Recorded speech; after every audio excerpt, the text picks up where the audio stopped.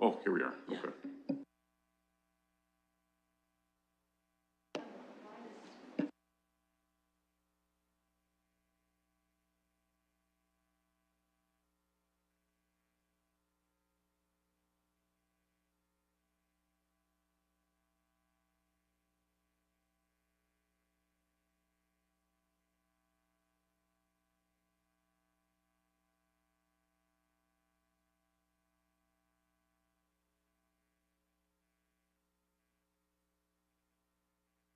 Yeah. And do I need to just hit start video or? No, no need. Okay. It will automatically come.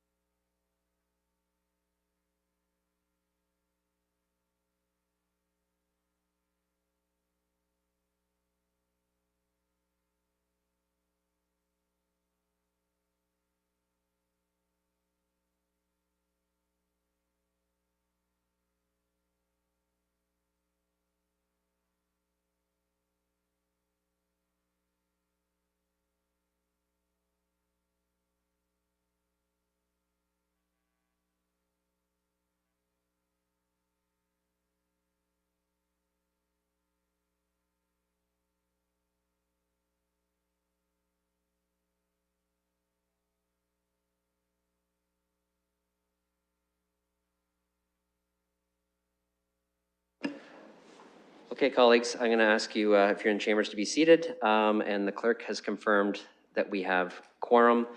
It's 4 o'clock, so I'm going to call the meeting of Municipal Council to order. The City of London is committed to making every effort to provide alternate formats and communication supports for council standing or advisory committee meetings and for information and upon request. To make any request of any city service, please contact accessibility@london.ca or 519-661-2489, extension 2425. Colleagues, I'm going to anticipate we'll schedule a break for about 6:30. If we're in the middle of an item, we can adjust that slightly, but it's my intention to take a break at that time. We're going to start with going through the agenda as it's been laid out. There is an added agenda, so please refer to that one. First, disclosures of pecuniary interest. Are there any declarations of interest? Councillor Hillier. Yes, on 6th report of Community Protector Services, deferred matters list, number 2, special policies and manual. My family runs a special event. Okay, further disclosures?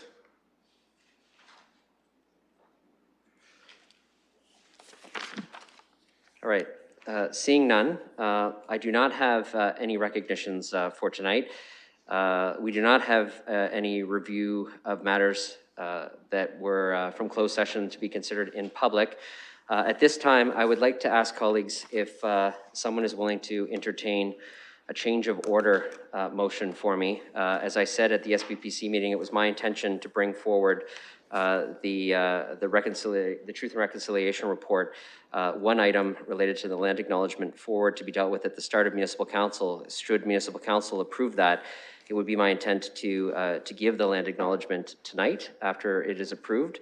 So I'd like to do that at the top of the agenda. So if I have a volunteer to move a change of order, Councillor Lewis is willing, Councillor Fife Miller is willing to second that. We will get the language up on the screen.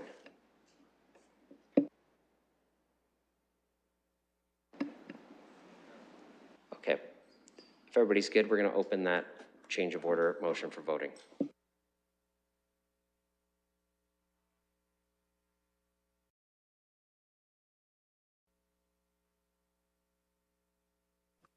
Manually yay for my end.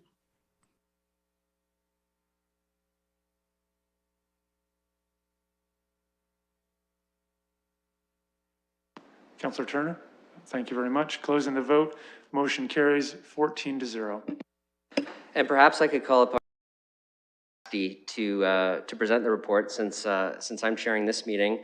It's just the Truth and Reconciliation item that we've pulled forward on the SPPC report. So if you could introduce the item and then move it, I will hand it over to you. Thank you, Mr. Presiding Officer. I'm happy to move that item and put it on the floor. Okay, any discussion? Councillor Van Holst. Thank you. And through the chair, I was reading about land acknowledgements, and there was a community in the midst of they had a land claim going on. They passed a land acknowledgement, and it was said that actually created some legal problems for them. That's not the case for London, but I just wanted to have staff affirm that a printed land acknowledgement won't cause any legal complications in the future. Happy to go to our staff on that. I'm looking for someone to jump in. I see Ms. Livingston. I'll start with you. Mr. Chair, that sounds like a question that our legal staff may wish to weigh in on. I know Mr. Card has seen the acknowledgements. Perhaps he has a comment. This has not been a concern from our perspective thus far. Mr. Card. An acknowledgement by the municipality, Mr. Presiding Officer, would not be of a legal concern. So I have reviewed the acknowledgement as the city manager indicates, and I am content with it as a municipal acknowledgement. Councillor Van Holst, your question is answered. Okay, thank you very much. I think that's great. I was just concerned there was no complication in the future that might be a problem with turn friends into enemies because there was a conflict. So that's great. Thank you. Okay, any further discussion on this? It's duly moved by Councillor Cassidy, who is presenting the report. Councillor Cassidy, you can speak. Go ahead.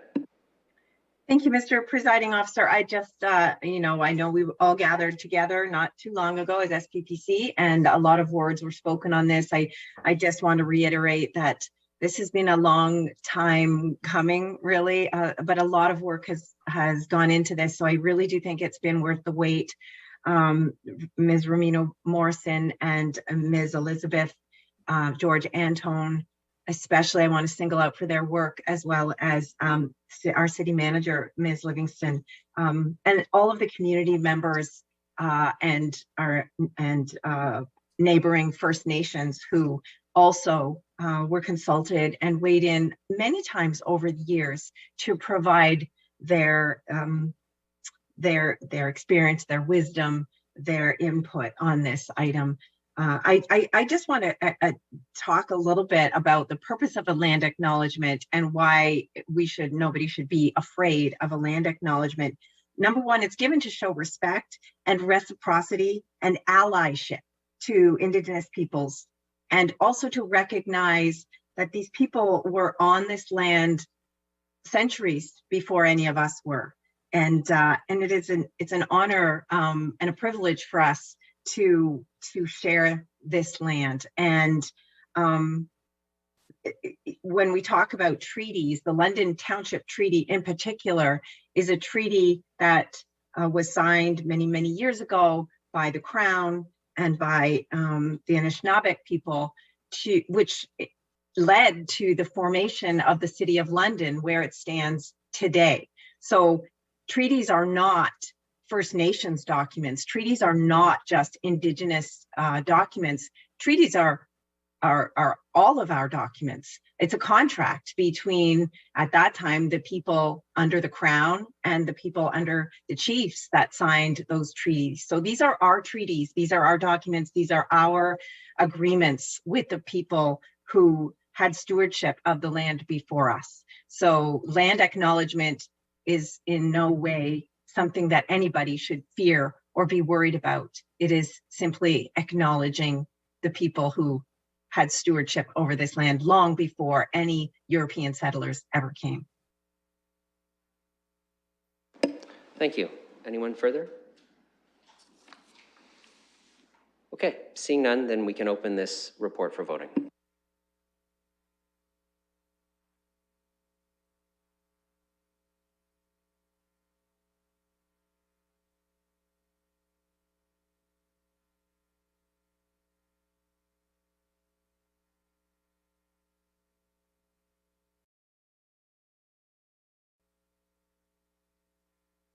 Councillor Turner? I'll vote yay, and I'm just going to refresh my thing. Thank you. Closing the vote, motion carries 14-0. That unanimous council support, I'm going to give a land acknowledgement for the City of London here. So, we acknowledge that we are gathered today on the traditional lands of the Anishinaabe, Haudenosaunee, Lenape-Pewak, and Attawandaron. We acknowledge all the treaties that are specific to this area. The Two-Row Wampum Belt Treaty of the Haudenosaunee Confederacy, Silver Covenant Chain, the Beaver Hunting Grounds of the Haudenosaunee, Nanfan Treaty of 1701, the McKay Treaty of 1790, the London Township Treaty of 1796, the Huron Tract Treaty of 1827 with the Anishinaabe, and the Dish with One Spoon Covenant Wampum of the Anishinaabe and Haudenosaunee. This land continues to be home to diverse Indigenous peoples, First Nation, Métis, and Inuit, whom we recognize as contemporary stewards of the land and vital contributors to society. We hold all that is in this natural world in our highest esteem and give honor to the wonderments of all things within creation. We bring our minds together as one to share good words, thoughts, feelings, and sincerely send them out to each other and to all parts of creation. We are grateful to the natural gifts of the world, and we encourage everyone to be faithful to the natural laws of creation. The three Indigenous nations that are neighbors to London's are the Chippewa of the Thames First Nation, Oneida Nation of the Thames, and the Munsee Delaware Nation, who all continue to live as sovereign nations with individual and unique languages, cultures, and customs. This land acknowledgement is a first step towards reconciliation. It is the work of all citizens to step towards decolonization practices and bring our awareness into action. We encourage everyone to be informed about the traditional lands, treaties, history, and cultures of the Indigenous peoples local to their regions. Thank you.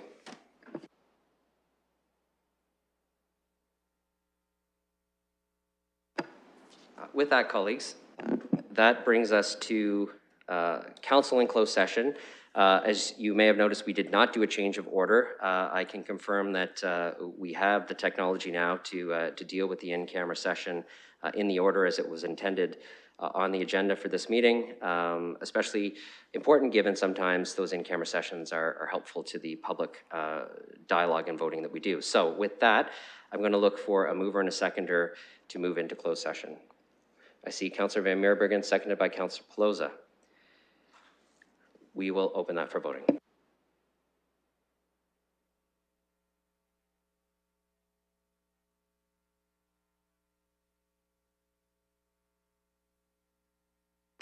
Closing the vote, motion carries 14-0. Okay, we'll just take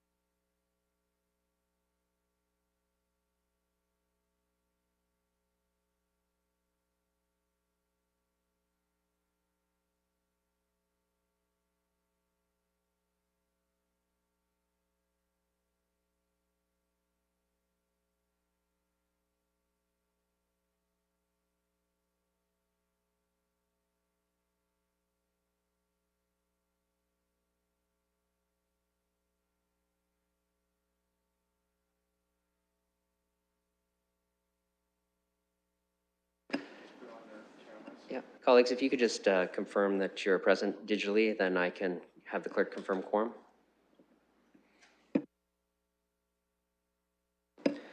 Okay, we have quorum, so we will continue with the meeting. We have next confirmation and signing of the minutes of the previous meetings. We have item 5.1, which is the 6th meeting held on April 12th, 2022. I'll look for a mover and a seconder for confirmation of those minutes. Councillor Van Meerbergen, Councillor Hamou seconded. Any discussion or changes to the minutes? No? We'll open that for voting.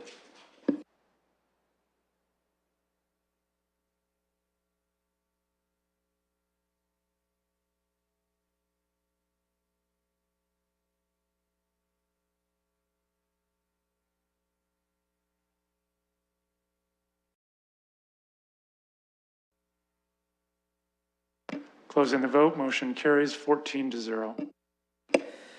Next is slightly different than we usually do. Item 6.1, which lands in this section, is a report from the Integrity Commissioner. It won't get referred to another part of the agenda. It's to be dealt with in this part of the agenda. So colleagues, you have the report from our Integrity Commissioner before you. There's also a response from Councillor Van Holst associated with that. Given this is council, it's probably appropriate for colleagues to consider putting a motion on the floor for us to debate.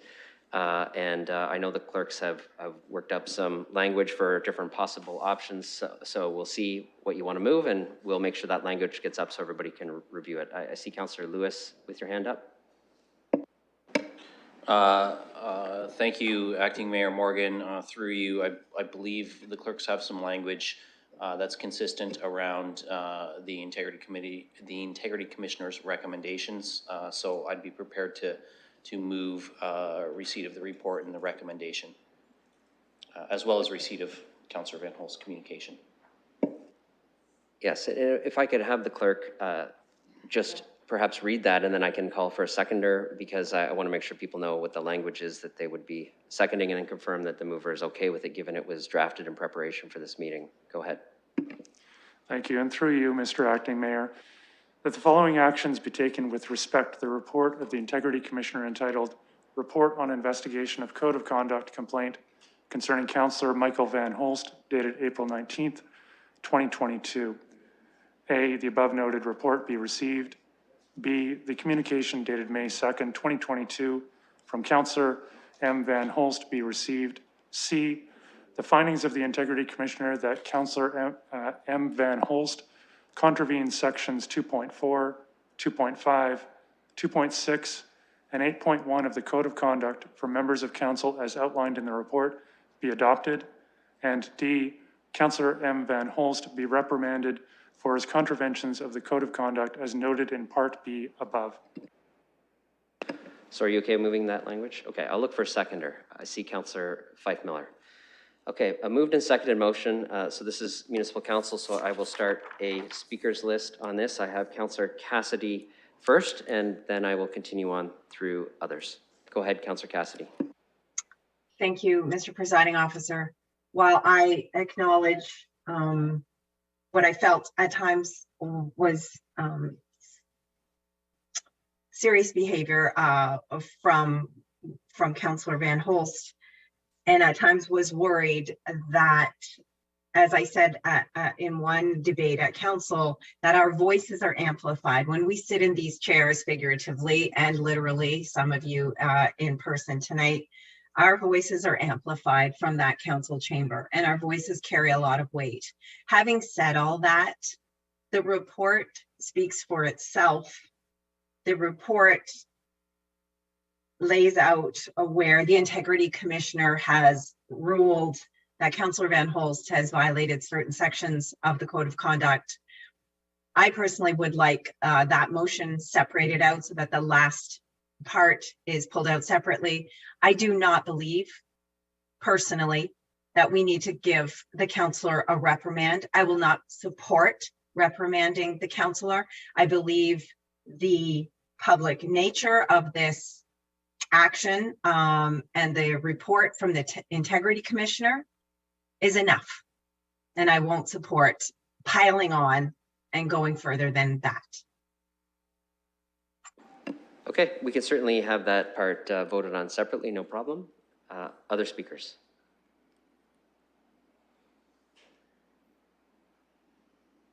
Councillor Van Meerbergen. Thank you, Acting Mayor. I have to agree with Councillor Cassidy. I think Part D is overreach. I think while it's well and good that we have these findings, it's starting to creep into hindering what some of us may or may not believe and infringe on our ability, frankly, to do our jobs properly. I do think that Part D is overreach, and I too will not be supporting Part D. Thank you.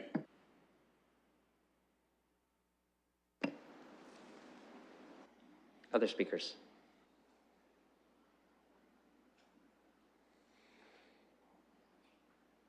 Councillor Turner.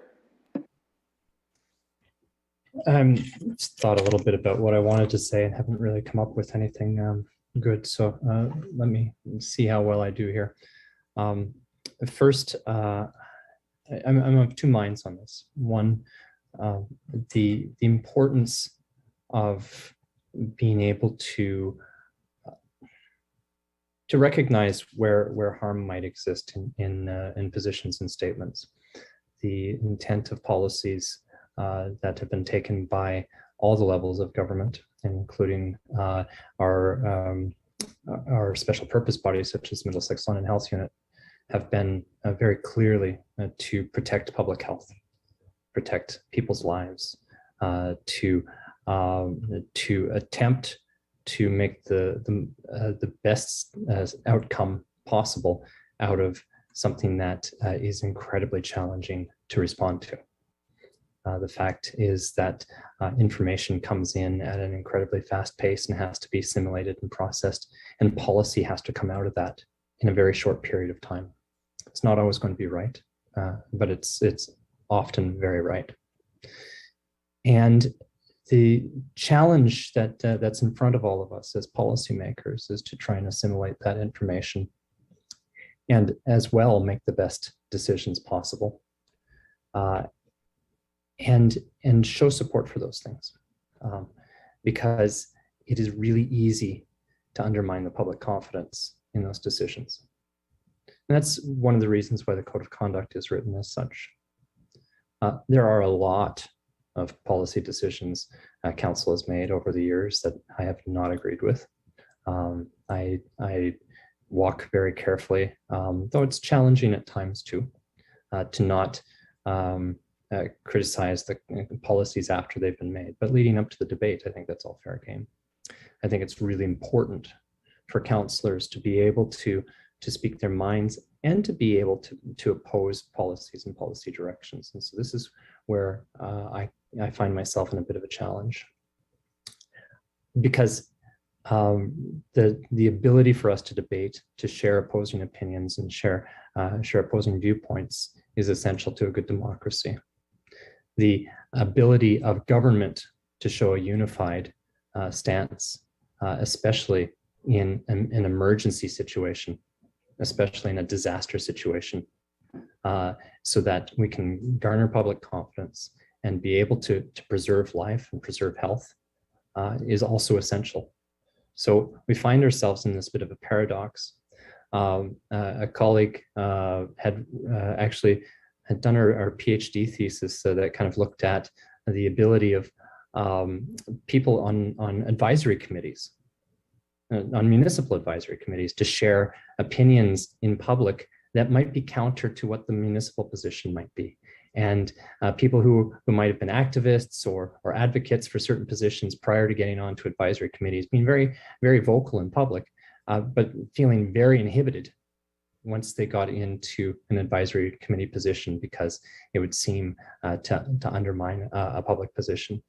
So the question, and Councillor Van Holst raises it appropriately, at what point do we as individuals have to forego our personal opinions to be able to have debate and to be members of council? And that's tough. I do believe, and in the multiple instances that Councillor Van Holst brought things forward, I think some of those cross those lines. And I think there's a manner in which that these can be brought forward that identifies the ability to have debate, to have dissenting opinion, and to have questions raised, which are fair enough to be had. At some point, then that needs to be identified as having been said and done, and the policy decision has been made and we move forward. So throughout this, over the past couple of years, the activities and actions that have been taken and are identified in the report have been harmful. And having served a couple of years through the pandemic in public health, I'm no longer there now, so I get to speak to this a little bit more, have been harmful, especially to those who've been working their butts off for the last little while to try and save lives. I recognize I'm coming up on time. You're nearing your end of time, Councillor. So I hear the comments of my colleagues. I'm wary to get into a position where we issue a reprimand that inhibits debate. However, I'm worried as well that not taking action, especially in a crisis situation, allows a big holes in our ability to garner confidence in policies. So as I said, I'm of two minds here. I'm going to listen to the debate. I recognize where Councillor Van Holst was coming from, but I do think some lines were crossed. Other speakers?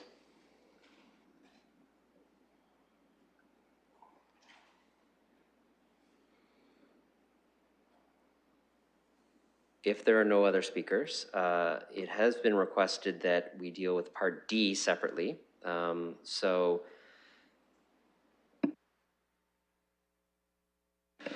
I just want to make sure that the mover and the seconder are okay with moving parts A through C and then D separately. Yes? Okay.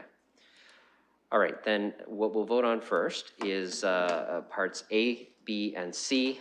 Those include the receiving the Integrity Commissioner's report, receiving the communication from Councillor Van Holst, and that the findings of the Integrity Commissioner and the contravening sections of the Code of Conduct be adopted. So in other words, we accept the findings of the report. Is everybody okay to vote on that now? Okay, we'll open those three pieces for voting.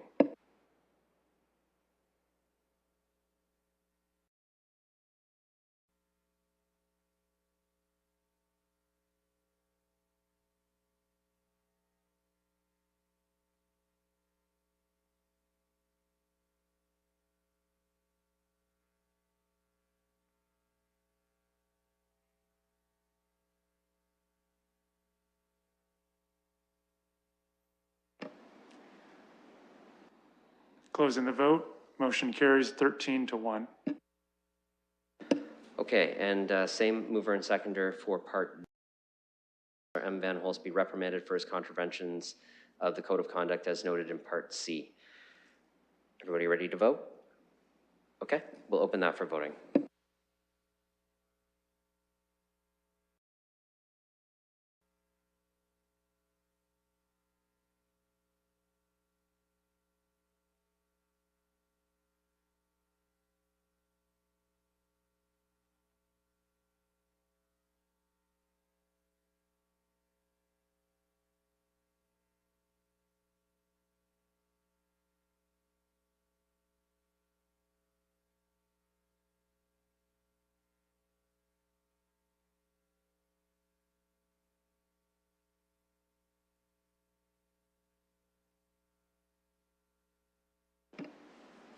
Closing the vote, motion is lost on a tie vote.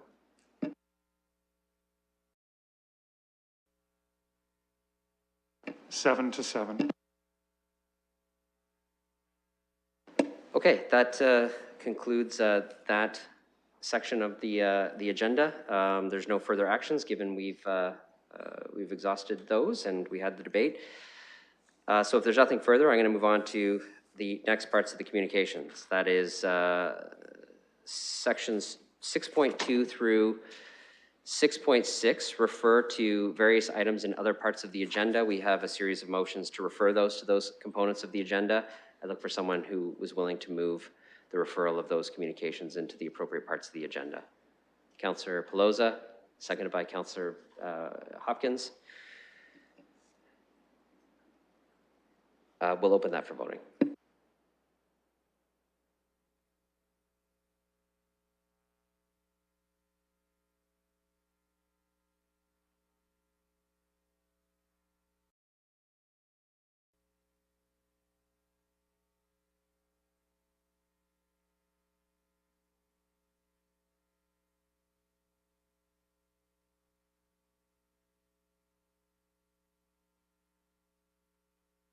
Councillor Van Holst.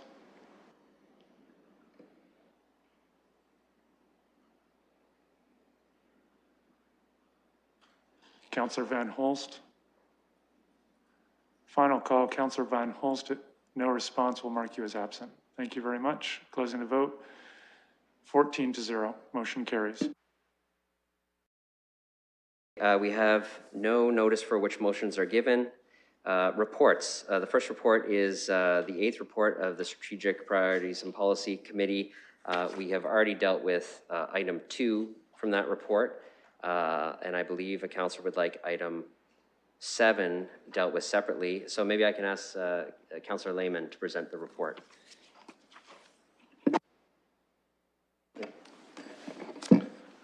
Thank you, Chair. I'm happy to present the 8th report of the Strategic Priorities and Policy Committee. As Deputy Mayor said, 7 is desired to be pulled. We've dealt with number 2, so I'd like to put 3, 4, 5, and 6 on the floor. One dealing with appointments to the London International Airport Authority Board of Directors, and requests for shareholder meetings from London Middlesex Community Housing, London Hydro, and HDC.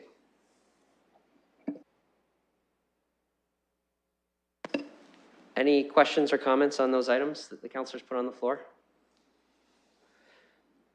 Okay, seeing none, we will open those items for voting.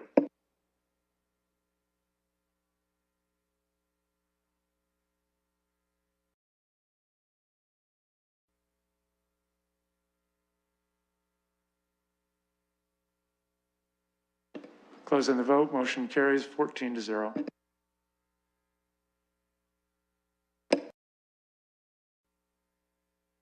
Thank you. I'd like to put number 7, 4.5, consideration of community advisory committees appointments on the floor. Okay, questions or comments on the appointments? Councillor Cassidy. Thank you, Mr. Presiding Officer. I would like to move an amendment for there are 2 committees dealing with the environment. I did send a communication to councillors to give a heads up about this. So I would go to the clerks first, because I understand that the clerks have received a communication from Girish Sankar. Ms. Westlake Power had some interaction, so if I could defer to her. Thank you. Through the chair, yes, late yesterday afternoon, our office was contacted by the applicant, who indicated a desire to also apply for an additional committee, the LCAC. And I had indicated that there wasn't an opportunity because the deadline had passed for the added agenda for council to consider that at this evening's meeting, but that they were welcome to make a submission for a standing committee to consider at a future meeting. Okay. But there wasn't any indication to withdraw the existing nomination. So I just wanted to clarify that. Okay. Councillor Cassidy. Thank you. So I would then, slightly adjust the amendment that I sent out to council earlier today. And it would just be to ask civic administration to reach out to Patricia Almost and to Girish Sankar to determine if they would have any interest in joining the Ecological Community Advisory Committee, since that committee is the more technical committee the outgoing chair of EPAC, who is also a new member of the new committee, had indicated that these two individuals seem to have the expertise and experience to join the Ecological Advisory Committee. And so I think it would be, since there are still vacancies on that committee, it would be worth reaching out and having a conversation with these individuals to see if they would like to switch over to that committee. And if they were to switch, that would then allow possibly some spots to open up on the Environmental Stewardship and Action Committee, because we received many more applications than there were available spots. So that is my motion, and Councillor Van Holst had indicated to me that he would be willing to second that. Okay, so that would be an amendment to the current recommendation to add that piece to the end of it. So moved by Councillor Cassidy, seconded by Councillor Van Holst. We'll get some language up on the screen for colleagues, and given that amendment is on the floor, I'll look for any other further comments. Councillor Lewis. Thank you, Mr. Acting Mayor. Through you, I'm certainly happy to support the amendment that Councillor Cassidy has proposed. I think it would be unfair to actually ask either of the individuals to withdraw their nominations from the advisory committee they have been recommended for until they know whether or not they're able to join the Ecological Advisory Committee. So certainly, if they are appointed to the other committee, I hope that they would consider making space for others, but I don't expect them to do that proactively and potentially not be on any committee in a situation where they weren't appointed. But I certainly reviewed their resumes and the communication from Mr. Levin, and I would concur that I think they'd be a really good fit on the more technical committee. So I hope that they will consider that, and thanks to Councillor Cassidy for bringing this forward.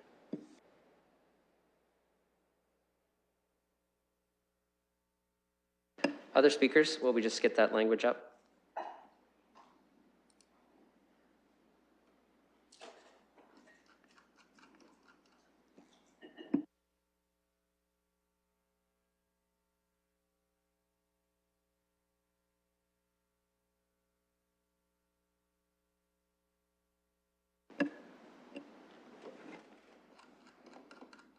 Okay, the language is up in eScribe. It's exactly as Councillor Cassidy had indicated. If everybody's comfortable with that, we will proceed with the vote. So I will call the vote now.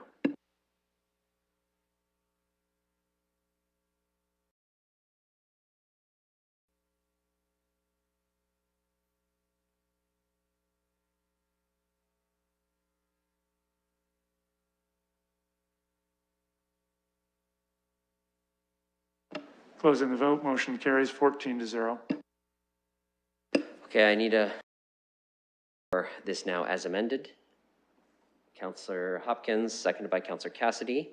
Any discussion on the package now with the amendment? Seeing none, we'll open that for voting.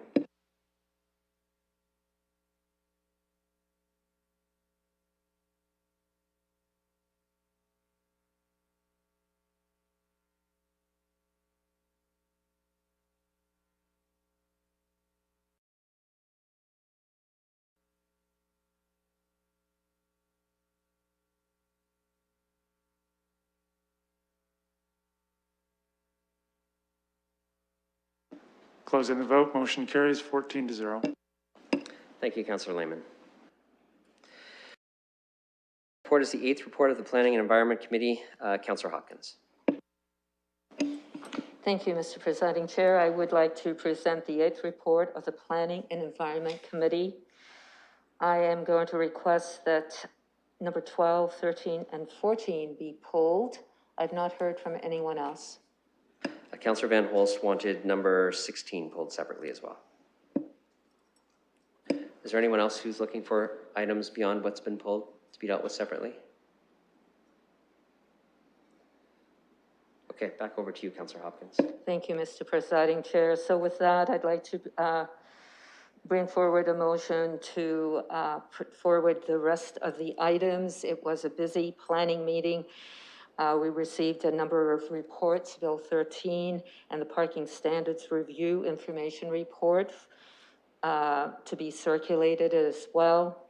We had a number of public participation meetings, one being the tow truck impound yard zoning bylaw. We received delegation request on the Urban Agricultural Strategy 2021 annual report. And we also received a motion from the mayor's request regarding UNESCO's designation as London being Canada's City of Music. And the motion that was supported by the committee was to report back on specific geographical borders for the core area, as well as a report back on tangible actions to support music and entertainment in our city as we go through recovery. And with that, I would put forward. Okay, colleagues, discussion on any of the items that Councillor Hopkins has put forward in the 8th report. It excludes 12, 13, 14, and 16. Councillor Hamou. Okay, sorry, I'm going to turn my video off just to save the bandwidth. Number 15, I just wanted to thank staff for their, sorry, can you just pull that one? Yep, we could pull 15. You can also, if you're not making any changes to it, you can make your comments now, but if you are looking to do something. No, okay, yep. You know what, I'm not making any changes. Okay, so I wanted to thank staff for their urban agricultural strategy. I do believe this is one of the strategies we have to target hunger in London. I've worked with the London Food Coalition and others, and we've been able to provide a lot of fresh food to the homeless through Sanctuary London and other organizations in London. The question I have for staff is, will there be a process to set up an inventory of city land where urban agriculture can take place, and where would that be located? Looking for the staff member who would like to respond. Thank you. Through the presiding officer, it's Mr. Barrett speaking. Certainly, we will be working with various other city service areas to put together an inventory. Most of the inventory of city-owned land has already been shared with the members of the steering committee, but certainly as community members come in, we'll be able to provide those where we do have city land. I just do want to note, though, that with respect to city-owned land, there are issues with the ability to offer up some of that land for urban agriculture. For example, the city has industrial land that it holds within strategic reserve to provide for industrial opportunities. And those lands, some are in existing agricultural operations, but others would not be, and we'd want to ensure that those lands were available for future industrial uses.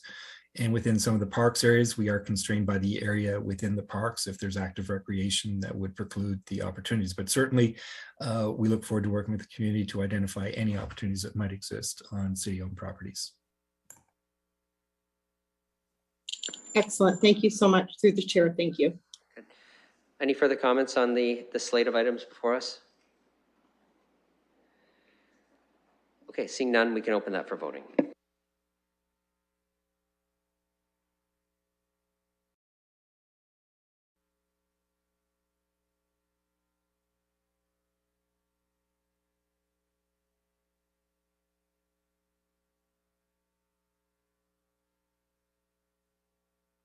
Closing the vote, motion carries 14-0. Councillor Hopkins.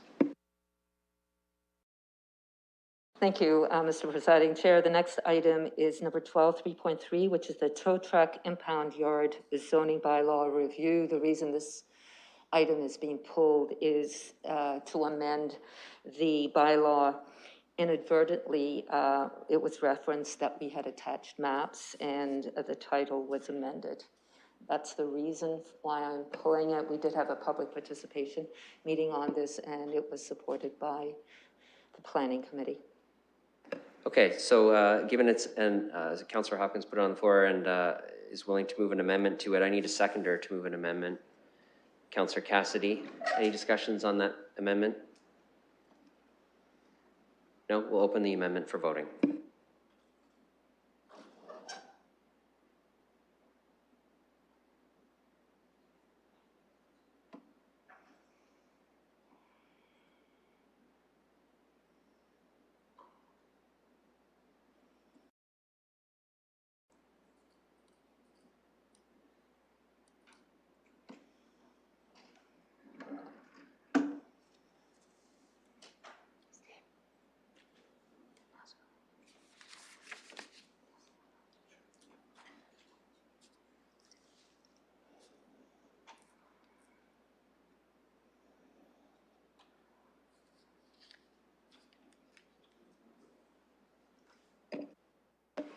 Closing the vote, motion carries 14-0.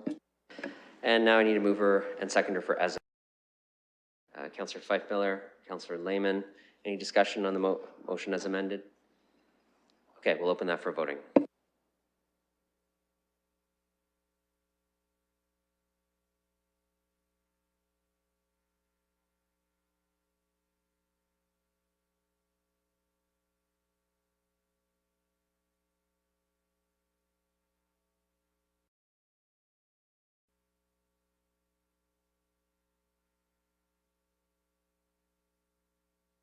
Closing the vote, motion carries 14-0. Councillor Hopkins. I would like to now pass number 12 and 13 to Vice Chair Councillor Lehman, as I did not support these two items of planning. Councillor Lehman. Thank you. Yeah, I think at committee, we put these two items together. I'll go to the chair to see if you would prefer to go that route, because I think they are tied together, or we can handle them. I think let's handle them separately. I think just doing them separately, yeah, people may want to vote differently on them. So I'll put number 13, 3.4 on the floor. Okay, moved by Councillor Lehman, presenting for the committee. Discussion. Councillor Helmer. Thank you. Colleagues, I would say there is a solution to the school capacity issue that doesn't involve accelerating this residential development on what is currently open space agricultural land. And that solution is a boring one that's been around for a long time, which is the school board should expropriate the land that we're talking about next. We should rezone it, the school board should expropriate it, and the school should be built on those lands. The residential development that's being proposed to be accelerated here, unlike many other areas of the city where people come forward with their proposals and they have to deal with comprehensive plans, is really going outside of the normal process. And I think the only reason that it's being supported is because we want to help with the school capacity issue. Unfortunately, I think that accelerating the residential development on these lands north of Sunningdale prematurely is not only unfair to all the other landowners and developers who are following the normal process, it's also going to replicate the exact problem that we have right now, which is all these residential homes that are going to be added north of Sunningdale. There's no school block for all the kids who are going to live in those future houses. There's no plan to accommodate that growth because we're talking about just one parcel in isolation from the overall lands. So the solution to the problem we have now is expropriation. The land use issue that's in front of us, we should refuse it as the staff had recommended in the past. And instead allowing it to be designated as future community growth, which is what the staff recommended, I actually think that's appropriate. You know, then after there's been a comprehensive plan, the servicing has been worked out, we can look at the overall area, where the parks need to go, where the school blocks need to go, then the whole area could be developed at the appropriate time following the normal process. We don't need to accelerate the destruction of prime agricultural land and the building of residential housing without the schools and other amenities that are needed to support it.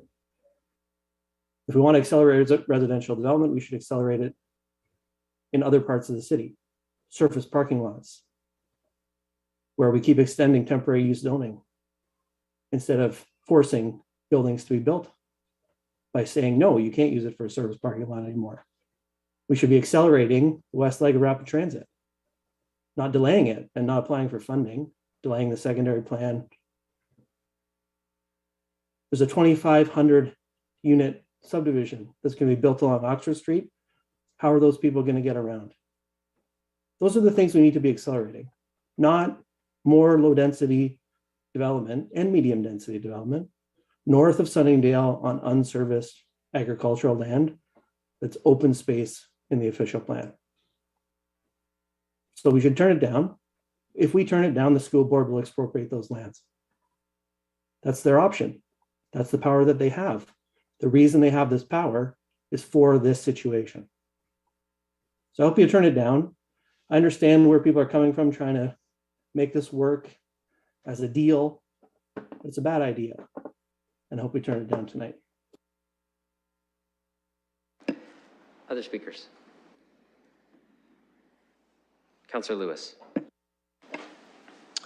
Thank you, Mr. Acting Mayor. And through you, respectfully, I couldn't disagree with Councillor Helmer more. I think turning this down would be a bad idea. We have a freely negotiated agreement between two parties that will accelerate a development of a school block, which frankly, expropriation is not the best route to go for anyone. In fact, for the taxpayers of London, expropriation is the worst possible route to go because it is the way to ensure that the most public dollars at the end of the day end up in a developer's pocket. When you go through the expropriation, you have the legal fees that you're going to have to cover. You're going to have to compensate the developer for the loss of the proceeds that they would see from the development of houses. The school board itself will have to pay fair market rent on the land, which, as we all know, the fair market value of land in our community and communities right across this province continues to go up. So if we see a 1 or 2 year land expropriation process, the cost of that land to the school board is going to be considerably more than the deal that's been agreed upon by these two parties. It is true that our staff recommended a refusal of the original proposal, which put the school block in the north parcel of land, which, by the way, was part of the discussion around how that would be an inappropriate space because we would have a situation where we'd have to be moving more people from the south to the north to go to school because the residential development is already in the south area. We're talking about a net new number of residential developments of 250 units. We've got a school right now where 22 portables are on site to house students. And if we're putting off the ability to move that school forward and forcing through an expropriation, not only are we talking about the expropriation process, but then the time involved to build the school as well. We're telling 1,000 families right now, yeah, your student may spend their entire elementary school career in a portable. Now, this is not a problem of our making, and Councillor Helmer is absolutely right about that. We agree that this is not a problem of our making. This is a problem of school board making, and frankly, of the provincial government. And I'm going to take a moment here to be really blunt about this. The provincial government needs to fix the funding formula for schools so that they can be planned for and built properly to accommodate not the number of students they're going to have on the day they open, but the number of students that they're expected to have as they open and as a neighborhood grows. And that funding formula right now is the reason why we're in a situation like this. So I think it's incumbent on all of us to press our MPPs, or I guess as of tomorrow we'll be in a provincial election, so talk to the candidates as well as whoever comes out victorious in those elections to get to work on fixing this funding formula because it is broken. But we have a freely negotiated situation between two parties right now that will help fix one problem. It's not going to fix the broken funding formula, absolutely not. And yes, we should continue to increase infill opportunities. I agree, it'd be great if we, moved ahead and expedited some of those developments as well. But to throw out surface parking lots, there's no guarantee that anybody's going to talk about developing residential housing on a surface parking lot. It could be commercial, it could be industrial, it could be institutional. So those two issues have to be separated. They're not related. What we have here is a solution to a problem that is in our community.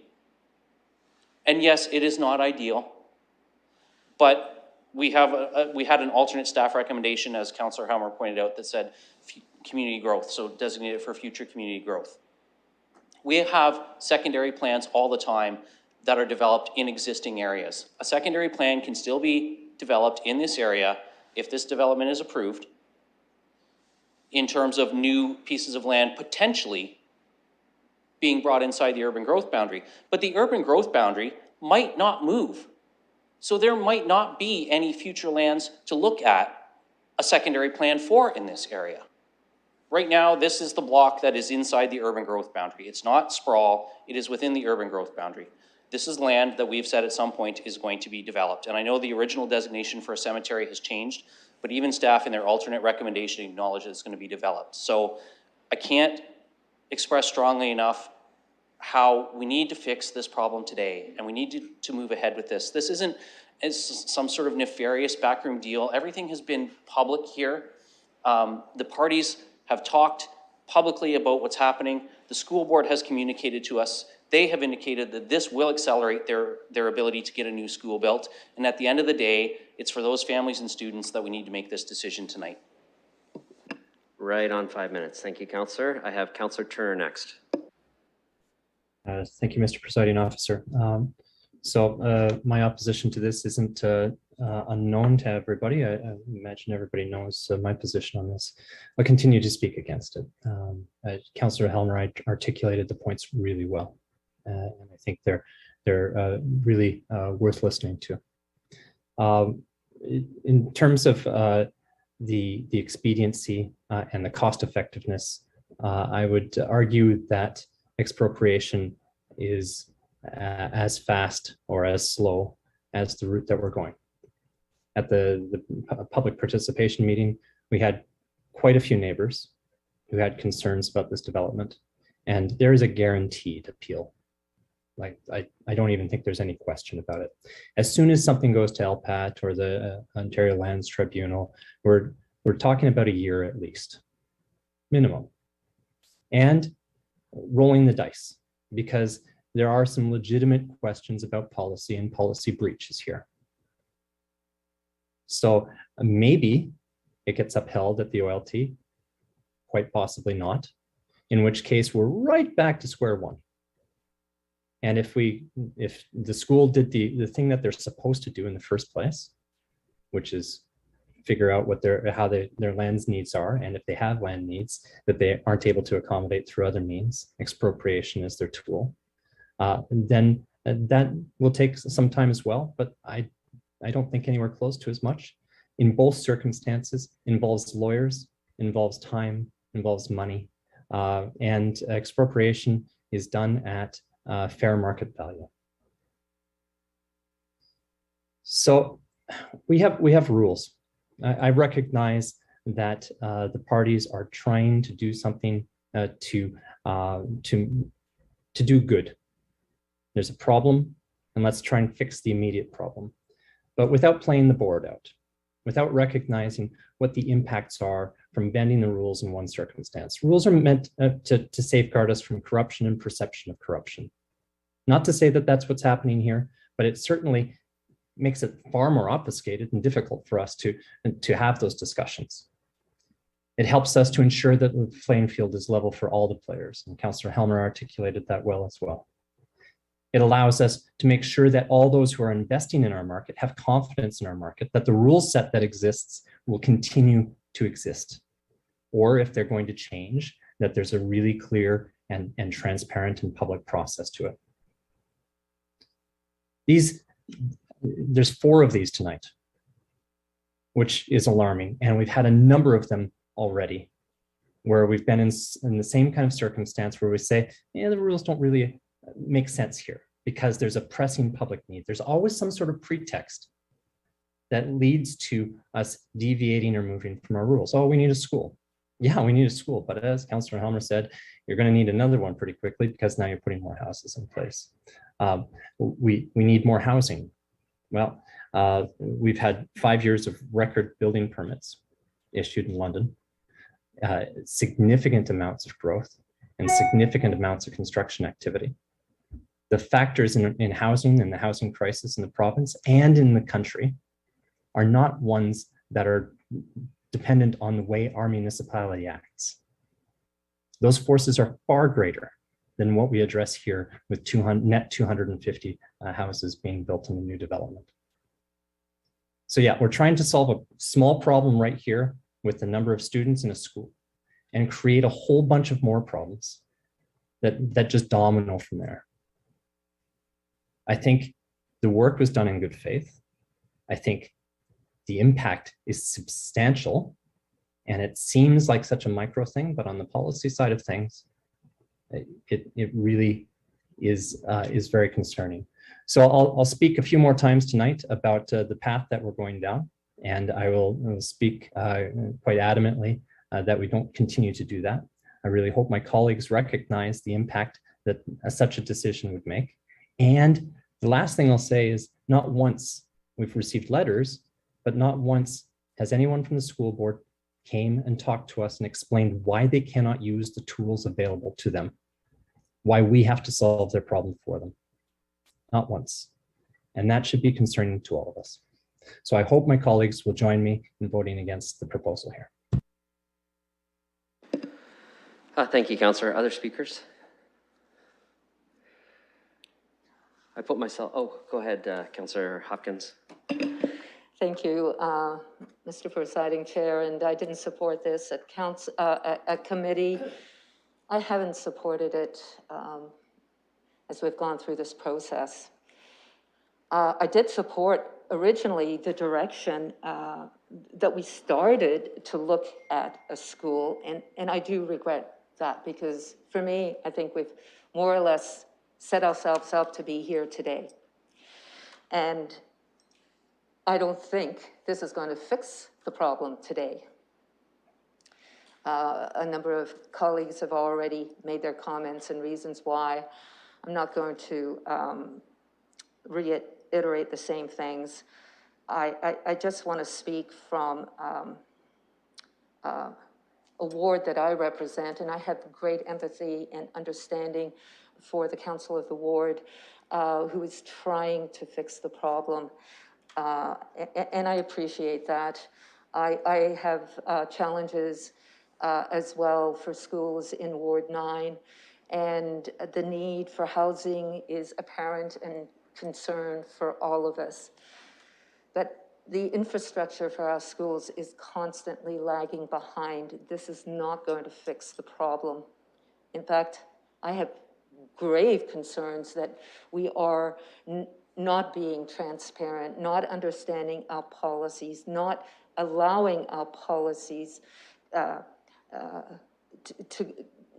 to look at them, because what is going to stop any councillor now to say, well, you know, we did it up in the north, now we can do it somewhere else.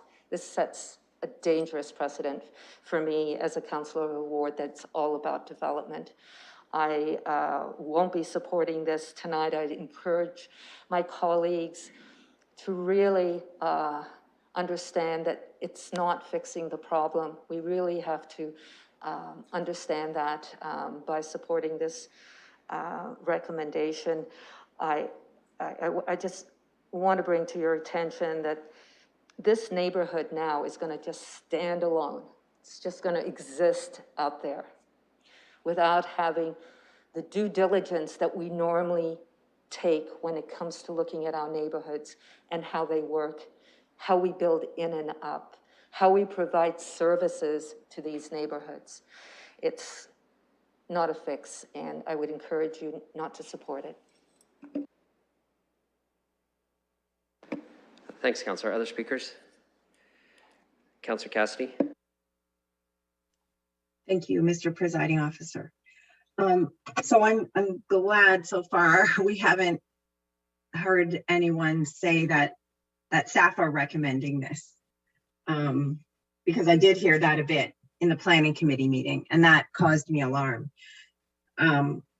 When I read through the report, and I'm going to quote a number of areas in the report from the planning committee, from staff. So recently, the lands were reviewed through the London plan process, which determined that the lands were not required for development purposes, and the green space place type was the appropriate designation.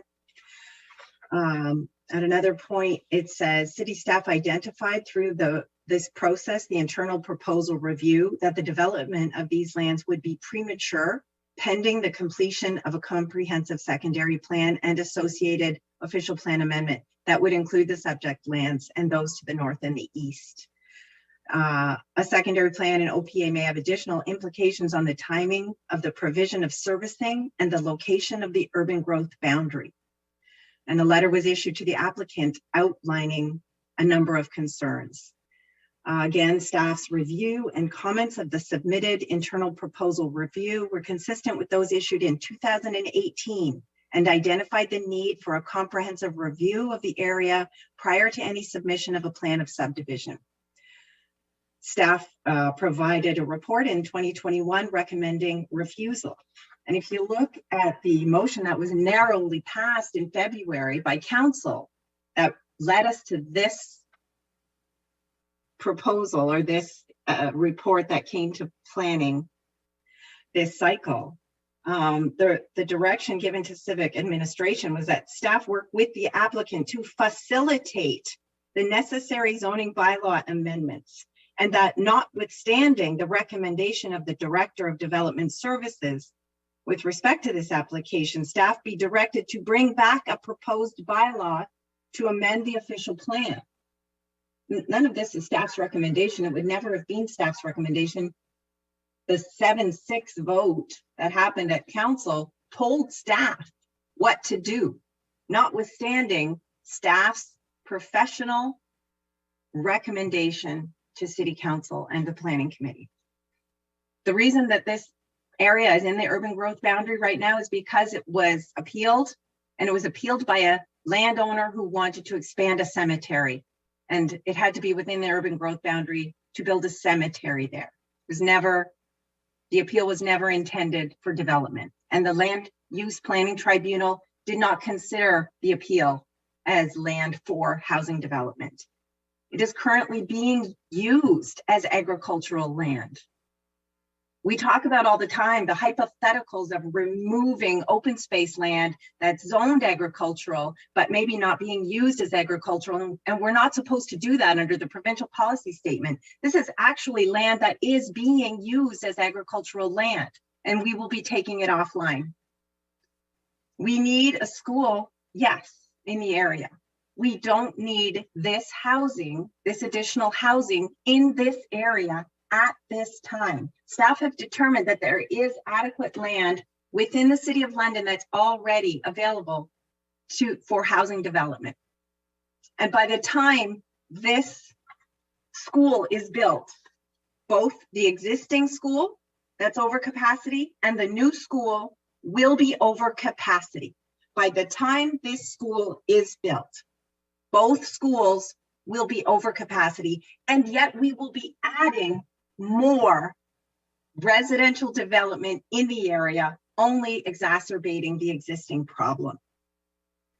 This was negotiated between a school board, not elected trustees, but hired individuals, the bureaucracy of the Thames Valley District School Board, and a developer. Why, I know Councillor Turner has said this in the past, why are we involved in these negotiations between the Director of Education of the school board and a private developer? This never even went to the trustees for a vote. Another elected body that sort of kind of been pushed off to the side during a very important matter. The time for the expropriation should have been in 2019. Hindsight's 2020. It is not my job to tell another elected body what to do, just as it is not the role of a Director of Education to tell this elected body what to do.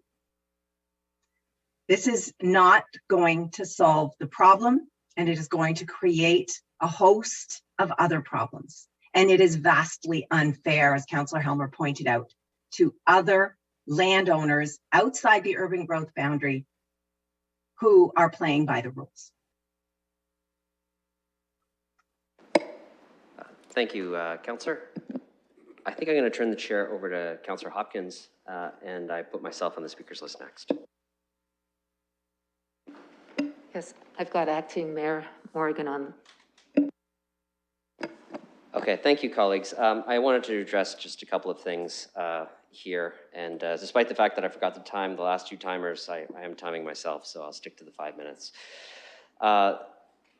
Listen, there's a few things that have been said tonight, but I want to go back to the original staff recommendation of refusal and something that Councillor Helmer said.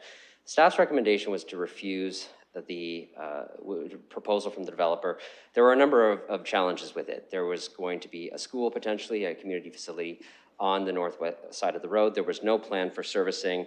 And of course, as we know, there was a desire to do a comprehensive plan with the other lands that are outside the urban growth boundary with it at the same time. Staff did recommend, though, at the time, that despite the refusal of the application, they did believe that the lands should come into the community growth designation, which means staff agree they will not be a cemetery forever. They will not be open space forever. They will not be farmland forever, but they would come into the community growth designation and start the process to identify this as a growth area. So the intent here was that it would be developed at some point.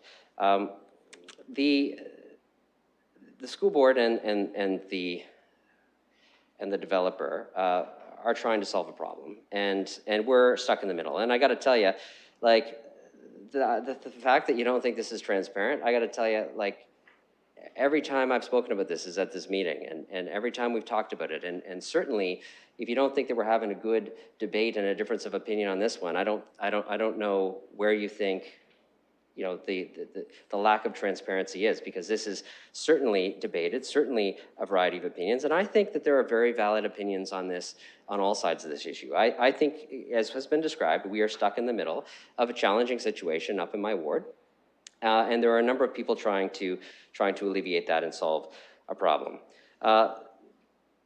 This idea that this is, going back to the debate, this notwithstanding staff's original recommendation, there was a series of questions that Mr. Barrett was asked during that debate, and I believe it was Councillor Turner who said, okay, you have a concern about servicing, but there's a direction there to have the developer do that.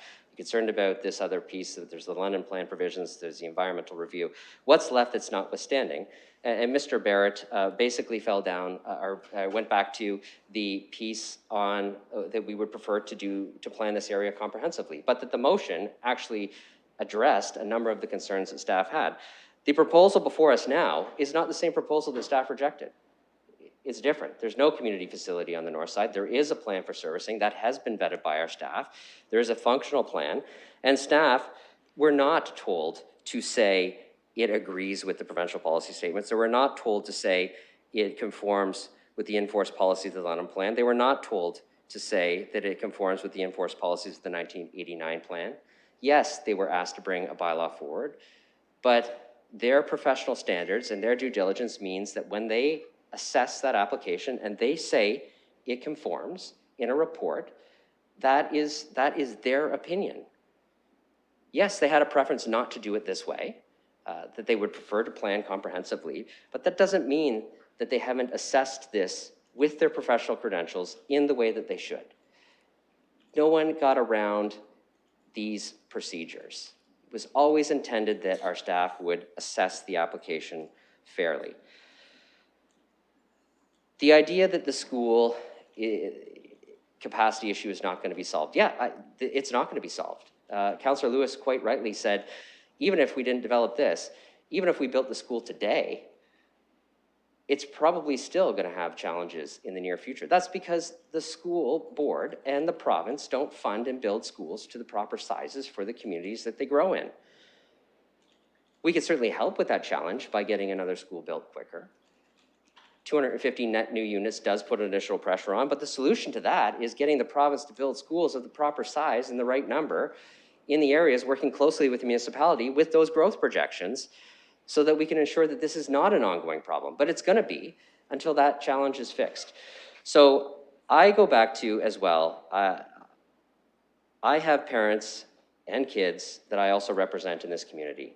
I appreciate that there are those looking for a solution to that challenge, and I appreciate that two parties have come together to try to find a solution that is before us. This is not my ideal situation. This is not, my preferred outcome, but it's the one that we have a decision on, and it's the one that I'm going to support at this time.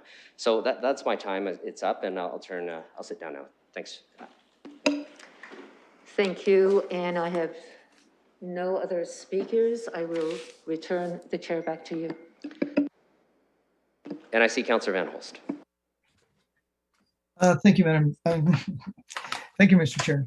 And so I want to say and thank my colleagues. I think the things and the objections that Councillor Helmer and Turner and Cassidy brought up are all, I agree with those as objections. They bring some very important points forward. However, we've got some challenges now, and I wanted to ask a couple questions. One, how long does through you to staff, how long will a comprehensive plan take? Mr. Barrett, I think.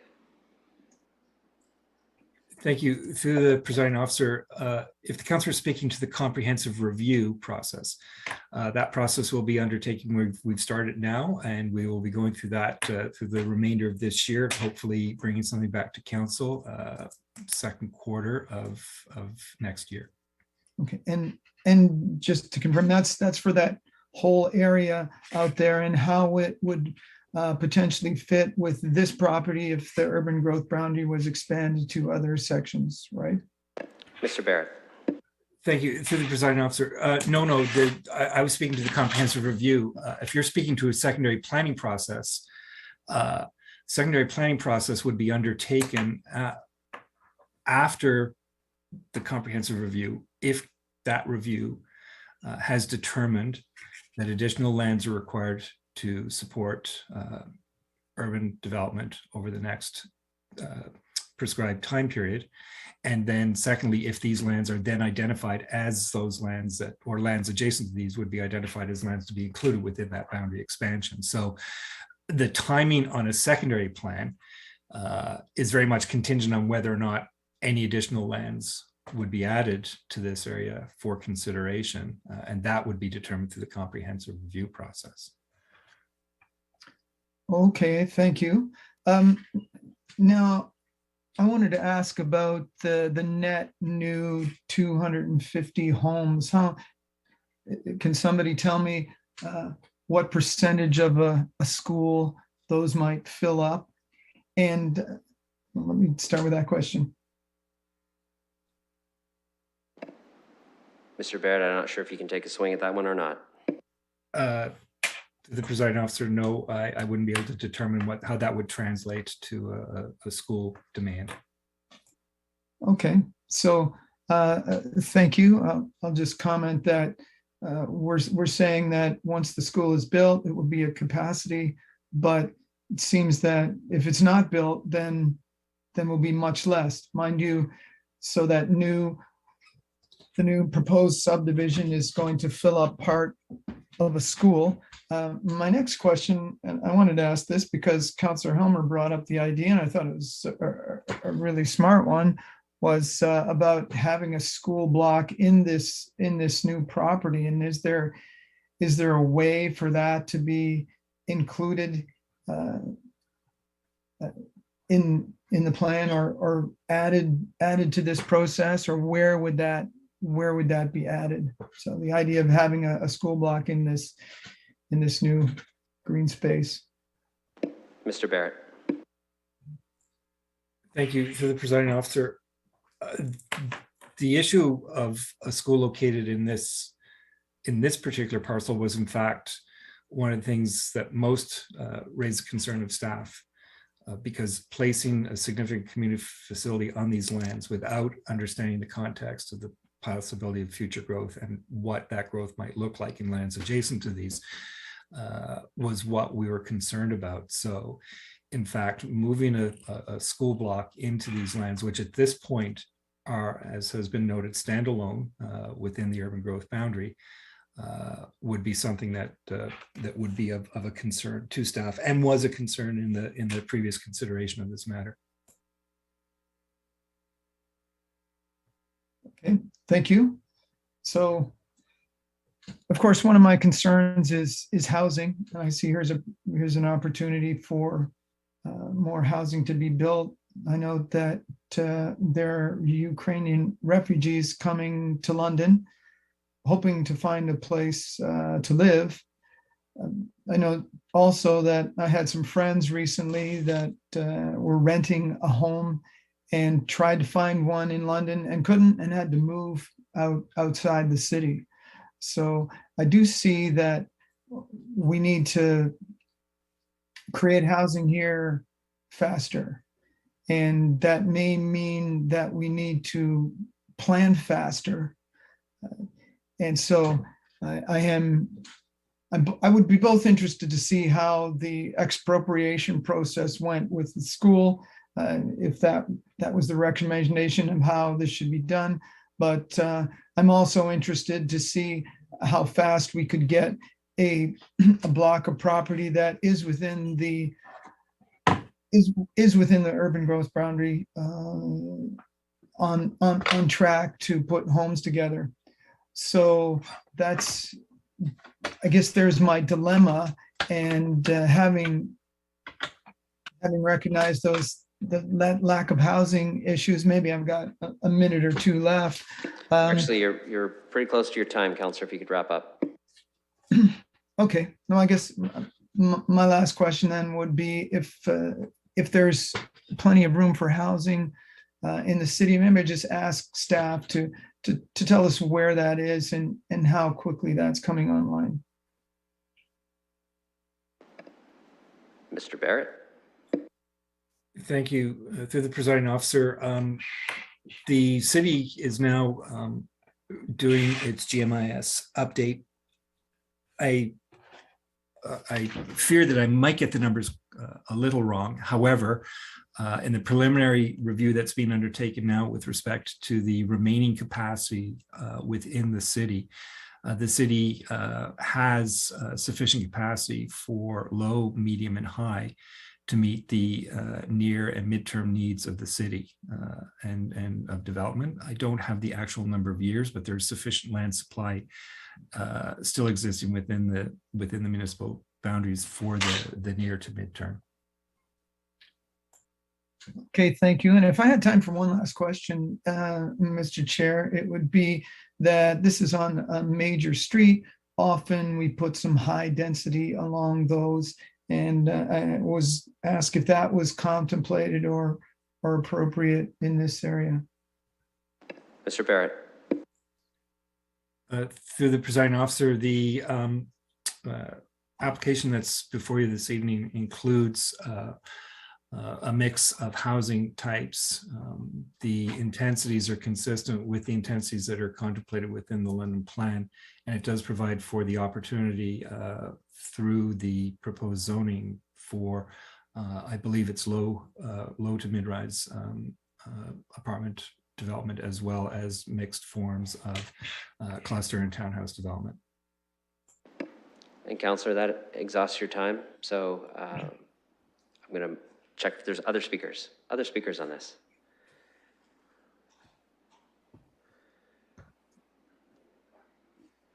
Okay, seeing none, this is moved by Councillor Lehman, who's presenting. We'll open this for voting.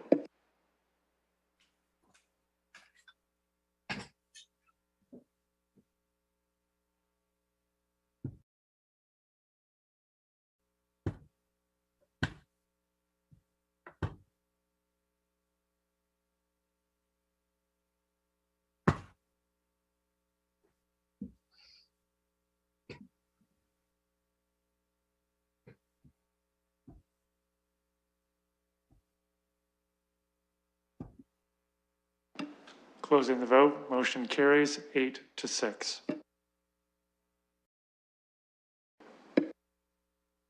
Thank you, Chair. I will put 14 on the floor. Comments on 14?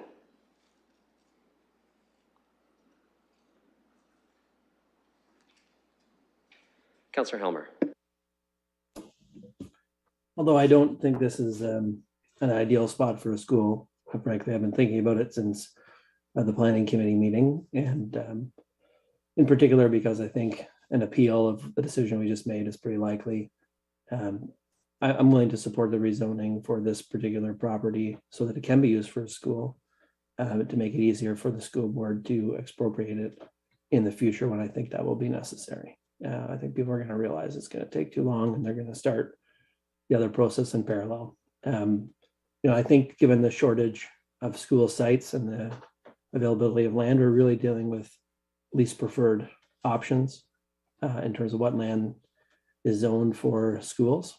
And although this is sort of on the northern edge of an area that's got a lot of people in it, and the idea of everyone having to walk up to the northern boundary is not ideal, I do think it's a good enough place for a school given all the constraints that are going on here. So I'm going to support the rezoning for the school block in particular, even though I didn't support the previous decision. Other speakers?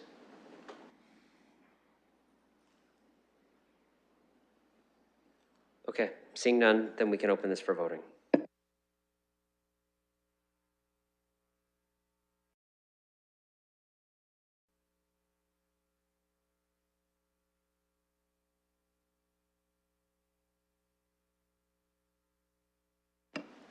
Closing the vote, motion carries 12-2. Councillor Hopkins, the last thing on your report is Mayor Holder UNESCO designation, London as a city of music. You're okay to present that one, right? Yes, I'm happy to present it. It was supported at planning to move forward with a motion to have staff report back on the geographical borders for a core area entertainment district, as well as a report back on tangible actions to support the music industry as we go through recovery. Speakers. Councillor Van Holst. Thank you, Mr. Chair. So I'm thrilled that we're going to be doing what we can to advance London as a city of music. So I'm happy to support B. In terms of establishing an entertainment district, to me, I'm concerned it's a little top down and a little exclusionary. There's some great things that happen out with music here in the East End, but once again, we're kind of left out. And I'm not sure that going that route would be better than having the city grow in its entirety as a city of music. So my question through you to our staff is, what particular opportunities are available by creating this district that wouldn't otherwise be available to us?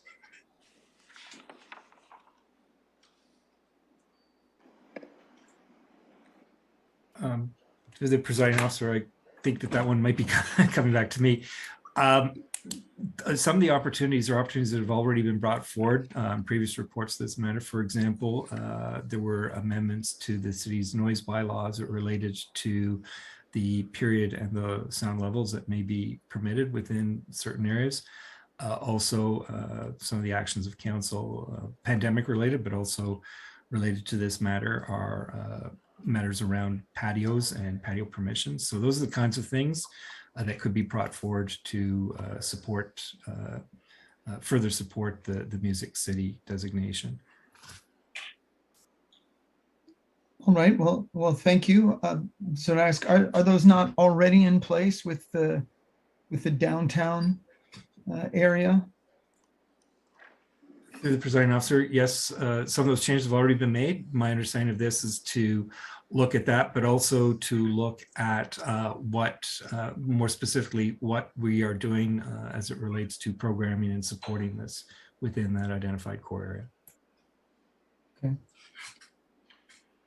Okay. Thank you. So in terms of programming, I think I prefer that take place all over the city, and that other areas be allowed to do that, be involved. And I think that will make things certainly a more walkable city if every neighborhood is able to access some programming that enhances the entertainment establishments in their area. So I think I'll vote against A if we could separate those, Mr. Chair. But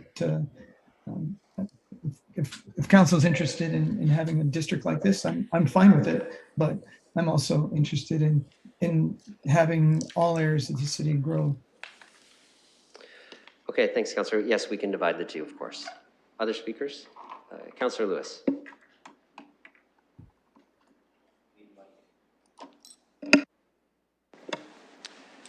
Thank you, Acting Mayor, and through you, colleagues, I'm, first of all, as a ward councillor, I'm typically 100% on board with Councillor Van Holst's comment about growing the whole of the city and sharing around.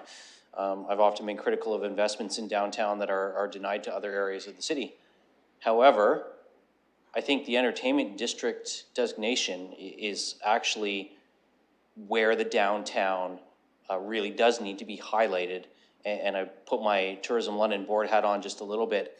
And I know that from a tourism perspective, when you're bringing people into London, when you're bringing them into a big concert at Budweiser Gardens, or you're bringing them in because of the Tim Hortons Briar, or you're bringing them in because of the Junos, we want that activity concentrated in the downtown. We want that activity concentrated around where our hotels and the majority, obviously there are great eatery districts across the city, but the majority of our restaurant opportunities and the majority of our unique shopping and retail opportunities are located. We've all got, you know, big box opportunities in our areas. I think that's fair to say about most of the wards. But the niche retailers, the family-owned restaurants, the venues that are associated around big entertainment draws for tourism are in the downtown core. I also think about how much time and energy we spend as a council talking about the downtown and talking about the need for residential infill, which is really important. Feet on the street to support those businesses, feet on the street that improves community safety. We've talked during COVID about the fact that, you know, a lot of office space is sitting empty right now, and it may continue to sit empty for a long time. Some of it may never fill back up. It may need to be repurposed for other uses. The downtown is not going to be the downtown of the 60s or the 70s where you're coming down for, you know, the Simpsons or the Eaton's shopping experience all day. We need another reason for people to come downtown. Having people live downtown is great, and that's really key to the downtown's revitalization, but so is giving residents in other areas of the city and visitors to our city a reason to be in the downtown. And an entertainment district is, I think, the future of how a lot of modern downtowns in London and in other municipalities across this country, across North America, in Europe as well, that's where the future of the downtown is, as a vibrant entertainment area. So I'm going to fully support this. I will say that I hear where Councillor Van Holst is coming from. I think we all have some unique locations in our wards where music and entertainment happens as well, but I don't think this does anything to take away from them. So I'll be supporting this, and I encourage colleagues to do so as well. Other speakers? Councillor Lehman. Thank you. I think the downtown core is foremost on all of our minds. We have a unique opportunity, I believe, right now.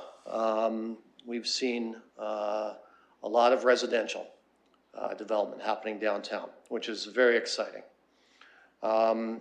We also have the UNESCO designation to become the city of music.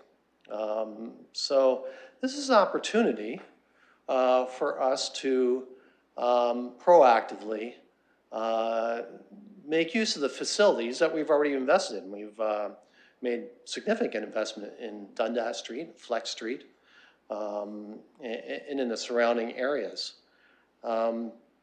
This is the opportunity to provide direction of where the city can go in our downtown. We've seen this successfully done in so many other communities in reviving their downtown and providing a space for entertainment to drive big changes in downtowns across North America. We have that opportunity now to capitalize on the residential development and this recent UNESCO designation. I was at the Chamber's event last week at the Grand Theater. And I can tell you, the arts community is so excited about this designation. We have momentum now that we can capitalize on. So the counselor asked staff, what do they envision of changes that aren't currently there? Well, part of this motion is defining what such a district may constitute. So it gets us thinking in the right way along a defined guideline to make this happen. I don't think it will be exclusionary to music, entertainment, and other parts of the city. But what it will do is provide a concentrated area, which is key for marketing any tourism initiative. You have to have a concentration area. Look at Broadway down in New York City, or other areas of music in other cities. This is our opportunity to make London the city of music as defined now, and enhance the terrific entertainment venues we have now, leverage that to move in an exciting direction to take London into the future. So I hope my colleagues will support this. Councillor Turner.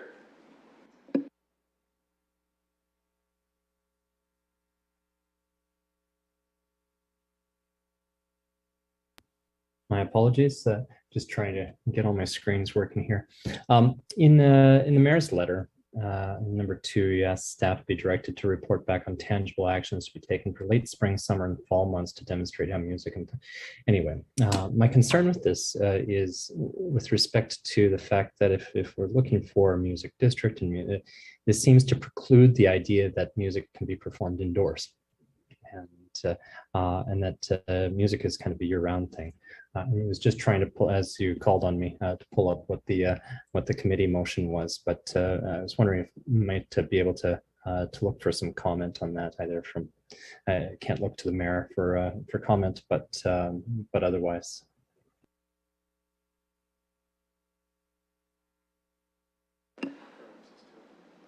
We're having a clerk look up the committee motion for you, Councillor. I don't know if you want to continue with your comments while that's going, or whether you need to pause until you get that answer to continue your comments.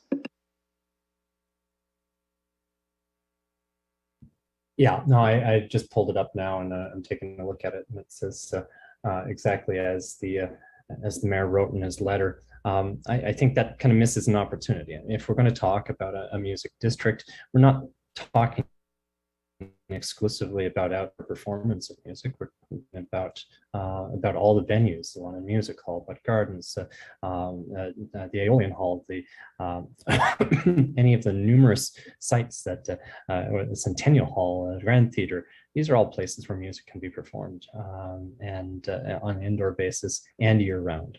So if the question is whether it seems to be pointing towards the idea of, hey, let's create a district where we can make a lot of noise outside in the spring, summer, and fall, that seems to be a little different than the idea of let's truly do what's necessary to create a music city and a music district. So I'm concerned about what's put forward here. I would amend or propose the amendment that actions be taken year round rather than the late spring or summer and fall, and how we can really do that. Otherwise, we're just looking for an exemption to the noise bylaw. I don't think that's the appropriate way of making this motion. Yes, Councillor, maybe I can provide some context. I had a discussion with the mayor about this. I believe he worded it that way because he was anxious to do something soon. And so it says late spring, as in this late spring, summer and fall, because he was anticipating we want to take advantage of the designation in this calendar year. I didn't think that he was thinking it would preclude year round, but I think the amendment would probably, you could certainly make the amendment, and I think that would fit. I just wanted to give you some context because I'd had that discussion with him at one point.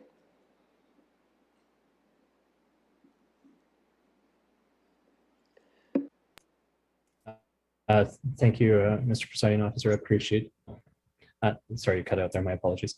Yeah, next, it doesn't read that. we should be really clear about what we're looking to accomplish. Amendment. Counselor, you broke up, but I think I got, we should be clear. I agree with that. And if you'd like to make that amendment, of course, that would be in order to make an amendment to the Part B. And thank you, Mr. Presiding Officer. Yeah, I'd like to make that amendment.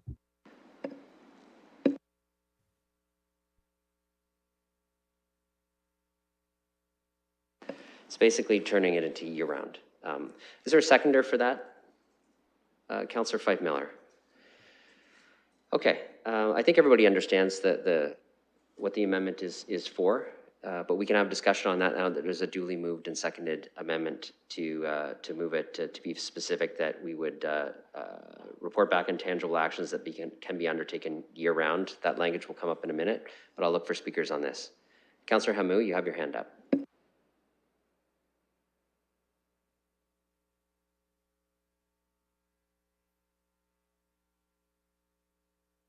Councillor Hamou has taken her hand down. Sorry, I didn't unmute. Okay. Go ahead. I've got the camera off for bandwidth.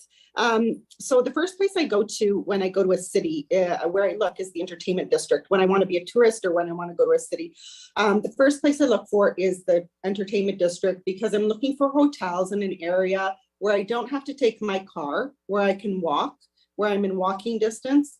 And hopefully the entertainment district will have enough stuff for us to do for the next 2 to 3 days. So I think it's a really good idea to put all of these things together. And it's not just for outdoor use.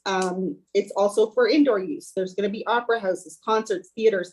And the reason you want the sound bylaw to be lifted up in those places is because people are going to be out at those like really late. Whenever the theater gets out, it's going to be very late. Whenever the opera gets out, it's very late. So people will go out for coffees at night and whatnot. And I just think that it's great.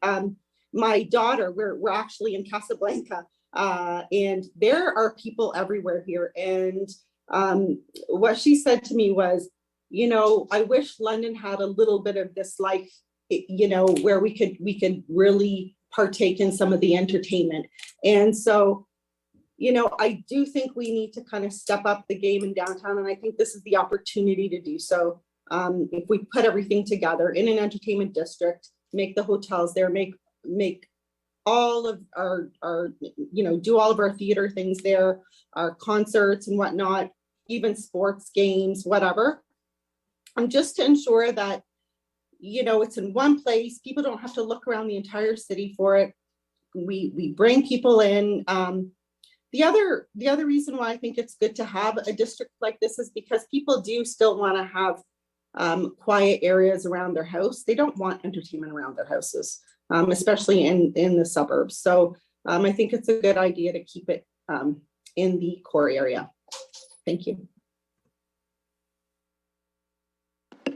Okay, Councillor Turner, I don't know if you're in an e-scribe, but there's, actually I do know you are because you voted. The amendment is up, so we'll just make sure that you can check the wording and you're okay with it, and then I can continue on with the debate.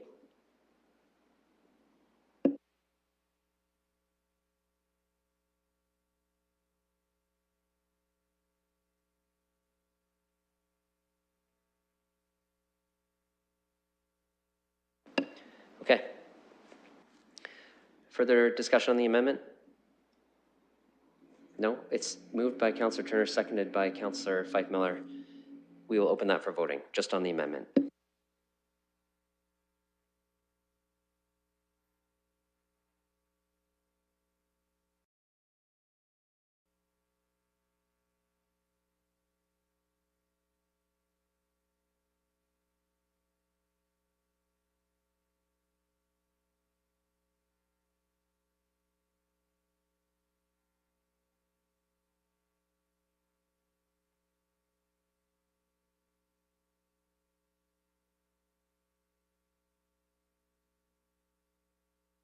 Closing the vote, motion carries 14-0.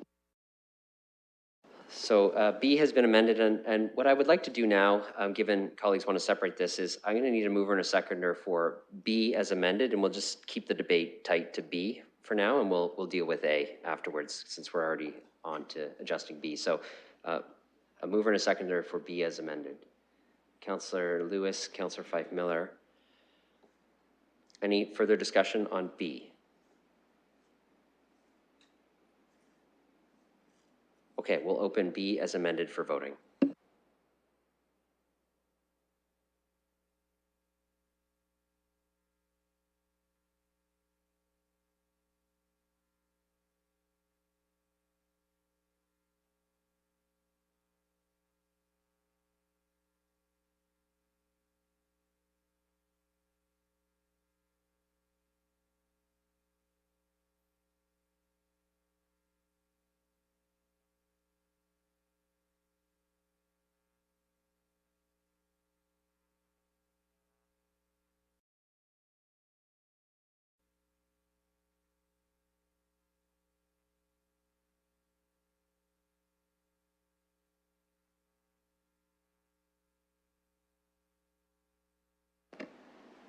Councillor Lehman?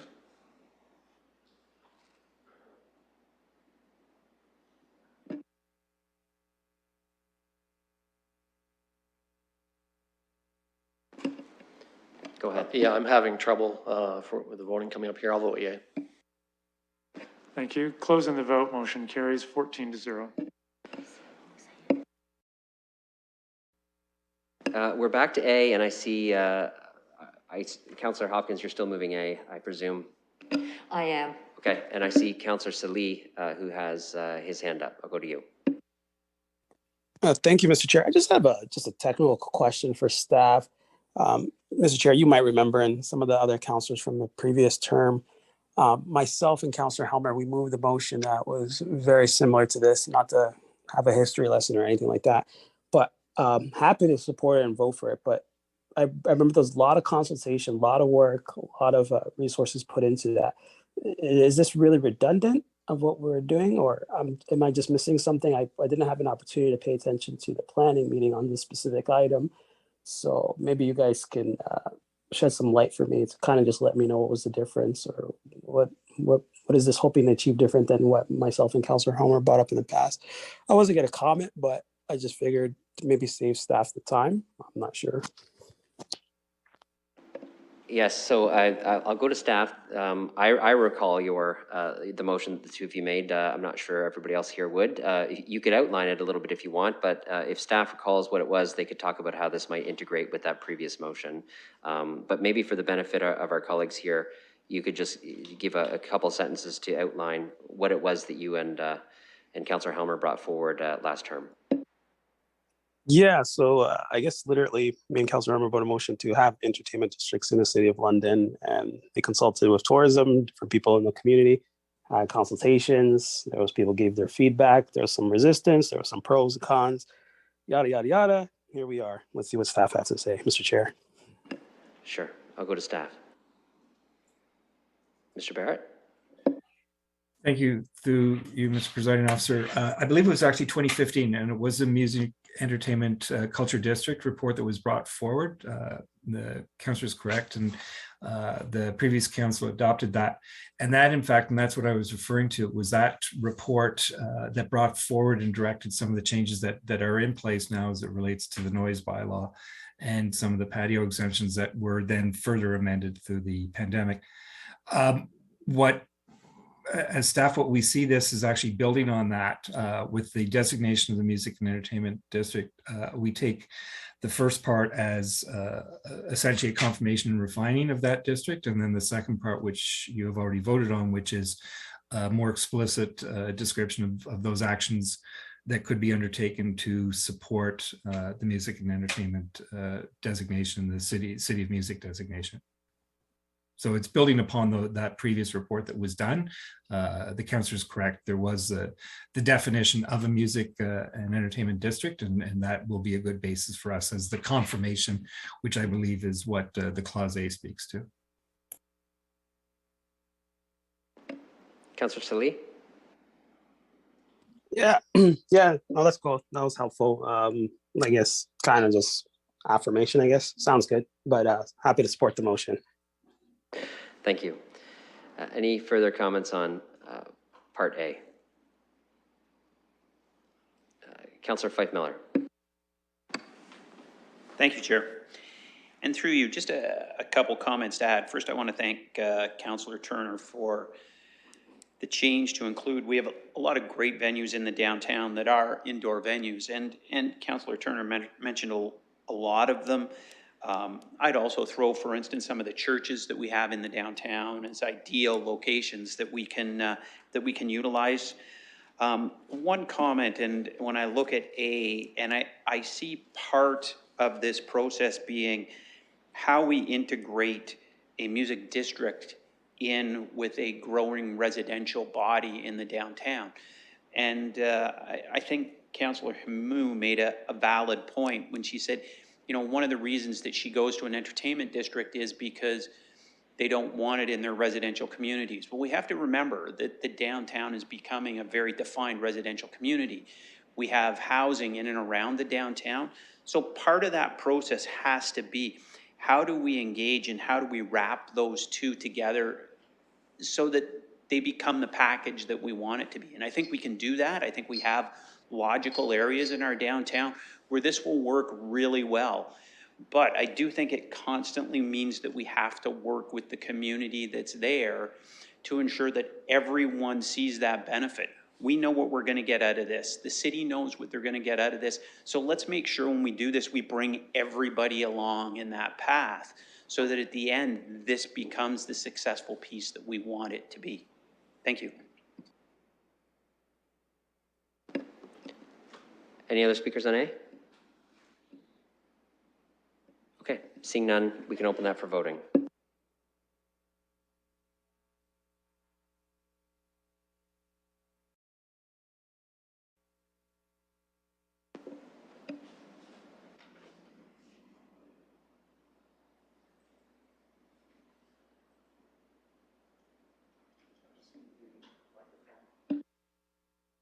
Closing the vote, motion carries 14-0. That is the 8th report. Well, great news. Don't go anywhere because we can now do the 9th report of Planning Committee, and I'll turn it back to you, Councillor Hopkins. Thank you, Mr. Presiding Chair. I'm happy to present the 9th report of the Planning and Environment Committee. I have had, I've been asked to pull number 7 and have not received any other requests. I believe Councillor Van Holst asked for, I believe 9 and 11, if I'm correct, to be pulled too? Oh, just 9, okay. So 9 as well then. Okay, so that's 7 and 9, and with that, I'll put forward the rest of the items. Okay, any comments or discussion on everything except 7 or 9 in this report? And if I may, Mr. Presiding Chair, just to give a summary of the meeting that we had. Again, a busy planning meeting. We had a number of consent items, 2.2, which is the Audit Accountability Fund intake, continuous improvement of development approvals, site plan, resubmission process review. 2.3, the single source procurement of consultant, update to the site plan control bylaw manual. And number 2.4, which was the streamlined development approval fund, continuous improvement of development approval, single source contract award. Mr. Presiding Chair, I bring those items and underline them because I think they're good news stories as it relates to improving our processes and our applications. I want to also thank staff for all their work that not only bringing forward applications, but also continuing the updates and improving our planning process. We received the 2021 annual report on building permits, and there were a number of requests to remove heritage listed property, as well as supporting the designation of 183 Ann Street and 197 Ann Street. And with that, I'll put all items other than the ones that we've pulled on the floor. Okay, Councillor Helmer.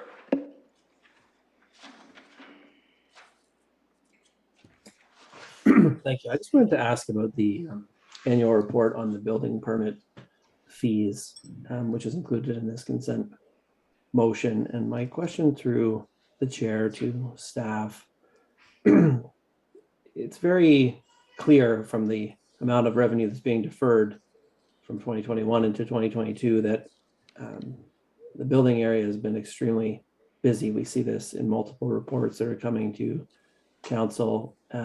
My question is about the capacity of the building division to handle the work that you're handling right now.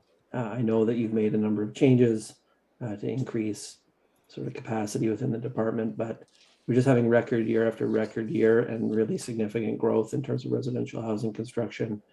And I wanted to check in to see how it's going and what, if any, changes you have planned in terms of the capacity in that area, given the tremendous demand and the, you're starting the year with half the money that you recognize as revenue last year. It's a really rapid increase. So I wanted to ask about that. Mr. Mathers. You're the presiding officer. I'll be very open and honest with you that it's been very challenging. So it's been firstly difficult to find qualified staff, and we've been working very closely with our people services in trying to recruit new staff to be able to take on some of this work. We have a number of retirements that are happening as well. So what we're always asking for is patience whenever we can get it from our applicants, but we are working very hard and authorizing overtime and additional work for our staff. So we do have a plan moving forward, and that even includes working with Fanshawe College and making recommendations to them as far as what we would need to see for qualifications for staff and students moving forward. But it is a very challenging time, and we're going to continue to work hard to be able to provide that housing for Londoners. Councillor Helmer? I just see that Mr. Kokoros also has his hand up. Oh, sorry, Mr. Kokoros. Thank you, Mr. Acting Mayor. And further to what Mr. Mathers indicated, I just wanted to note that recruiting qualified building officials is a challenge amongst a lot of municipalities. It's not just our municipality. We have made changes. We are actively working, as Mr. Mather said, with Fanshawe College, but also as recently as yesterday, we are also connecting with the Thames Valley District School Board, and we will also be connecting with the Catholic School Board to see if we can reach out to students at the high school level in terms of showcasing what a building official does and having students consider it as a career, because I think right now that showcasing piece hasn't been emphasized enough. And yes, we do have staffing challenges. If you look at our website, you will see constantly positions advertised. We do have vacancies that we still need to fill. Thank you.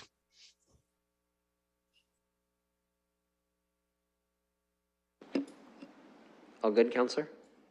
I just want to make one comment. I really appreciate the tremendous work that everyone in this division does on a daily basis. And I know we're very focused on the issue of housing and how can we speed up development. And I think we have to recognize as a municipality that, everything goes through the city. And all these proposals, all these developments that are being proposed, they all have to be inspected. And this is a real significant constraint on how fast things can go. And it's not as though the building division is not working as fast as they can and doing the absolute best with the resources they have. But it's not just the supply of land use permissions or the supply of approved subdivisions that is the issue. The issue is also the supply of qualified people who are able to do this work. And we really need people in the community who are interested in this kind of work to get involved, start the process of qualifying to be able to do it, because we're going to need a lot more people. A lot of young people who are not in this field now need to get involved now. It can be a super rewarding career. And I hope that people hear that message from Mr. Kokoros, not just tonight, but ongoing, that this is a great a great area to work in. We really need you. There's no way we're going to be able to build 1.5 million homes in the province of Ontario and meet the housing affordability task force targets without significantly expanding the supply of people who work in this area, not just in London, but like everywhere. And I think it's a real challenge for us. I wanted to ask about it because it's a real concern of mine. I think I'll talk offline with Mr. Kokoros and Mr. Mathers about what, if anything, we might need to do at the council level to make sure we're doing everything we possibly can to meet that particular challenge and bring it to committee. Okay. Thank you. Councillor Turner. Thanks. I just wanted to point out a few things that we discussed at the planning committee, specifically with respect to the sole source awards or prospects here. We discussed those. Staff were able to give some answers as to why we would do this, especially in circumstances where there may be other contractors that may be able to do the work. Often in sole source, we would look for where somebody has a unique special attribute that other contractors wouldn't be able to do so. In some of these circumstances, some have already been seized with work that has been done before, and this is a continuation of that. In other circumstances, it's the need to be able to work really quickly and capitalize on some opportunities from funding that are available to us now. So I have concerns every time I see a sole source. I want to make sure that that we're applying the provisions appropriately. Some more detail was given to us in the planning committee that was helpful. The second was with the annual report on building permit fees. In this circumstance, we saw a draw on the building permit stabilization reserve fund. You might recall earlier in the term, we approved an increase in the balance that would be the objective of the team to accomplish in that reserve fund. And so when we see successive years of draws off of that, it goes the opposite direction of being able to get to 100% of permits. And so it's something we should continue to watch. I know that staff are really keeping an eye on it as well. I think the policy to increase the proportional balance in that reserve was appropriate. But I hope that we'll continue to watch that to make sure that we're going in the right direction rather than continue to draw down on that reserve balance. Thank you. Any other questions or comments? Okay, we have everything on the floor except 7 and 9. And we'll open that for voting.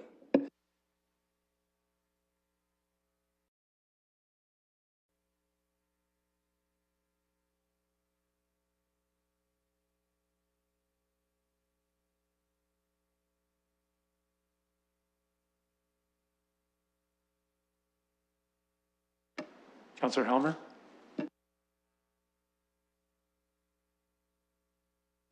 Closing the vote, motion carries 14-0.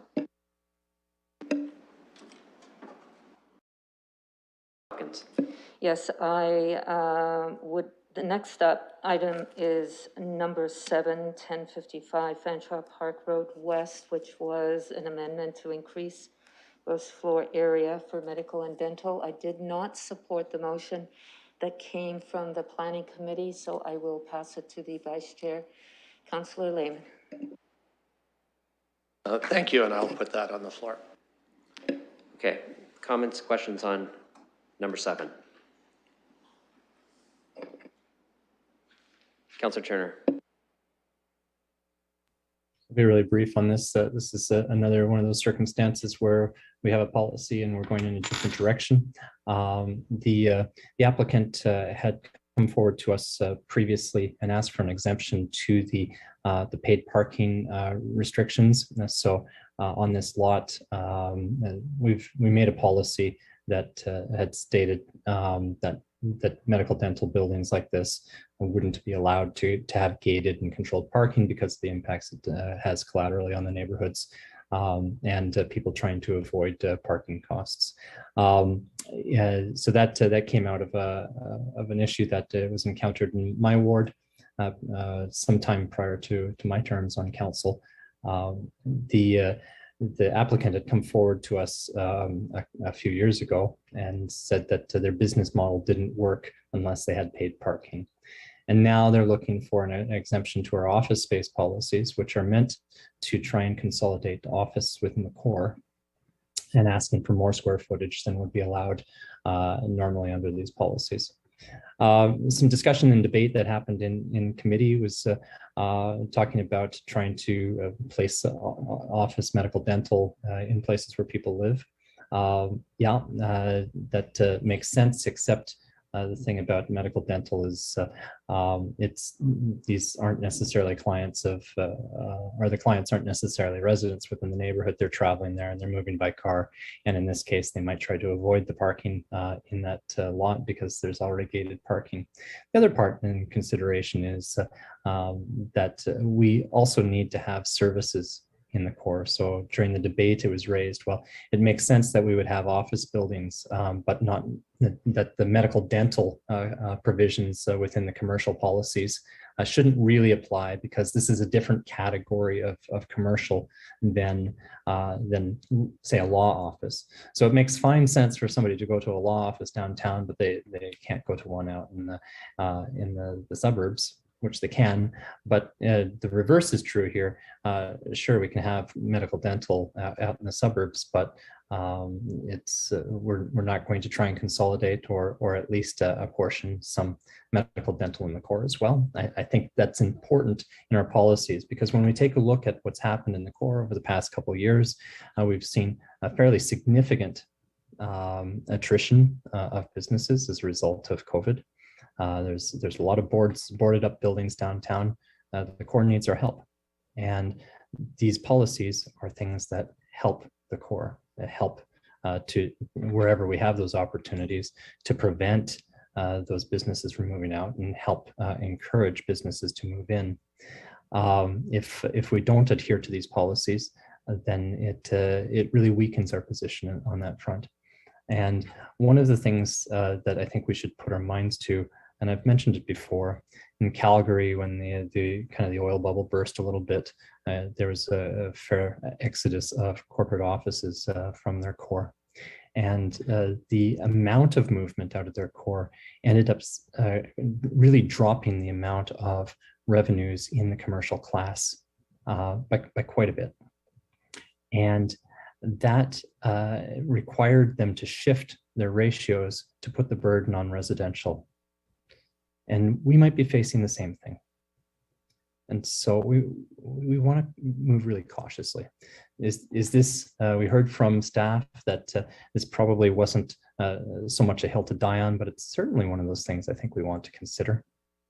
And so I'd really recommend that council move cautiously on this. I'm not supportive of the recommendation.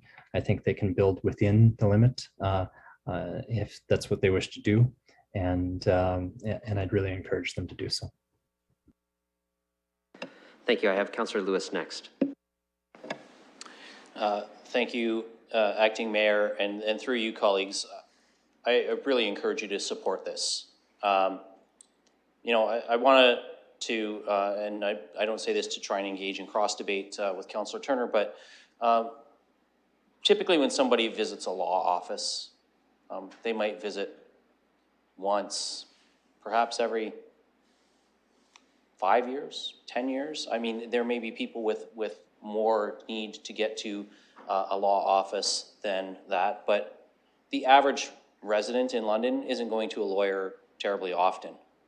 However, if you're going to your family doctor, your kid might be sick, you might be going for that, then the next month, maybe you're like me, your knee starts to bother you a little bit, you go get that checked out. There's all kinds of reasons that people go to their medical services, and often much more regularly than they're going to go and see a lawyer.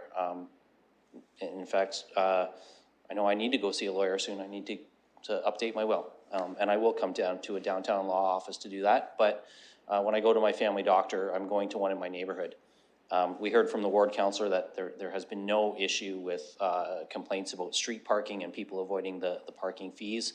But more importantly, we're talking about building on a surface parking lot. Earlier, we heard what a great idea it would be if things were built on surface parking lots. They're actually reducing their overall parking lot space by 4 at the end of the day. This is a good thing. This is the kind of thing we want to do. And the other thing that we have to think about when we think about our office space, and staff said, you know, the policy, the broad policy in the London plan doesn't discriminate between types of office space.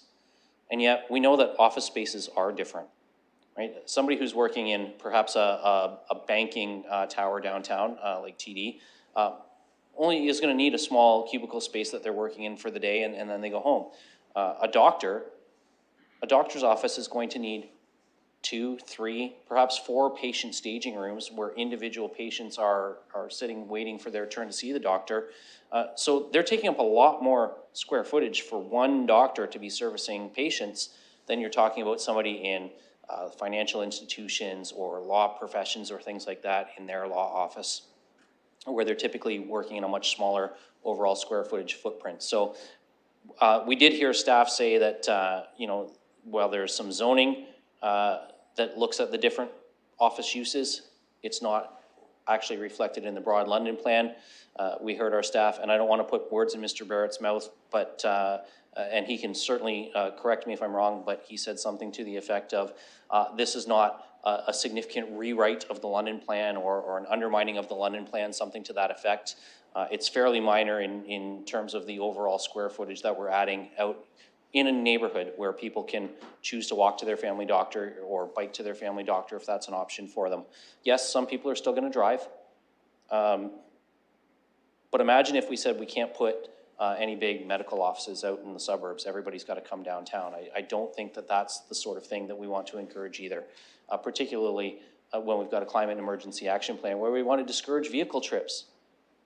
So we want to put it in the neighborhood. Even a shorter vehicle trip is better than a longer kilometer vehicle trip in terms of that footprint. So I think this is a really, really sensible option. It's not a significant variation from our policies. And Councillor Turner, and again, I don't want to, through you, Chair, put words in his mouth, but he said maybe this shows that it's time to review our policies, and I would concur with that. I think the policy does need to be reviewed. I think it needs to be much more clear about what kind of office space we're trying to focus in the downtown. But right now, we've got a decision to make today on one individual application, and this one makes a lot of sense, so I hope colleagues will support it. Councillor Hopkins. Thank you, Mr. Presiding Chair, and thank you, Councillor Lewis, for your comments too. I didn't support the motion at Planning and Environment Committee, but I am supportive of staff's refusal for the extra request. And I'm not going to put words in Mr. Barrett's mouth either, if it's a significant rewrite or not. I think we read in the recommendation that it exceeds the London plan. It's not consistent with the PPS, doesn't comply with key directions. To me, this is ad hoc planning. I agree, with Councillor Lewis, if we need to look at and review our policies, we should do that. But I would request that if we do that, we have to remember that it would be a long process. And we have to be consistent when we vote here at council, because we have, from time to time, had applications come forward where we didn't support the increase in commercial spaces. So I'm just trying to understand where we go as a council sometimes when we make decisions. I know I'm not the expert. I rely on staff and their recommendations. At planning, we did have that debate because there's the other side that could say, well, it is consistent with the PPS. I rely on staff's recommendations when I'm at planning to understand and support our policies. And I have concerns that we start to jump around and make these decisions that aren't consistent. I would like to just remind council that when this came to us a number of years ago, there was already an increase asked. We've already allowed for the medical and dental gross floor area to exceed. We have policies that support our downtown to have that 5,000 square feet. That's where it should be. If we want to review all our policies, then fine, let's do that. But let's not do this ad hoc planning, because it really concerns me what direction that we are going with our policies. So I'm not supporting it. Encourage my colleagues not to support the motion, but to support the recommendation that came to us at planning from staff. Thank you. Thank you, Councillor. Are there other speakers to this? Okay, seeing none, we'll open this for voting.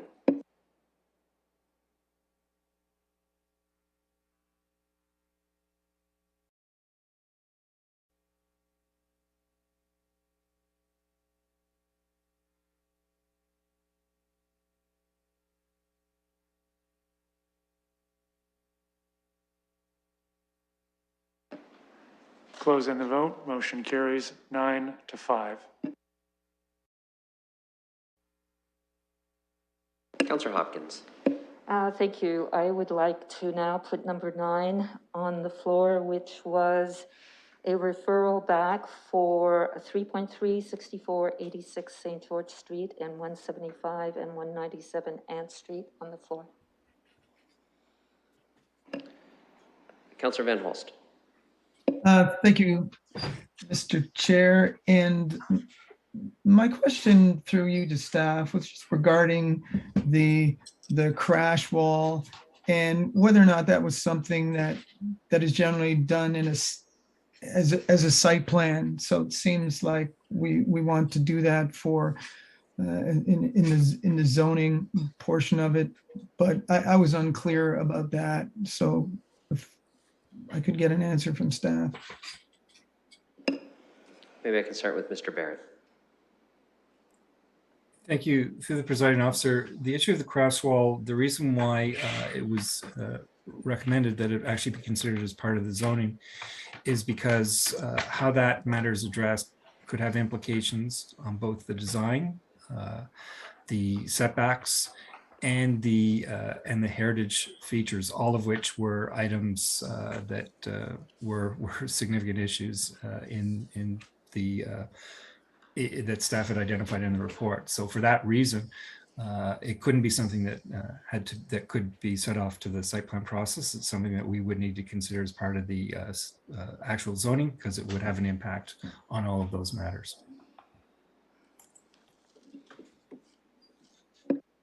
Okay, thank you. And again, with respect, those are my questions. Thank you. Okay, thank you. I have Councillor Lewis next. Thank you, Acting Mayor Morgan and colleagues. I do want to propose actually a slight amendment, and I put this referral on the floor at Planning Committee. But I would like to, and I'll look for a seconder on this because I think I have one, but we'll see who puts their hand up. In part A, where it talks to report back to a future Planning and Environment Committee meeting, I'd like to actually amend that to report back at the June 20th Planning and Environment Committee meeting.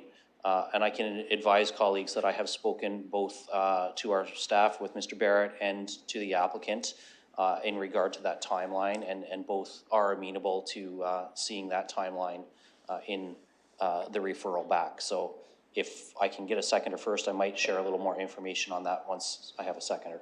I see Councillor Pelosa willing to second that change. So that will be an amendment. It's moved and seconded amendment to add that time frame to the referral back. So let's keep the discussion tight to the amendment. I have Councillor Turner. Oh, sorry, I'll let the councillor who moved the amendment, now that he has a seconder, talk about the amendment first. Thank you, Acting Mayor. And colleagues, through the chair on this referral and the amendment itself, I want to point out that at the Planning Committee meeting, I actually voted against on item 11, which was the heritage designation. I didn't ask for that to be pulled tonight because this referral is here and because I've had a chance to review comments from our staff, review the designation process, have some more discussion around the concerns I had around the designation. Those have been resolved for me. And I think that the heritage designation moving forward at this point is appropriate. So I didn't ask for it to be pulled because I want both our staff and the applicant to, in reasonable time, turn around and come back to us with a revised plan. It's not a direction to approve the form or anything else. And because, as we just heard from Mr. Barrett with Councillor Van Holt's question, the crash wall feature may change some of the design features and layout on the site. The heritage considerations may change some of the design features on the site. And so I think by giving both parties, our staff who will have to review the work, but the applicant, sort of a deadline to come back to us with a revised plan so that we can deal with this in a timely manner. We're already past the point where the applicant could appeal this for a non-decision. The fact that they're willing to do this and come back quickly, I think, is something that folks will hopefully support. And then we will see what comes back and judge that on its merits when it comes before committee. Thank you. Now I can go to Councillor Turner. Thanks, Mr. Presiding Officer. I appreciate the amendment that's being proposed by Councillor Lewis. I actually had an amendment that I was going to put forward, and that might actually impair the ability to be able to bring that forward in that period of time. I would also say to the last comment there about the fact that the applicant has the ability to appeal for lack of decision. The applicant hasn't, and most likely because there are significant deficiencies in the application that would likely not seek granting of approval from the Ontario Lands Tribunal. So it's still very much in our court to be working with the applicant to try and find some resolution. At the appropriate time, my amendment, and I only speak to it because it kind of may interfere with Councillor Lewis's proposed amendment, is that my amendment was that staff work with the applicant to resolve some of the other outstanding issues regarding intensity, form, and required background studies. And on slide 6 of the staff presentation, they detail a fairly significant host of concerns that they have. And I think it's incumbent on us to make sure that some of those issues are resolved prior to being moving forward and having a file come forward to us on that date. So, Councillor, would you like to ask staff a question about whether that scope of that amendment impacts their time frame? Is that I know you're injecting now about the amendment, you're not making it, but I understand why it's germane to attaching the date to it. So, I mean, I think it may be fair to ask staff if that that might frustrate the ability to return in that period of time. I think the scope of the referral that Councillor Lewis made back at committee was fairly narrow and could be accomplished within that time frame. I think it might be a little more difficult with some of these other issues to be addressed as well. So I don't know if Mr. Barrett had a comment on that or not. Thank you, the presiding officer. It's difficult to answer that. If I understand what the councillor is suggesting, it would be to provide some additional framing with respect to the issues or confirmation of the issues that that council would like to see before this application came back before PAC. Speaking hypothetically, that could perhaps actually ensure that we meet this timeline, because it would be clear to the applicant those matters that were of a concern to council, and that they would essentially have the same marching orders as your staff with respect to those items that had to come forward with some resolution in order for the future consideration. That's one way it could be looked at. It could perhaps make it a little bit difficult to meet this timeline because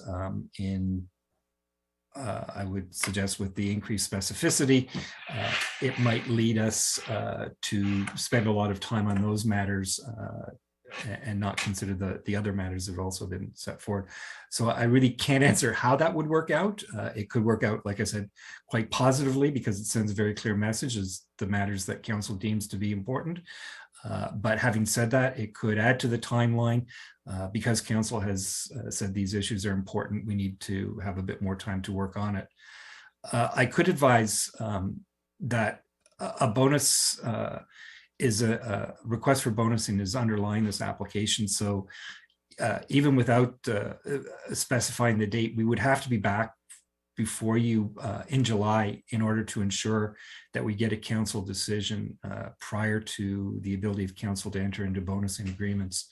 So we have a short timeline regardless in order to get this back to you.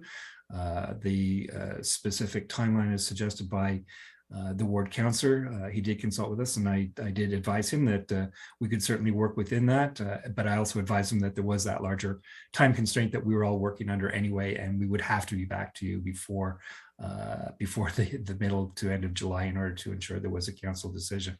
So either way, we will be back to you quickly, whether or not whether it's the June date or no later than July. Okay, Councillor Turner, good?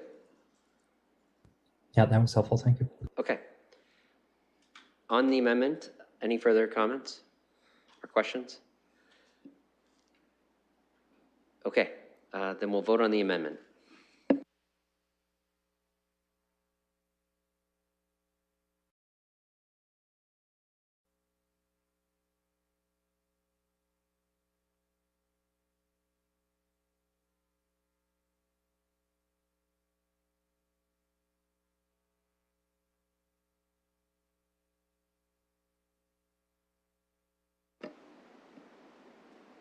Closing the vote, motion carries 14-0.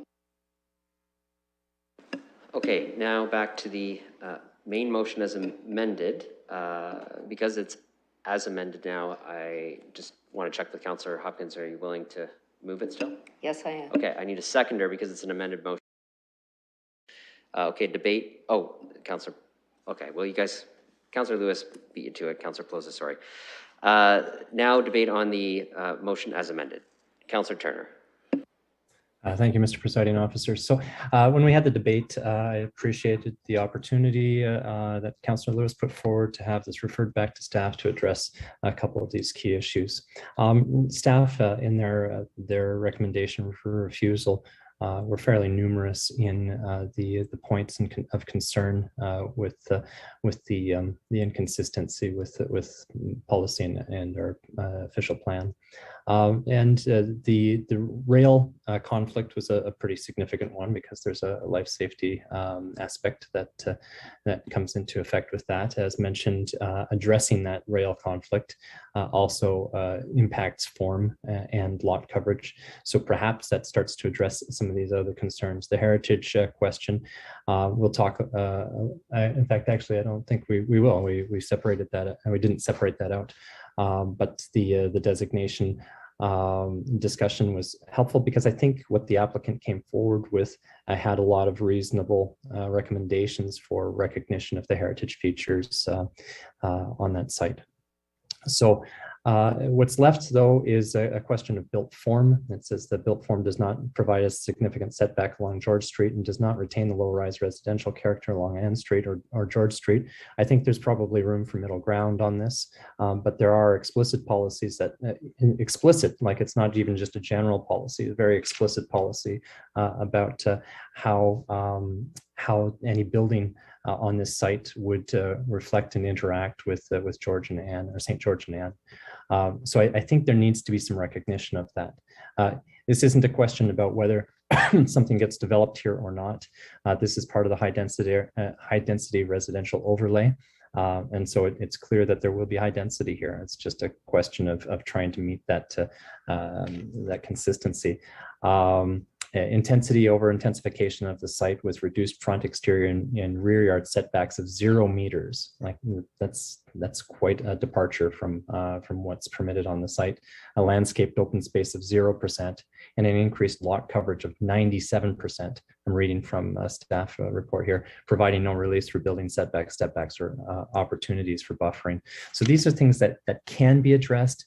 And I think the opportunity and the referral to have these things addressed is really important.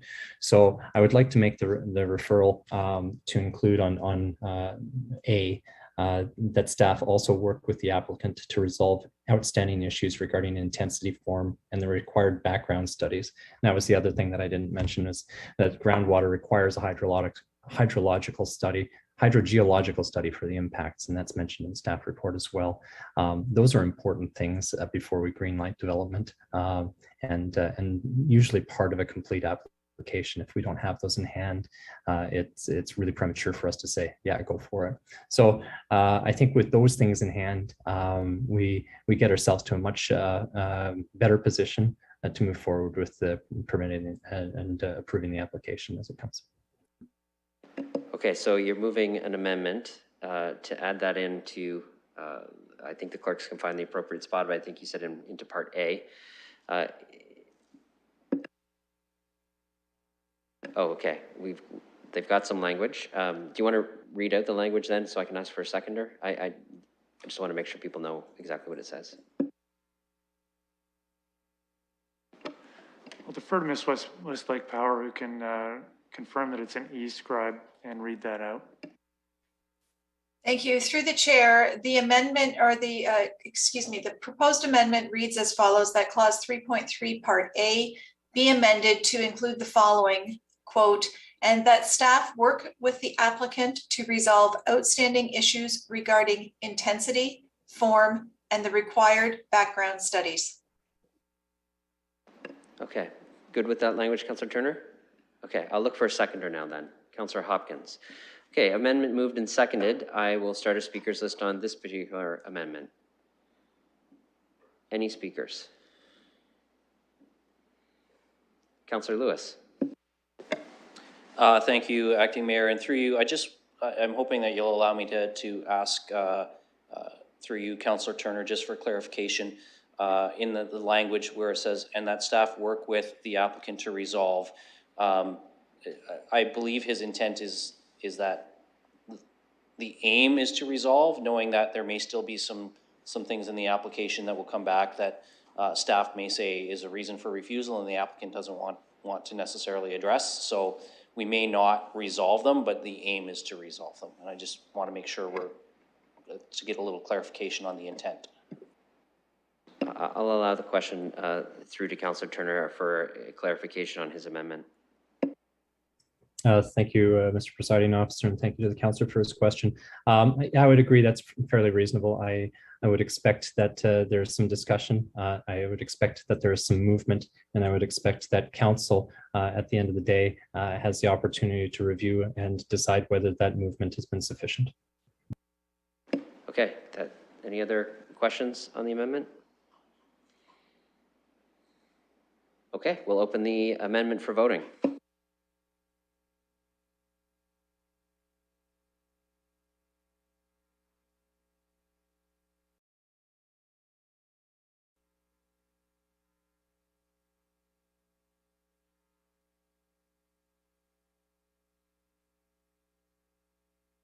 Closing the vote, motion carries 14-0. Okay.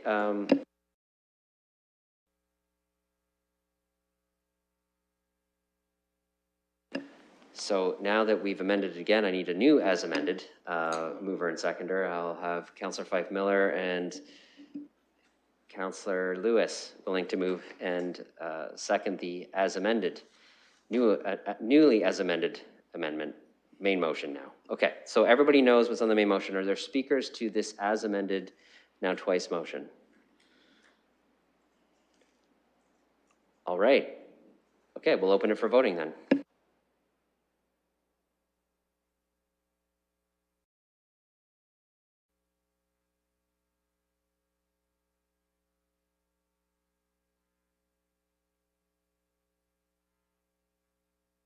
Closing the vote, motion carries 14-0. Minutes passed where I intended to have council take a break. So I think if we could do, is everything done in your report, Councillor Hopkins? Sorry. That is my report, thanks. Sorry, I just got excited about a break. If I'll look for a mover and a seconder on taking a 25-minute recess. Okay, 25 minutes. So that would be 5 after 7, we'd be back. Moved by Councillor Lewis, seconded by Councillor Hopkins.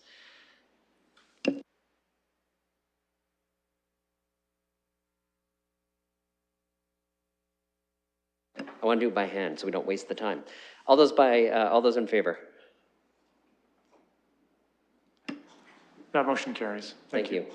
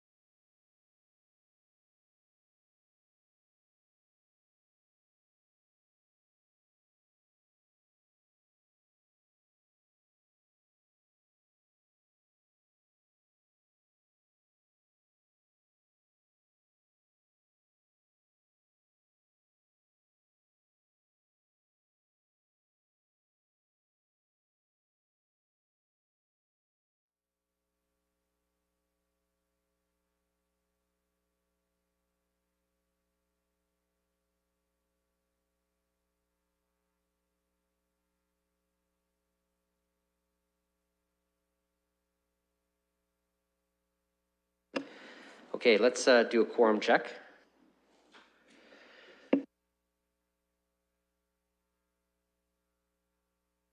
Okay, we're good for quorum.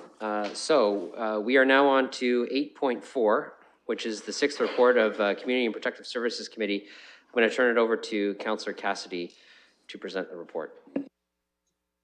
Thank you, Mr. Presiding Officer. I had a little bit of trouble with my buttons there.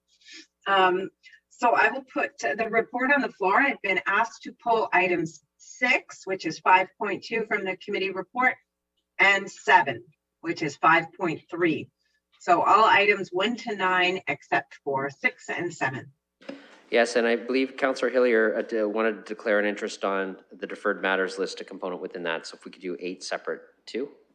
Thank you for reminding me. So are there any other items to be dealt with separately, colleagues?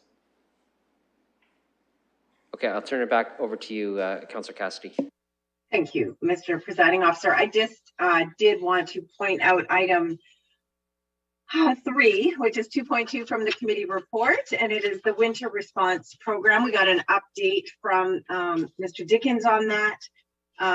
As with last year, there was a great deal of success in providing supports and also getting individuals into transitional and permanent housing from the winter response program, particularly at the Fanshawe Park location. There were a number of very positive interactions with individuals that resided at that location, and many of them were grateful to be at that location at Fanshawe Park Road Golf Course. And then for the location that was behind Parkwood Hospital, that was run by Atlosa, there were a number of opportunities. The Wigwamanon site, there were opportunities for some very specific culturally sensitive events and things that took place. A large teepee had been erected at that site, and there were a number of supports and culturally sensitive supports that were provided to individuals at that site. So overall, it was a very positive outcome. Another thing that was brought up to the committee was that somewhat unexpectedly, I think, the provincial government did provide a 5th round of the SSRS funding for the City of London. And we were quite grateful, the staff were grateful to receive that funding from the provincial government to allow some continued supports in the face of ongoing pandemic issues and COVID-19 issues. So this SSRF funding was quite welcome. And with that, I will leave it up to the council. Okay, any other comments on the items before us? Councillor Lewis. Just really briefly, through you, Acting Mayor, I want to echo and amplify Councillor Cassidy's comments on the winter response program. Having visited and had an opportunity to talk to people who were staying at the Fanshawe golf course location, I know that the experiences they shared with me made an incredible impact, not only for their lives, but hearing that and being able to reflect on that as I read through the report and the success stories that came out of that effort really has impacted me and made me realize what a phenomenal job our staff has done, and why I'm just so grateful and glad the council saw fit to support this. I know there were questions about it at first. There were criticisms leveled from people in the public around council.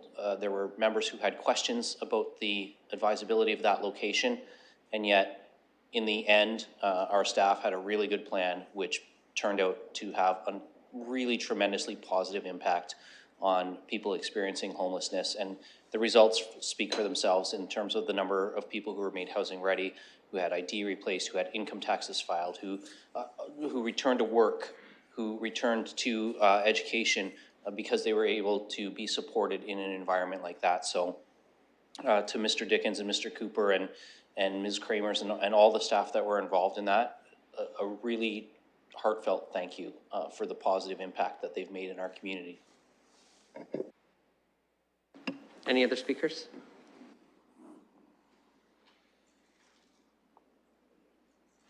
Okay, seeing none, then we can vote on that group of items that Councillor Cassidy has moved.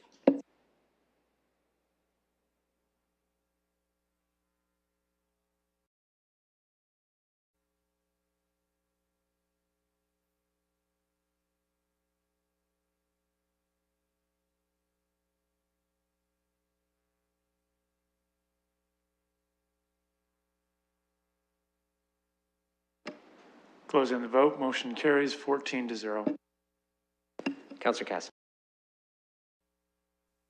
Thank you, Mr. Presiding Officer. The next item is clause 4.2 of the second report of the Animal Welfare Advisory Committee.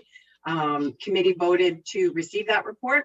Councillor Van Meerbergen, I do believe, has requested amendment, which was emailed to City Council at about 4 something this afternoon. If people have not had a chance to see that amendment, the clerk actually emailed it to Councillor. So I'll put that on the floor. The recommendation, as I said, was to receive.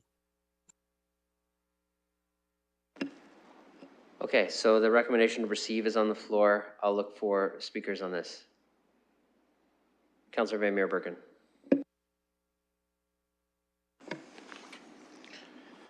Thank you, Acting Mayor. I've put together a motion to form a Part B. Is it best to have the clerk read it, or does it matter? The Part B, so it'll start with that clause 5.2 of the 6th report of the CAPS be amended to add the following new Part B, which is the Civic Administration be directed to bring forward to the next meeting of the Strategic Priorities and Policy Committee a report that would outline options for amendments to bylaw PH-3. That could provide for the keeping of Class 7 animals in the City of London under specific terms and conditions.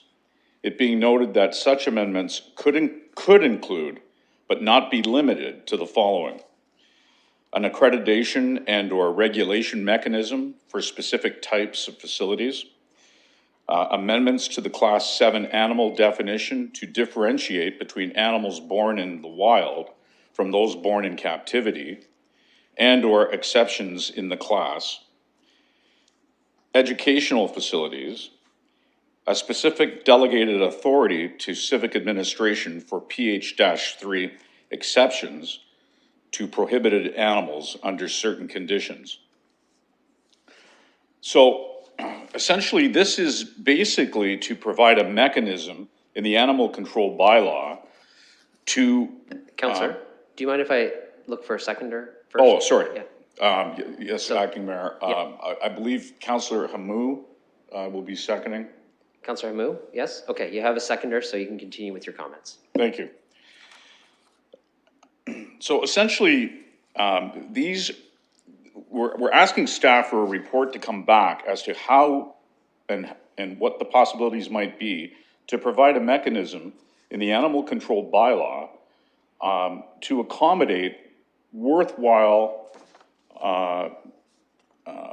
ventures that come into London seeking to utilize exhibition as well as education involving animals, specifically the Class 7, which, for lack of a better term, may be classified as exotic animals.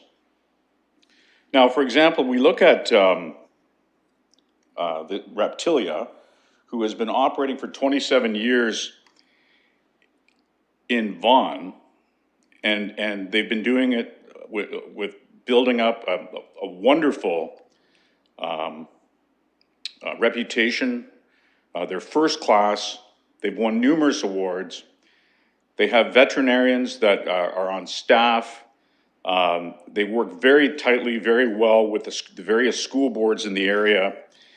We only have to look at that experience that they've generated over 27 years to see that this is a worthwhile, upstanding, treating animals with dignity and respect and giving them proper homes.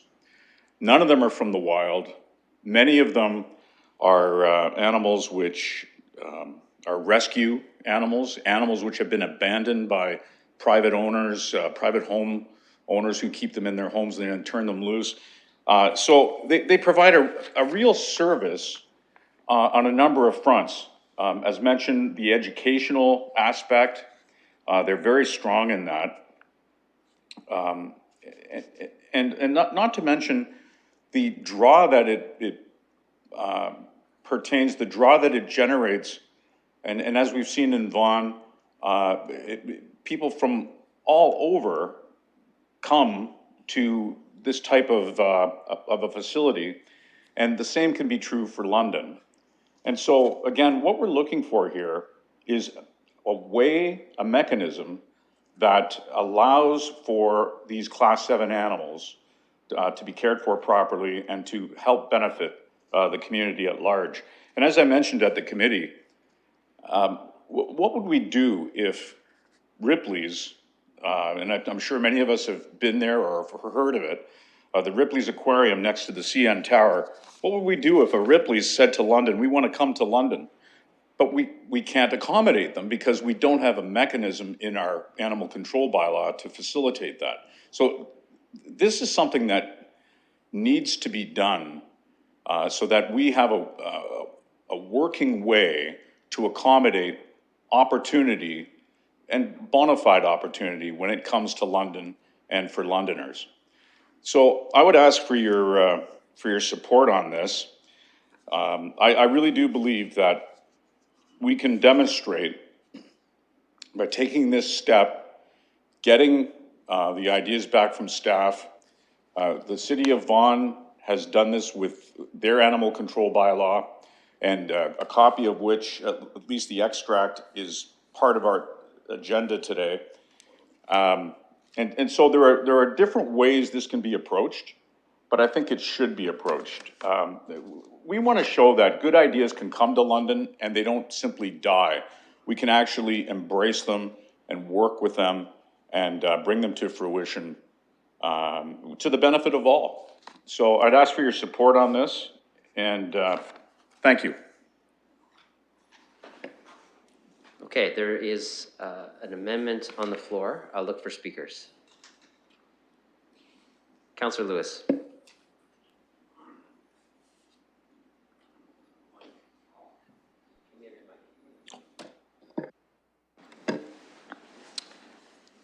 Thank you, Acting Mayor, and through you, I think I need to ask my colleague from Ward 10 if he would perhaps consider an addition to or a friendly amendment to his motion that would include a public participation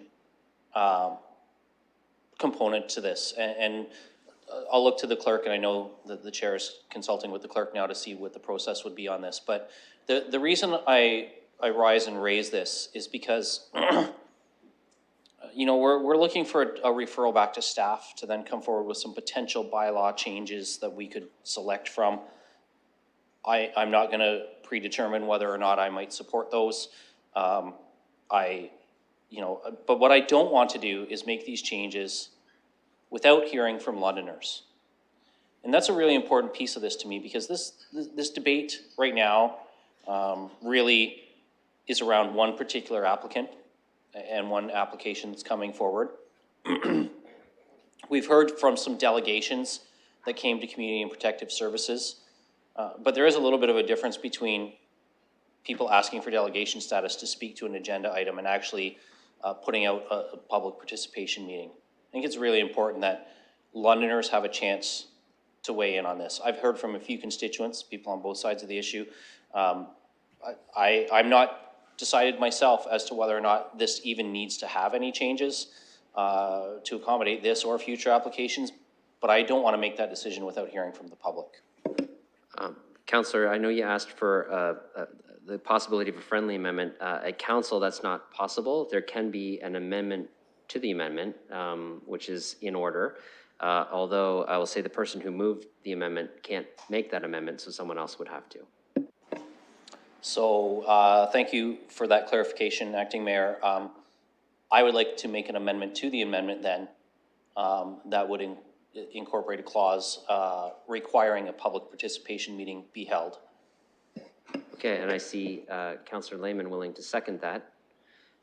So now we're on an amendment to the amendment. So the duly moved amendment has been amended to include a public participation meeting upon the report back with the options. I think the clerks will put together that language, but we'll keep the debate tight to the amendment, which is on whether or not you believe a PPM should be included in this amendment. So who would like to speak on the PPM part of the amendment now?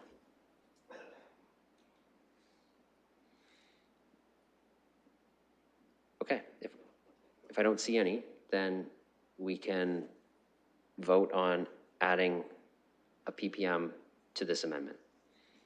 Okay, so we'll open that for voting. Mr. Chair, I don't quite have that ready yet. Okay, sorry, I was just a little too fast. We'll Thank just you. give it a second and get that wording up for you.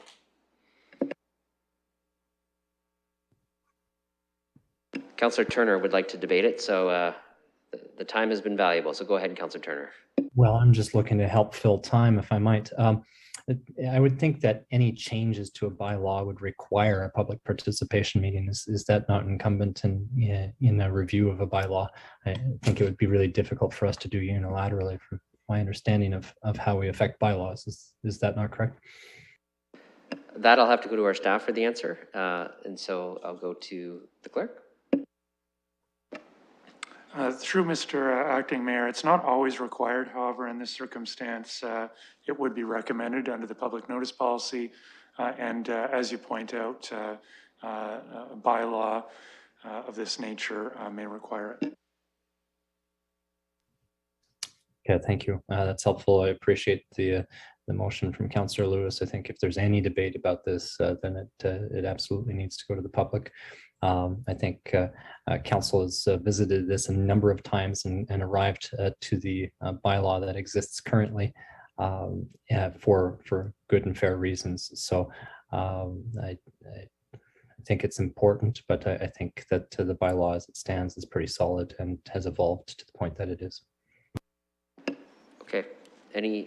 Councillor Van Holst, I'll go to you. This is on Councillor Lewis's amendment to add a PPM. Yes, thank you. I'm supportive of this too. I think that as we saw, our advisory committee was able to come forth with some very valid concerns about how our existing bylaw would fit in with this application. So I'm sure the public may be able to bring some valuable into some of the exceptions that we'll be looking for here. So we'll be sure to get something that's amenable to the public. So thank you. I'll support it.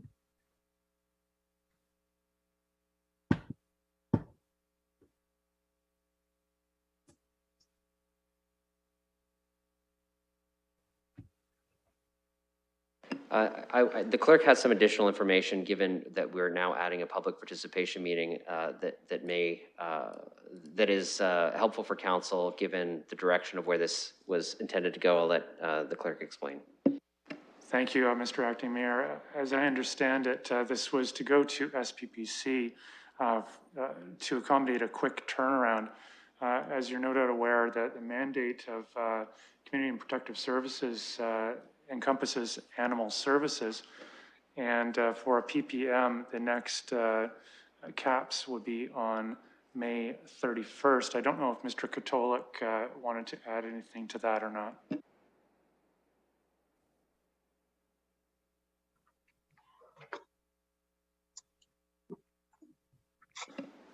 Through the chair, sorry, my camera doesn't want to turn on. No, we don't have anything to add that.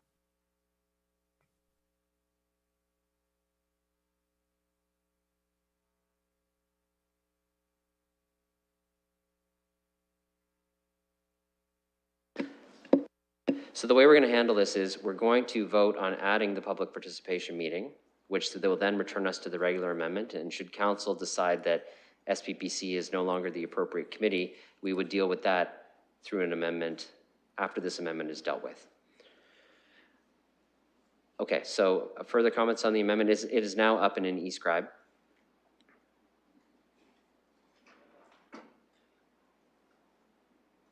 Okay. Seeing none, we will open Councillor Lewis's amendment for voting.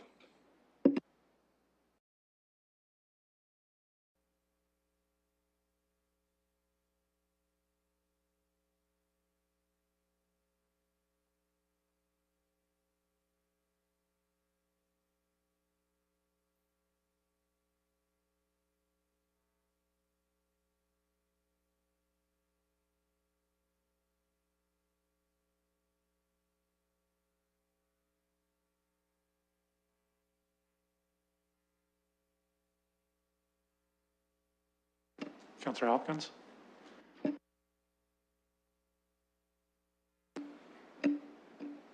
I vote no. Thank you. Closing the vote, motion carries 12-2. Okay, we're back to the main amendment, which now has a public participation clause attached to it. And we've received the clerk's advice about the committee, although I would require a member of council to change that. Councillor Cassidy. Thank you, Mr. Presiding Officer. I'll speak to the current amendment that's on the floor. I have a question first to staff. Knowing that currently we don't have municipal law enforcement officers that are trained to enforce the kind of bylaw that the councillor is recommending or hoping for, I'm wondering if staff can comment on the ability of anybody, whether it's a municipal law enforcement officer or a vet or whoever, to determine where a creature was bred and or born. Can they tell by looking at a lizard if it was born in captivity or if it was born in the wilds and captured and put into a zoo? Mr. Mathers.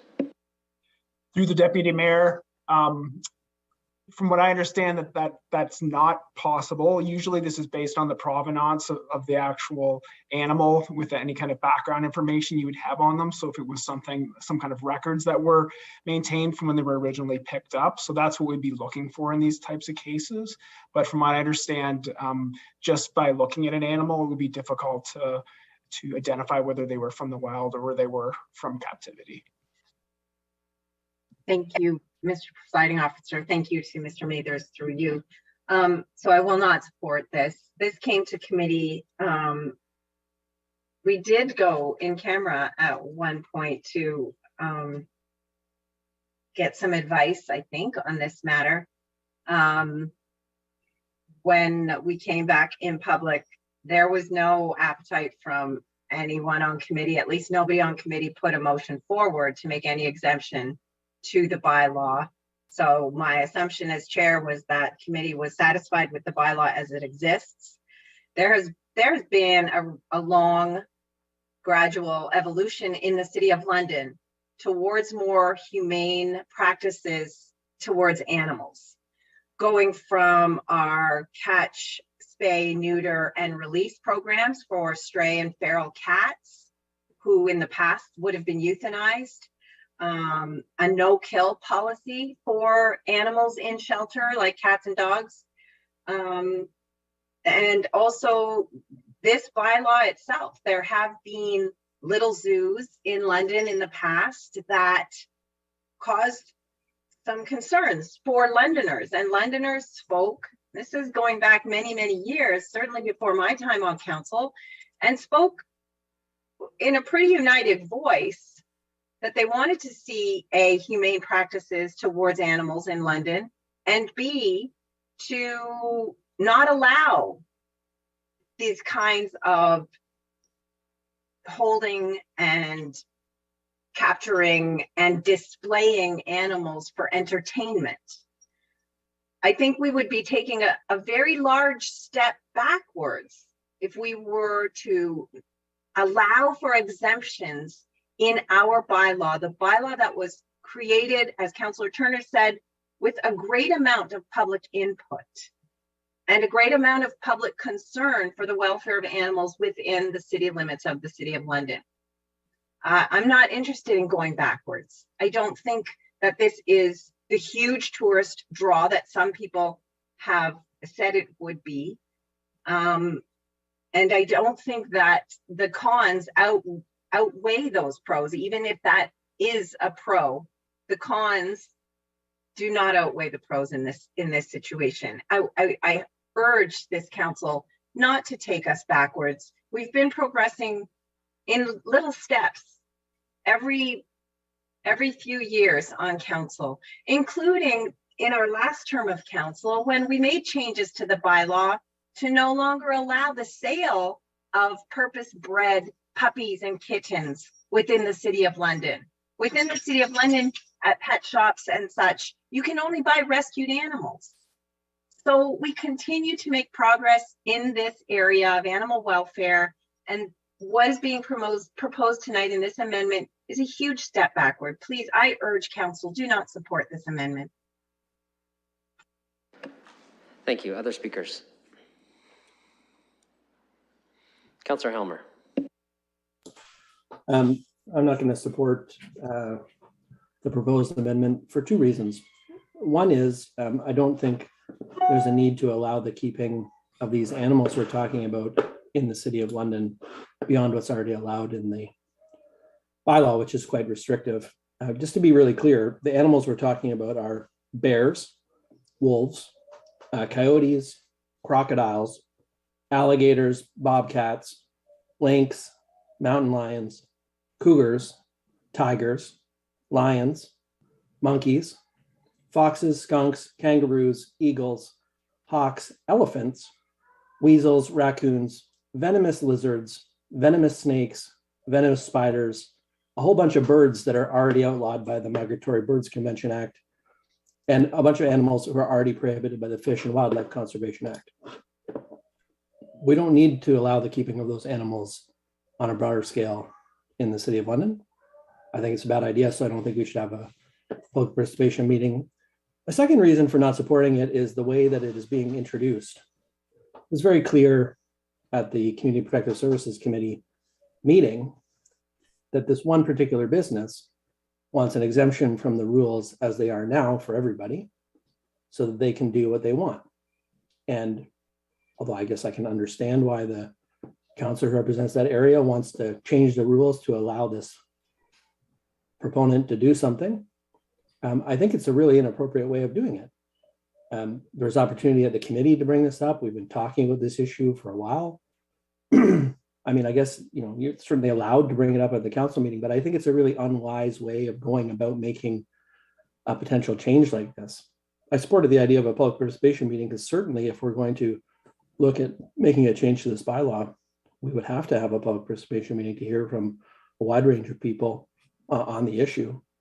But I think it's really providing no notice to people about what's happening on something that a lot of people care pretty deeply about and have a lot of concerns about. So I think it's really making it harder to change something, even if you did think change was needed. Anyway, so I'm not going to support it for a substantive reason, which is there's no need to allow broader keeping of those kinds of animals specifically in the City of London.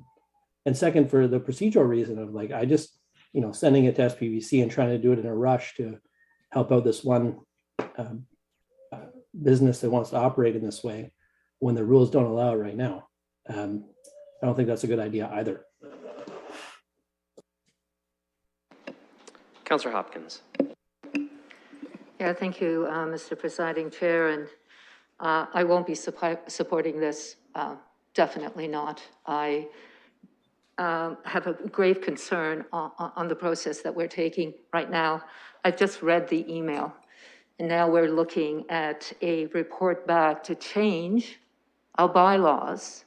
And yes, it is required we have a public participation meeting, but somehow we're giving this assumption that we're doing something out of the normal, including the public, when the public has to be included when we change our bylaws to allow for zoos such as Reptilia in our city. We're going against what previous councils have supported, changes that we've been made, and I am really, really concerned that us as a council do not understand, or maybe we do understand, where this can go. And I am not at all going to be supportive of allowing exotic animals that our bylaws do not support. So we're setting up the question to make an exemption to our bylaws by supporting this. And I am absolutely not going to be anywhere near in favor of doing anything. It just does not make sense. Secondly, we're a council. We do not, we're doing, again, it's not planning on the fly. We're again changing our policies here at council, not going through the committee process, and yes, it's gonna go back to SBBC, and we'll just make it all work. There's absolutely no way I will be supporting this. I appreciate the councillors' concern for trying to get business into Westmount Mall.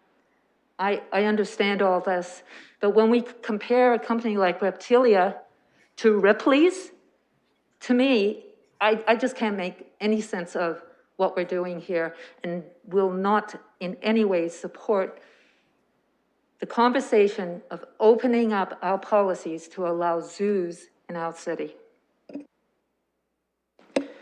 Councillor Hamou.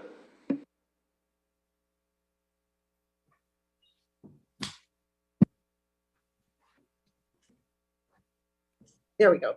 I'm going to support having Reptilia in London.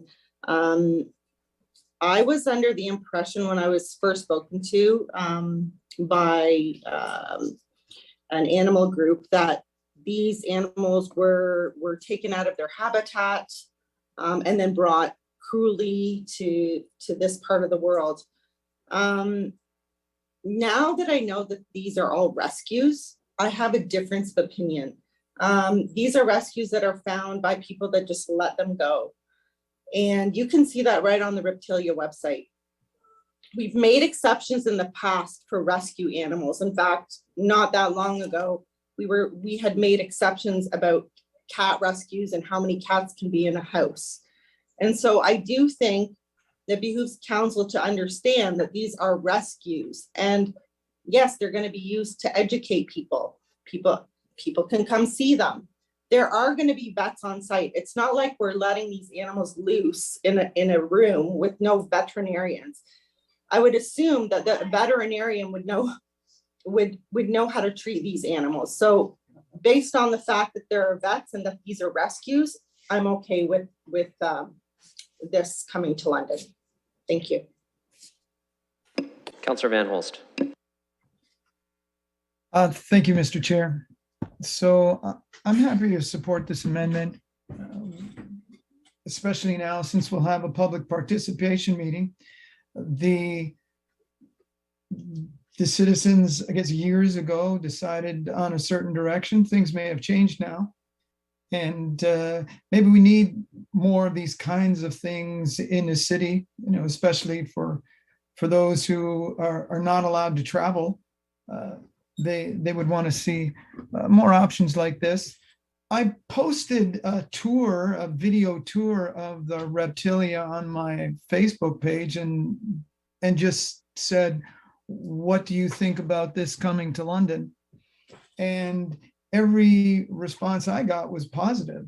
People thought it was a great idea. And I think there's certainly ways, and staff will present them, for us to be able to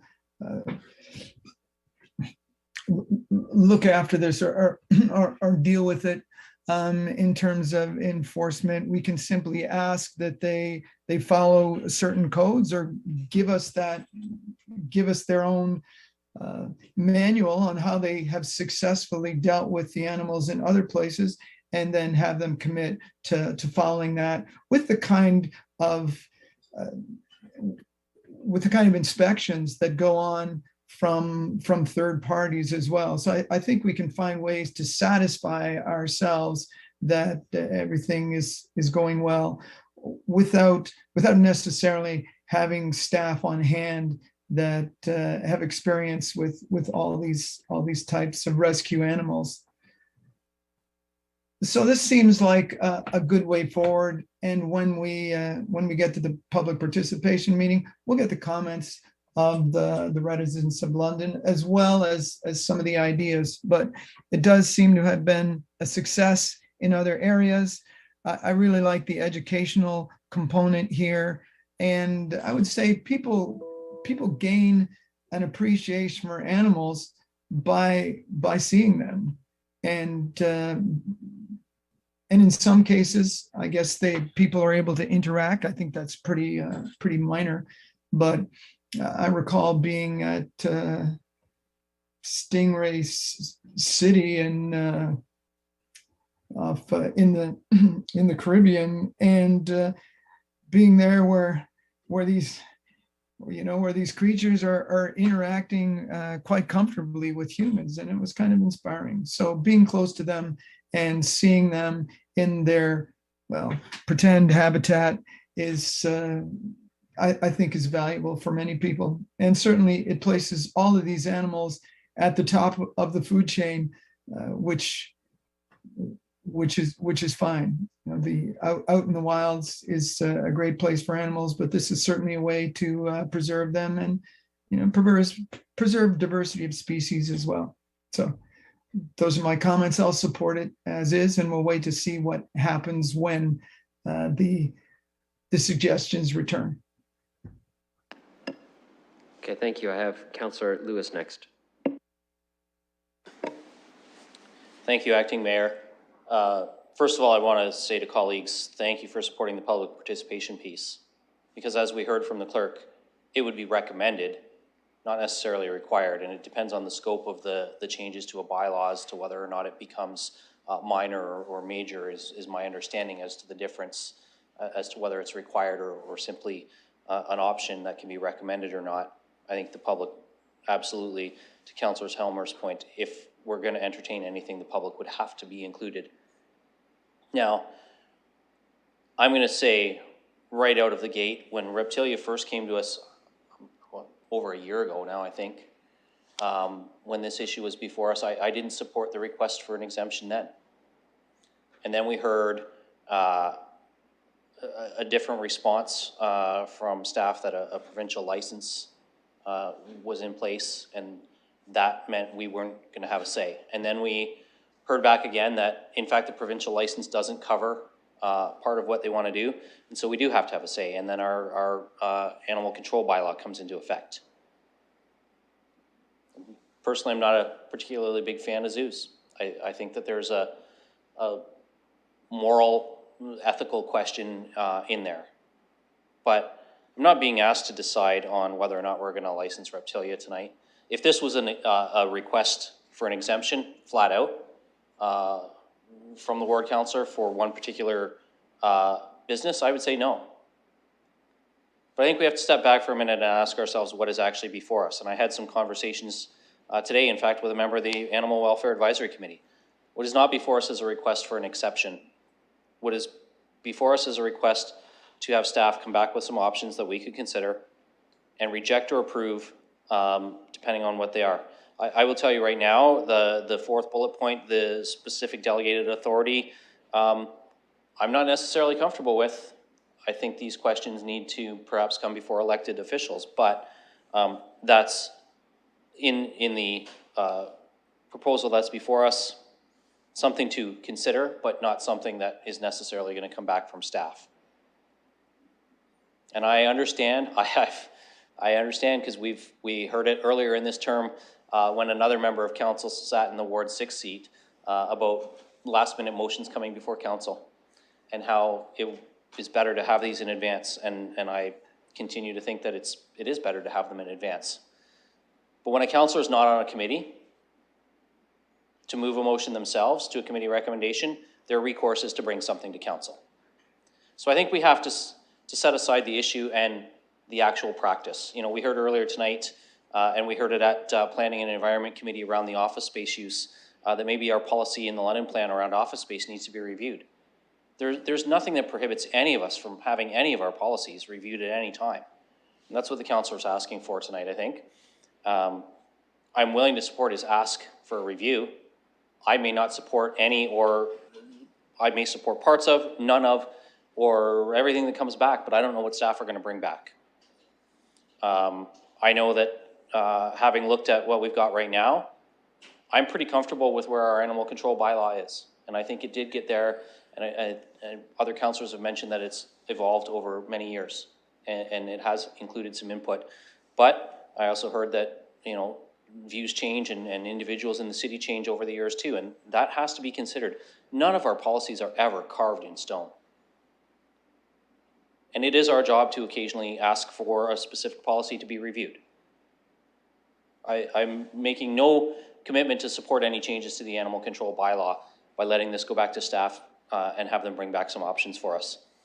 I'm not, however, thrilled that it's being seen as a rush to SPPC rather than through the normal process at Community and Protective Services.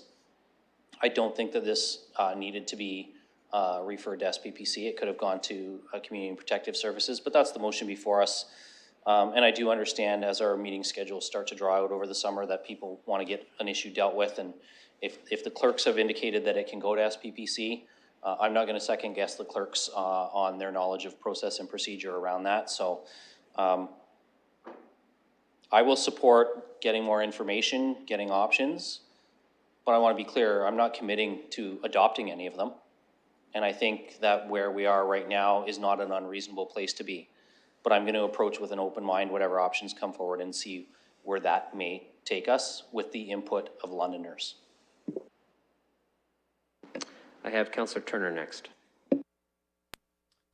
Thanks, Mr. Presiding Officer. As I've made a lot of hay about when we don't follow process, I also likewise have to respect and compliment when councillors do. So I think this is appropriate in terms of process. I think we have a bylaw that that doesn't allow for the activities that are being sought by a specific applicant, and so the councillor is trying to help shepherd that application process through. On that note, however, I think it's I don't agree with the amendments being sought. I think the bylaws as they stand right now are sound. Thank you to Councillor Van Meerbergen for bringing it forward in what I think is the appropriate way. With all of that, I'd encourage my colleagues not to support this. I'm thankful to Councillor Lewis for bringing the amendment to, if it does pass, that it will require a public participation meeting. I think something of this nature requires that discussion. I think for all the reasons Councillor Helmer identified, this is problematic. And so I'd encourage you not to support the requested amendment or a referral to staff at this time. Councillor Pelosa.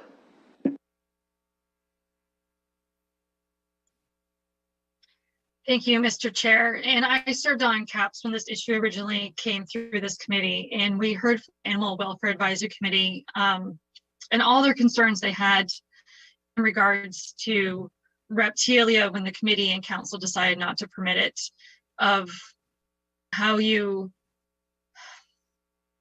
market animals, make them more attractive, help compound the problem of people then wanting them, and then when the new lacklusterness them wears off, they surrender them, then they end up in reptilia's breeding programs, and then it just helps to perpetuate the problem while making sure that they have a collection that's ongoing and, you know, inadvertently publicly funded because people surrender their animals that they've then got. I'm not supportive of this. I wasn't supportive of the public participation meeting, as we had went through this already prior when it was a decided matter of council. I still have those same concerns since it originally came forward we've received correspondence from former employees of Reptilia outside of town raising concerns about animal treatment, finances. Those, I read those correspondence. I am concerned about it. Still receive correspondence from other residents not wanting this business in London. I certainly appreciate the council are looking for economic opportunities, looking into tourism opportunities. For me, this is what I'm not interested in. When you go to many places, you look once, a brief moment, gazing in that cage is just part of your day, your outing and experience. But for that creature living in that enclosed space, that is their entire life, their entire existence is sit there if you gaze upon them for 5 seconds and you move on. Very limited educational opportunities in those situations. So for me, I'm a no on this. I'll continue to be always accepting feedback, but I'm not interested in investing staff time looking at this and how to create new bylaws and new things coming forward for this. So just for me, I have changed. I've not wavered in my opinion of this application in this business, and I remain committed to that. Thank you. Okay, other speakers?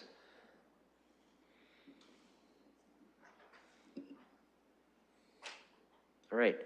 Okay, seeing none, what we have before us is an amended amendment to the report at CPSC. So if everybody's ready, I can open this for voting. Oh, sorry, SPPC. It goes to SPPC still. Okay. All right. Okay, we'll open that for voting.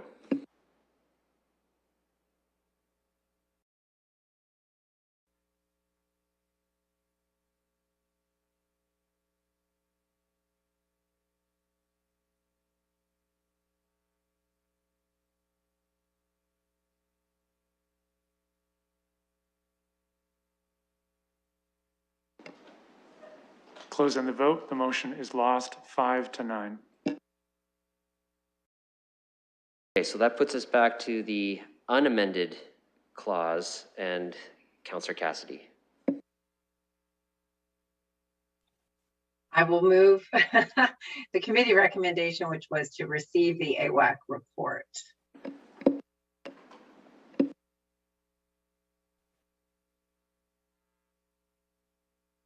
Since that's the regular one, I don't need a seconder. Any discussion on the regular report for people who have not spoken yet on the regular? No? Okay, we'll open that for voting then.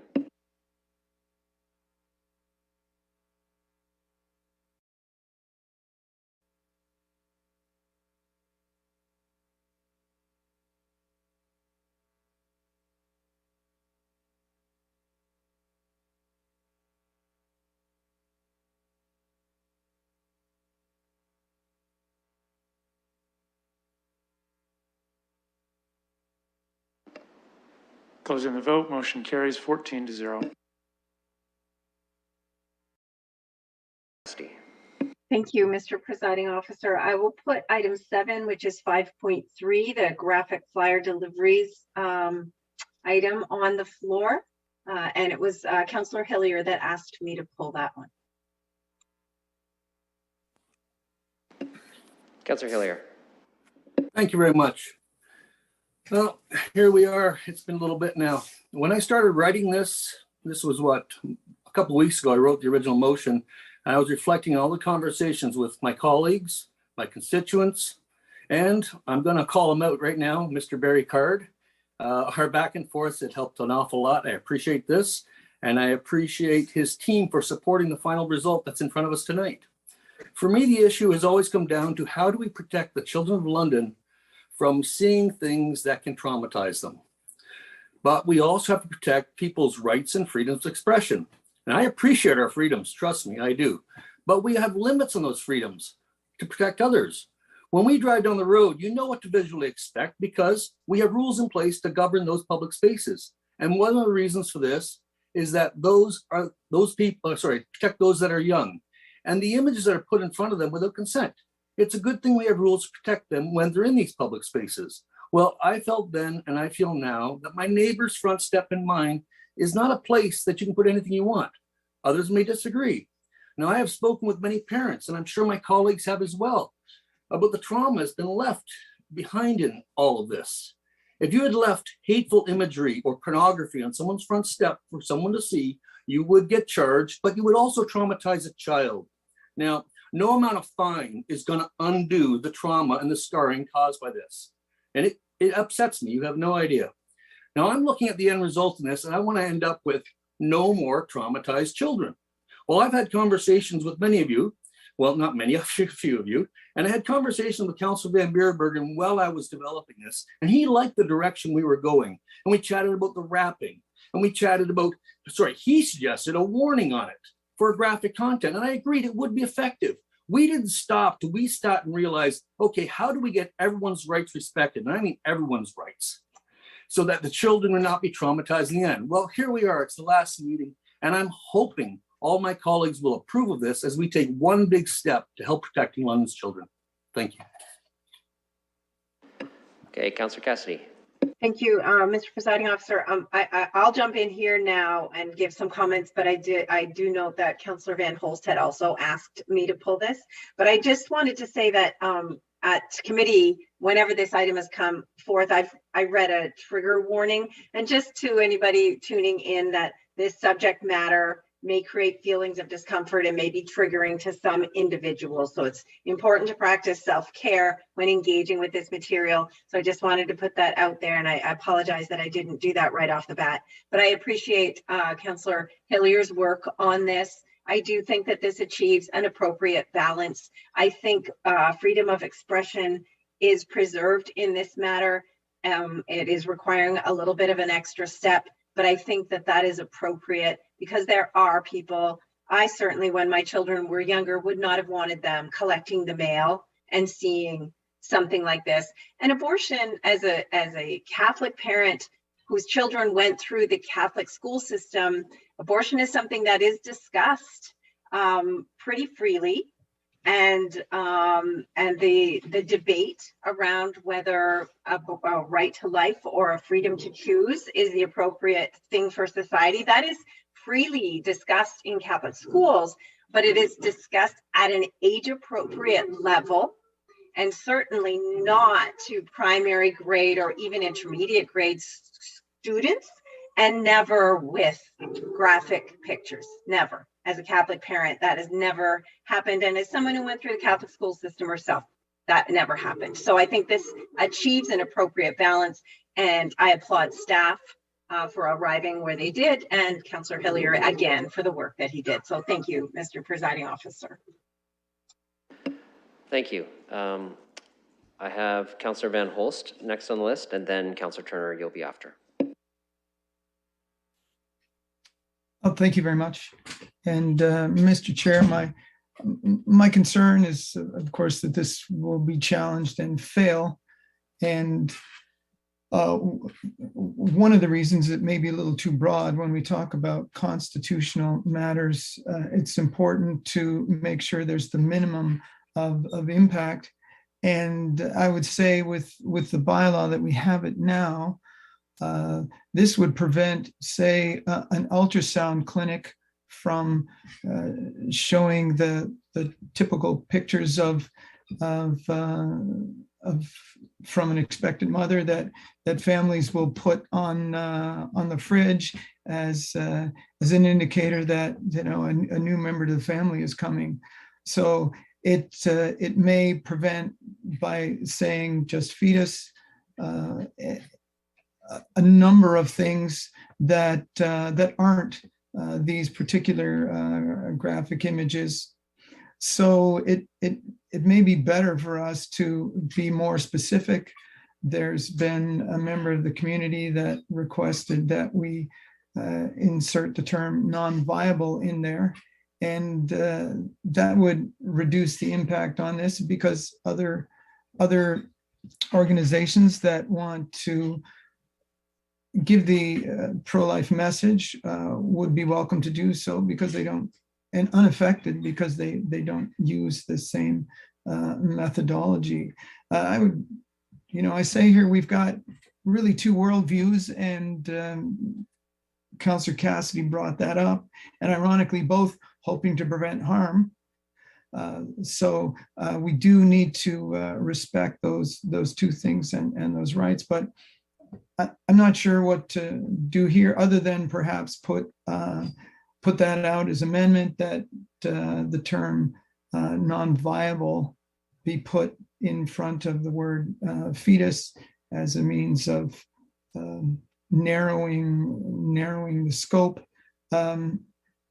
I still believe it would be challenged. I don't know that we need to go this route because it's being done or being brought forward at a provincial level, which is maybe more appropriate. So the government overreach that we might be accused of, if we lose that will be a setback for the people that are concerned about this.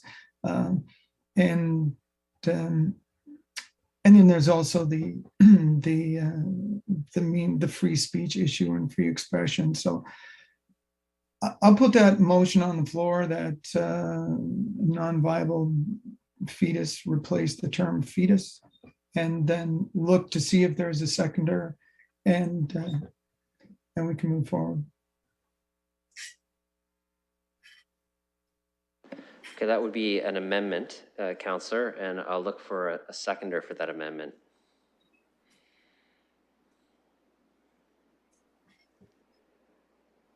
Councillor Turner, I know your hand's up, but I'm not sure if it's for this, trying to second or not. No, I'm just still in the queue, thanks. Okay. I don't see a seconder, Councillor. I'm sorry about that, but there's no seconder for that amendment. Okay, thank you. I just wanted to bring that forward because it was recommended by a community member. So those are my comments, Mr. Chair. Thank you. I'll go to Councillor Turner now. Thank you, Mr. Presiding Officer. So I'll make the usual preface to my comments that those distributing these flyers will find no friend in me at all.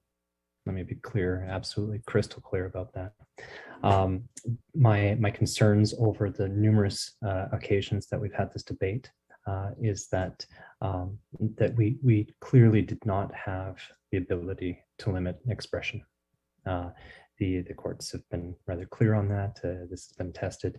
Every time this comes forward, becomes a fundraising opportunity for these people to find another place and distribute more flyers over and over and over again.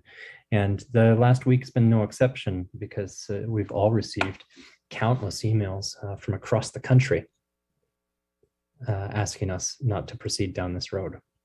And what that means is that they are leveraging their nationwide network to use this as a tool and a platform to gain more money, to go to more towns, to cause more harm.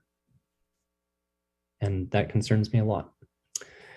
So all the previous iterations that have come forward to this council, I've not been supportive of.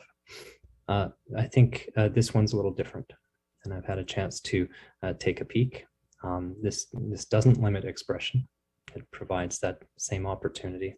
It inhibits the ability to create harm. It doesn't necessarily stop it, but it certainly puts a bit of a barrier in place.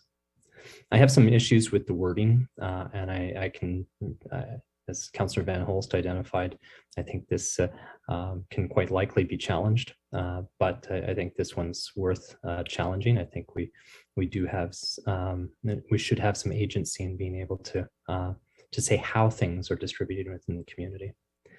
One other thing of really important note, and I would be far more supportive of this if this was the action and direction that the council were to decide to take. The town of Mirabel, Quebec, recently, like just in the past couple of weeks, had a ruling of theirs, a bylaw upheld by a court, which made the delivery of flyers a requirement for an opt-in. So whatever the flyers were, and that would allow for people to just say, no, I don't want any flyers at all. And it was challenged by an advertising company because this was the way they distributed flyers for leaflets, the kind of the Sunday flyers for shopping and coupons and stuff. But the court ruled that it was a reasonable limit on expression, and the town had done it for environmental reasons primarily. The significant amounts of plastic and paper waste that are associated with those flyers. And so such a bylaw, if we were to take that tack, would meet a whole bunch of our objectives, not only this one tonight, but a lot of our environmental and climate change objectives too. So that would be my preference, but I can appreciate the attempts and the work to try and find something that can get support. This one does have my support. And I'm intrigued to see where this goes. I'll be watching closely to see how the appeal pathway goes. I still think by doing this, we give one more kick at the can to that agency to fundraise off of us, and that saddens me. So thank you for your time and your work. Councillor Hopkins. Yes, thank you, Mr. Presiding Chair. And I want to just start off to thank the committee. I think it does strike a balance where we've come to. It's been a long time coming, and I want to thank staff and the community. I think it's been an important conversation to have in our city, what to do with these graphic flyers. Not an easy decision, it's been divisive, but for me, it's always been, it's never been an abortion issue. It's never really been about freedom of expression. It's always been about the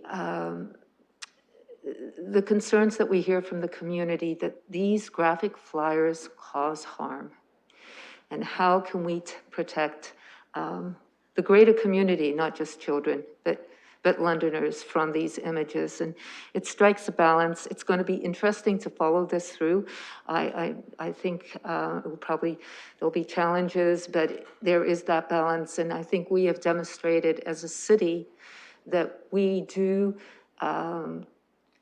try to deal with the issues that these graphic flyers cause, and how can we sort of strike that balance. So the committee has done a great job. Thanks to Councillor Hillier and Councillor Van Meerbergen for all their efforts in bringing this motion forward, and happy to support it. Thank you.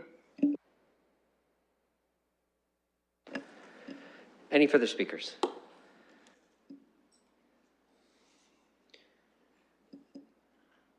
Councillor Helmer. A lot of good points have been made. I just wanted to emphasize that for me, the regulation is only necessary to mitigate the harms from the images that were being distributed in the past. And if they weren't being distributed, we wouldn't have to intervene in this way to mitigate the harms and try and reduce those harms. It really has nothing to do with the content of the message. You know, the pro-life message is not the problem. The problem is the graphic nature of the images. And I think we're dealing with it in an appropriate way to try and, by putting in the wrapper and a warning, create a bit of distance between the people who are going to be receiving these flyers if they continue to be distributed, and give them some time and space to avoid looking at them if they don't want to. And, you know, it's the unwanted nature of the communication in combination with the graphic imagery that is causing the harm. And you know, I think we've tried to deal with the actual problem, which is not, as unfortunately the pro-life groups would like us to think. You know, they try and say it's about us controlling their message and, you know, interfering with their freedom of speech, and it's not that at all. There's lots of pro-life messages that don't cause these kind of harms, and people are still free, as they were before, to share those views with people. And it's not about that. It's about the harmful nature of the images and the fact that many, many people who are receiving them do not want them. They do not want them. And what they want to do is just throw it in the recycling bin. And so, you know, I think this is a good way of handling it. I hope that it stops the harms. You know, it's not perfect. And I think we have to be aware that, you know, it may not be enough. And if it's not enough, we may have to revisit this issue in the future. I hope not. because I certainly share Councillor Turner's concern, you know, when we've talked about this issue at different points along the way. One of the reasons that these organizations engage in this kind of tactic is because they want to generate media attention. They want to generate responses from elected officials who are trying to prevent the harm, and they want to fundraise off of those things. And you know, it's a very difficult situation to be in, because you don't want to make things worse while you're trying to make things better. And I think we've done a pretty good job. I appreciate Councillor Hillier coming forward with the suggestion back at our last meeting. You know, this is very similar to what had been introduced at the provincial level by a number of local MPPs here in London, the viewer discretion legislation coalition, pushing that stuff forward at the provincial level. Hopefully it works, and we finally put an end to this problem once and for all. Councillor Hamou.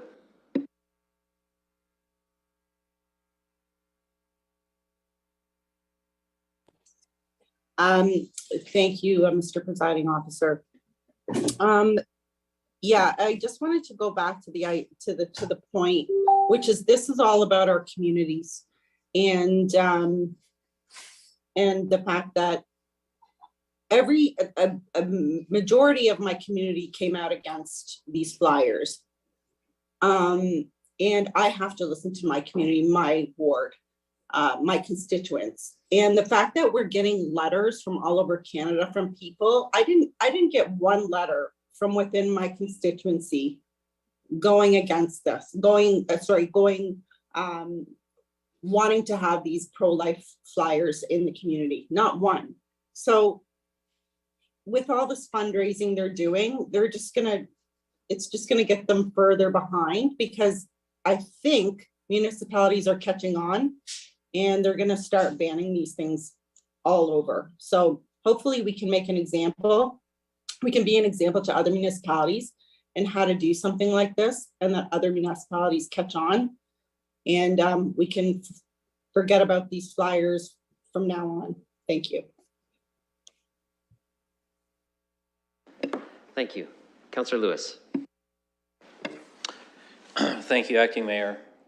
This has been a long road. And I know that Councillor Hopkins and Councillor Pelosa have been on it with me for a couple of years now. And of course, other colleagues have come along the way. I know that I was prepared to support the original recommendation from our staff in the last cycle. This option came up. I'm very happy to support it tonight too.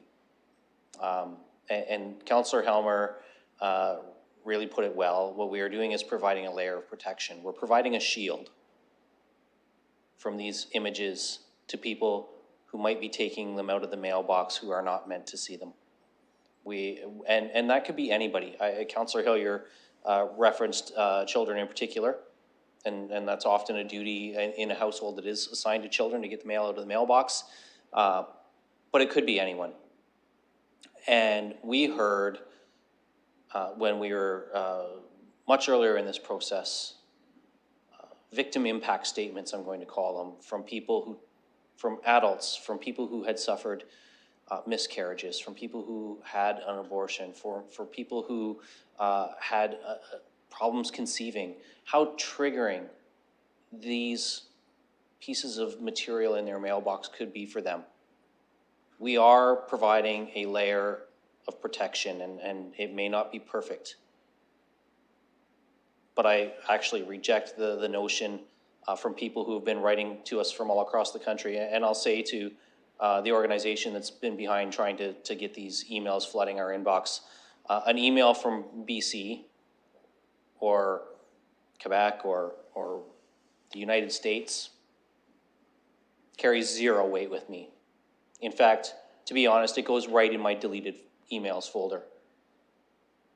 I was sent here to represent the interests of Londoners, and that's what I'm doing in trying to support with a layer of protection this proposal tonight. So I want to thank all of the staff and all of the councillors who've been involved, and it's been quite a few of us in the various iterations of this that have come forward. I think this strikes a good balance. The material can still be delivered. but it's going to have to be in an envelope that provides a layer of protection. I don't think that's inhibiting anybody's freedom of expression.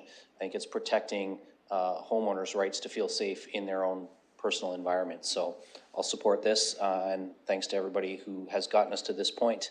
I hope tonight's our final decision point. I'm sure there may be some challenges, but I think we've done, everybody involved has done a good job of getting us here.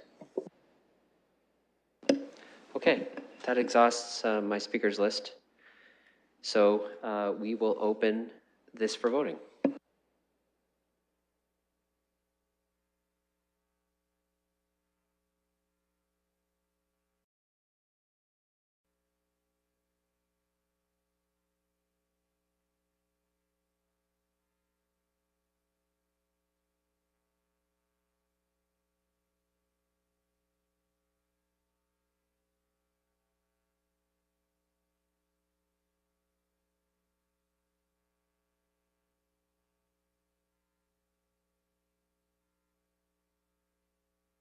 Councillor Van Meerbergen.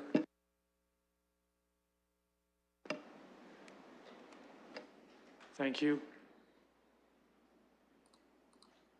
Closing the vote, motion carries 13-1. Councillor Cassidy. Thank you, Mr. Number 8 on the floor, and that's the deferred matters list. We had a conflict of interest on that one. Okay, any discussion on the deferred matters list? No? Okay, seeing none, we'll open that for voting. Councillor Hillier? You're muted. Sorry, I needed 5.4, number 2, the special policies manual taken out. So, thank you.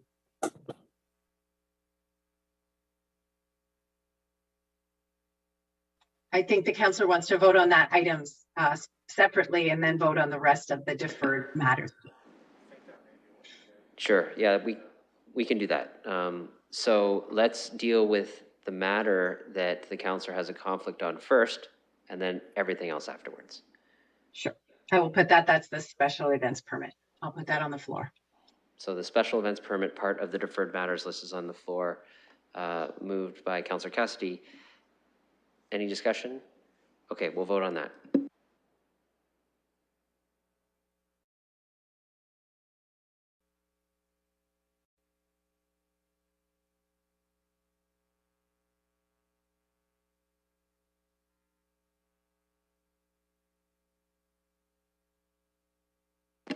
Closing the vote, motion carries 13-0 with 1 recuse. Councillor Cassidy?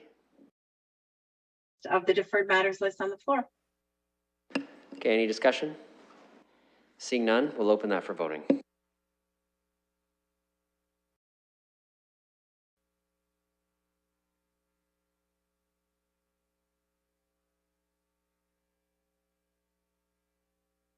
Closing the vote, motion carries 14-0.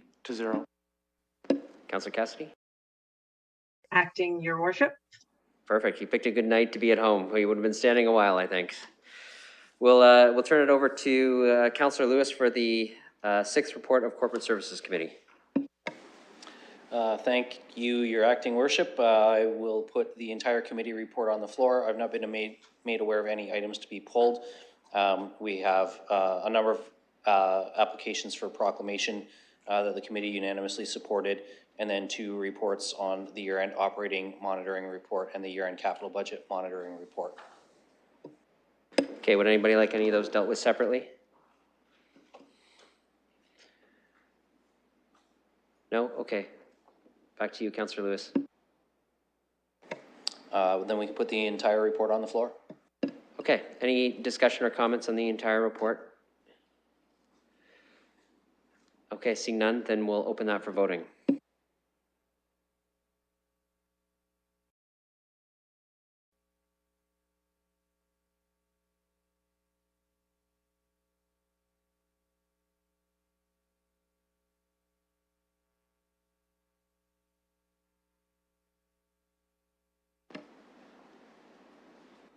Closing the vote, motion carries 14-0.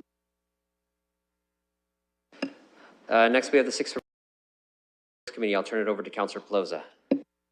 Thank you, Mr. Chair. I have not been given advance notice of pulling anything separate from the consent. Does anybody want anything dealt with separately? No, seeing none. Any comments from the chair then? Yes, everything was a unanimous decision of committee. Several EAs being finished up. A few contract awards were before us just because they were joint ones with other neighboring municipalities to have cost savings realized with the City of London. And under items for direction, there was a speed reduction petition for Digman Drive, and for members of the public, that petition was being received and sent to staff for consideration with a report coming back to Civic Works. I would put all those items on the floor. Councillor Van Holst, comments? Yes, I did have some comments, and it was on item number 6, the unwanted water, addressing overflows and bypasses from London's wastewater collection and treatment system. Interesting. I appreciate staff's answer at the committee, and also some follow-up questions. I'll just say we're very concerned about bypasses, but of course, to prevent those is going to be lots of work in the future, and it could be a very expensive and to complete that project over many years. So I just wanted to maybe allay some concerns a little bit. There used to be a statement in the water treatment and I guess other treatment realms that the solution to pollution was dilution, and we don't believe that anymore. We think that everything should be treated.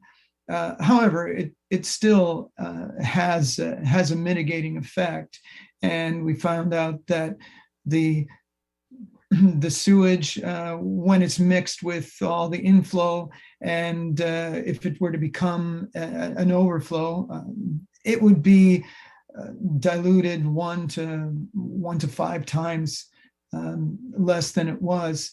But then I asked about what about the river where it ends up, and the river's so high in these situations that it's a dilution of thousands of times and possibly tens of thousands.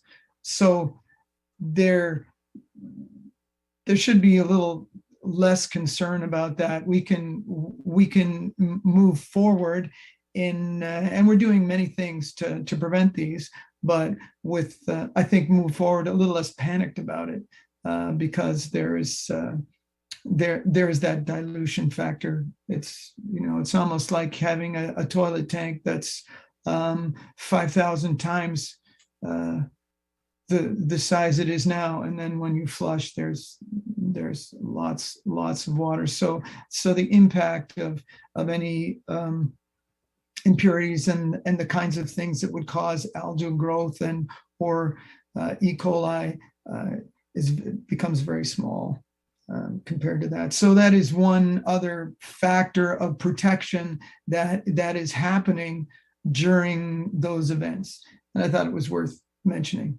Thank you. Okay, any further comments on the slate of items before us? Seeing none, we'll open that for voting.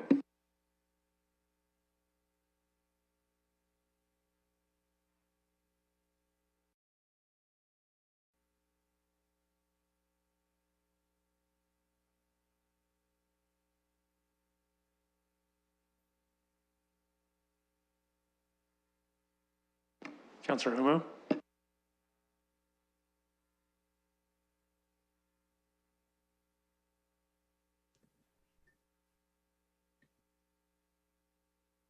Councillor Hamu? There we go. Thank you. Closing the vote, motion carries 14-0. Thank you. That concludes the 6th report of the Civic Works Committee. Thank you. The next is the second report of the Audit Committee. I chaired that, so I'll ask Councillor Helmer if he can present the Audit Committee report. Happy to present the report from the committee. Colleagues will see that there's a report about the internal audit follow-up activities, as well as the draft internal audit plan, which the committee spent some time discussing with the new internal auditors from MNP. We approved the draft internal audit plan.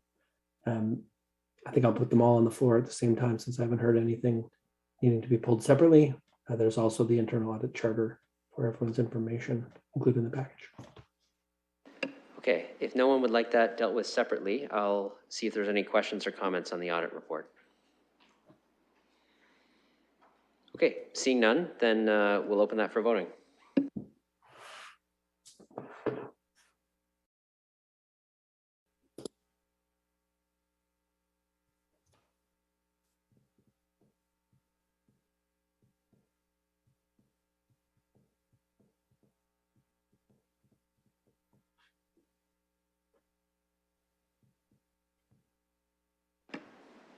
Councillor Hillier, Councillor Van Meerbergen.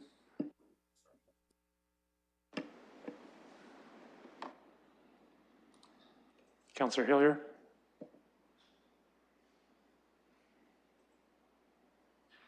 Last call, Councillor Hillier. We will mark Councillor Hillier as absent. Okay. Closing the vote, motion carries 13-0. Yes, my apologies, Councillor. Saying he was going to leave the meeting after the CPSC report. Okay, that concludes the audit report. Thank you, Councillor Helmer. On to added reports. I will ask Councillor Lehman if he can report on the 7th report of council in closed session. I will report out progress is made on the issue for going into a closed session. Yeah, so we have another added report, which is the added CSC related to a debenture issuance. I will turn it over to Councillor Lewis to present the added CSC report.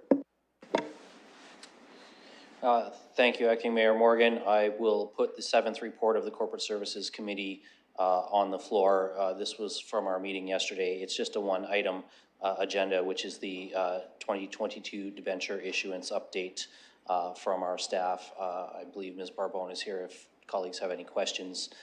But there's only one item, so you can't pull an item while other than the pecuniary interest. So we'll be putting the whole thing on the floor. Okay, the whole thing is on the floor. Any questions or discussion on the added CSC report? Councillor Helmer. Thank you. This is the first report in a few years where we're seeing rates going the other way. We've had the benefit of having rates for our debentures being quite low for several years in a row. And I wanted to point out that the gradual but significant reduction in the net debt for the city, especially the debt that's associated with the general municipal rates over time, has put us in a really good position now that rates are starting to rise. And I think sometimes it can go unnoticed and uncredited. Usually Deputy Mayor Morgan would be the one pointing this out. It ends up saving us a lot of money once we get into the increasing rates environment and we're not benefiting from the really, really low rates that we've had. And that's not really the responsibility or the full credit of any one individual, but many councils and many groups of staff working towards the same goal of being very fiscally disciplined, especially when it comes to the issuance of debt. We just dealt with a report about a surplus and what to do with it, and having surplus policy that makes sure that we're keeping the debt under control as we're working through all these big projects. It allows us the flexibility to deal with things like, oh, the Adelaide underpass is more expensive, and all of a sudden we're going to need to borrow some money unexpectedly. And we do save money in the long run with that approach. So I wanted to just spend a little bit of time today commenting on it, even though this report, obviously, we're seeing a rate that's over 3% all in. I like the days when it was 1.8, better. Okay, any further comments or questions? Okay, seeing none, then we will open this for voting.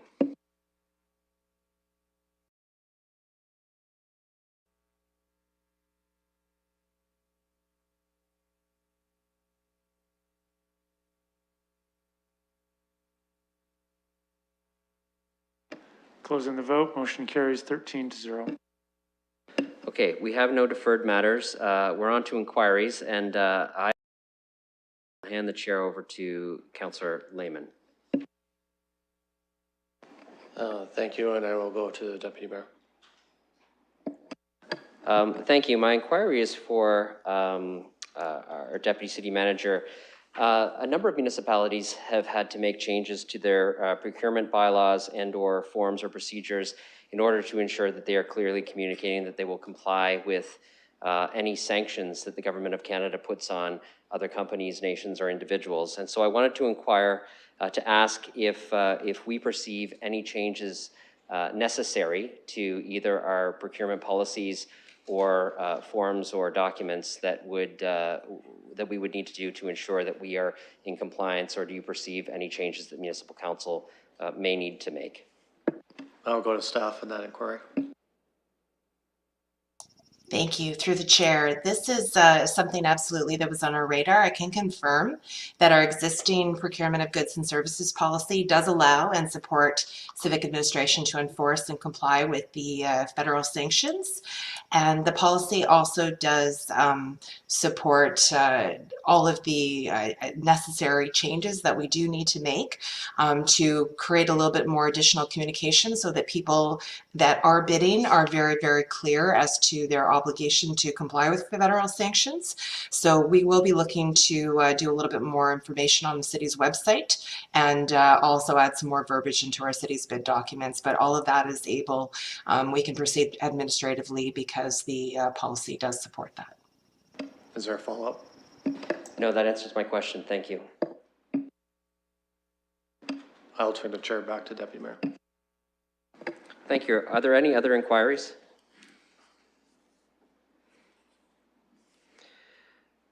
Seeing none, are there any emergent motions? There are none. Then we are on to bylaws, which we need to read for a first, second, and third time. Councillor Helmer. Could you pull 183, 186, and 202 separately? Those are related to the Sunningdale Road rezoning and official plan changes.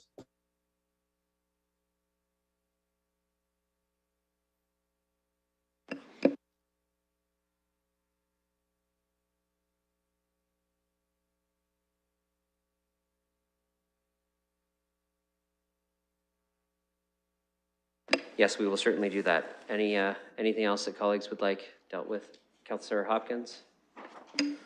Yeah, I'm not sure what number, but it would be the one relating to 1055 Fanshawe Park Road West, the 9th report. I want to say 184.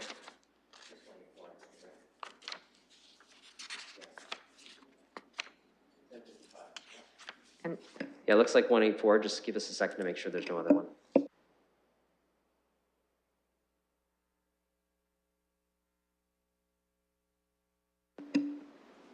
And maybe 187.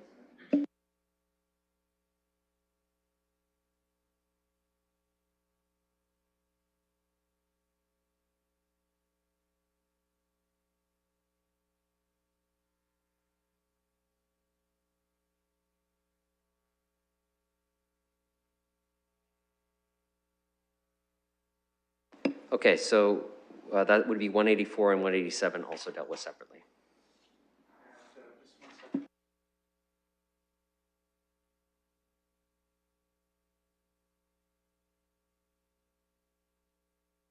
And 205 would be included in that as well.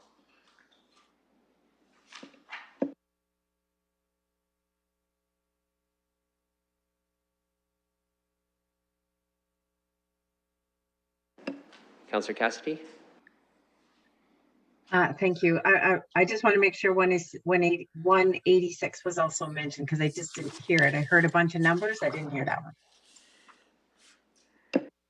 That's correct. We're going to deal with 186 separately too. That was part of the three that Councillor Helmer requested. Okay, if there's no others, then what we will deal with is everything between 180 and 205, and just give me a second, including the revised Bill 201 and the added Bill 206 from the CSC meeting, with the exception of 183, 184, 186, 187, 202, and 205. Do I have a mover for that? Councillor Van Meerbergen, seconded by Councillor Cassidy. We will vote on first reading of those bills. As soon as we pull it up, it'll just take a second.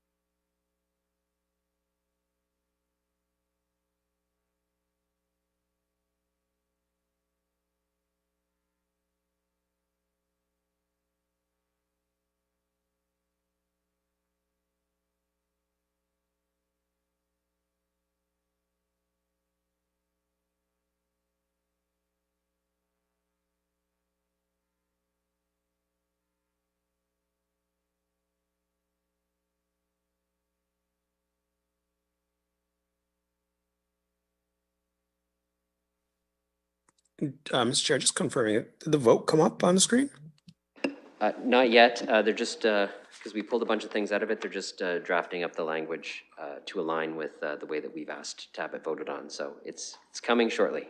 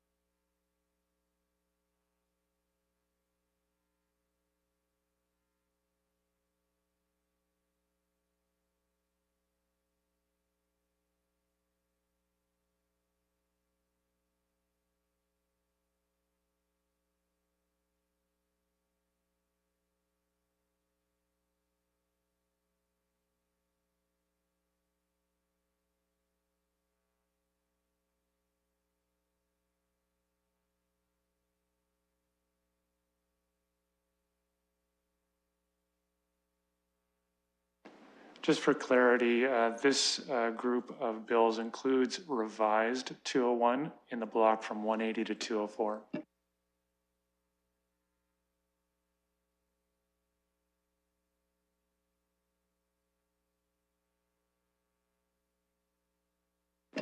Close and vote, motion carries 13-0. Mover and seconder for second reading. I see Councillor by Councillor Pelosa. Any discussion at second reading on any of these bills? No, seeing none, then we'll open this for voting.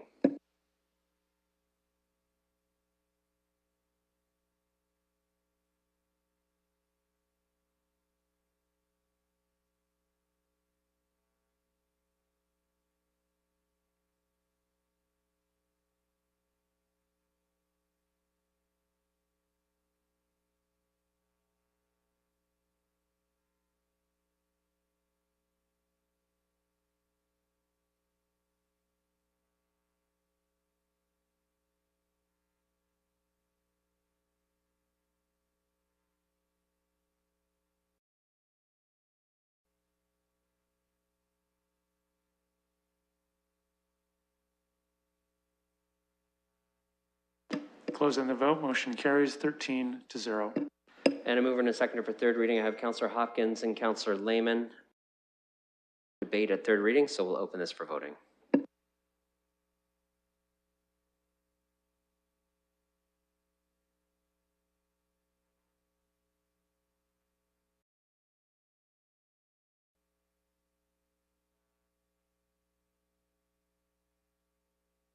Closing the vote, motion carries 13-0. Okay, next I'll look for the following block, bills 183, 186, and 202, all related to 1521 Sunningdale Road West and 2631 Hyde Park Road. I need a mover and a seconder for that block. Councillor Fife Miller, seconded by Councillor Lewis. We will open that for voting.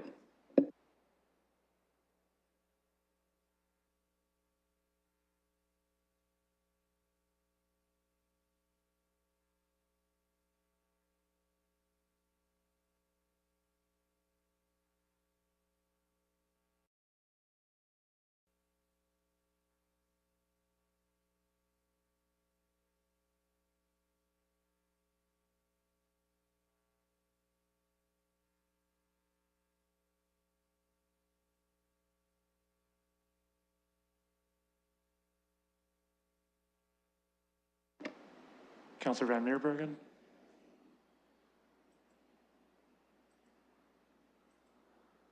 Closing the vote, motion carries 8-5. Okay, and mover and a seconder for second reading of that particular amendment, seconded by Councillor Lewis. Discussion at second reading. Councillor Helmer. I'm going to give it one more shot to try and convince, in particular, Councillor Van Holst that this is not the right thing to do. Earlier in the meeting, Councillor Van Holst asked, how many units do we have? I actually emailed that to him, just the GMIS numbers from last spring, which is obviously a bit different than what things would be like now. But the numbers from that report are 50,000 units, various stages of approval in various kinds of subdivisions and site plans as of January 1, 2021. So if we just use that as a lowball estimate, and we were building 5,000 units a year, which is much, much more than we're building right now in the city of London, that would be 10 years of residential supply. And that does not include any redevelopment of parcels that already have buildings on them, like the one we just talked about for York's 22-story tower downtown. That's not counted in those greenfield vacant land unit inventories.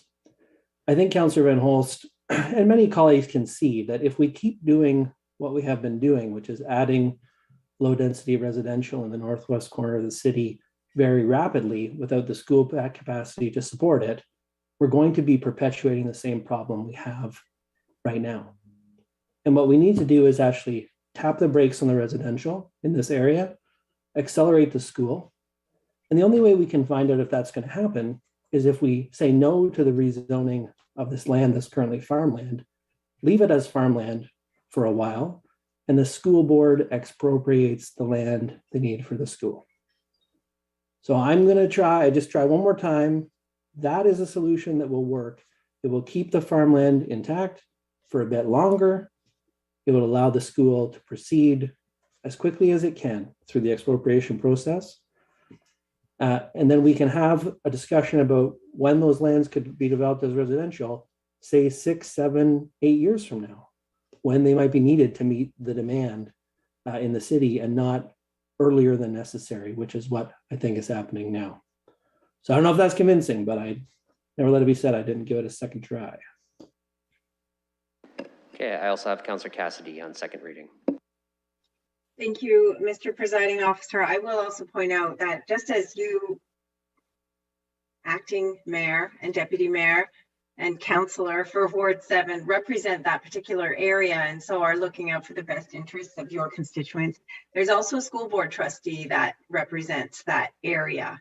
And in my communications with that school board trustee, I have been told that a few months ago, Thames Valley District School Board voted in public to move forward with expropriation of land in the area to build a school.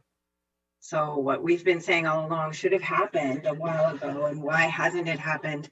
It has happened. So they're doing their job, they're doing their part in trying to get a school in the area for their constituents, and city council shouldn't be involved in that way. So I will continue to not support this. Thank you. Councillor Van Holst. Thank you very much. And I appreciate my colleagues. My my concern was the speed at which housing is being provided. I see there's opportunities in other places. I also see that we've got a developer interested in building something. Maybe I can ask a few questions to our staff too. How long would it take for us to see houses in this area, or one? And then my second question is, what happens to the development if we turn this down today? So what will be the next opportunity for them to come forward with an application?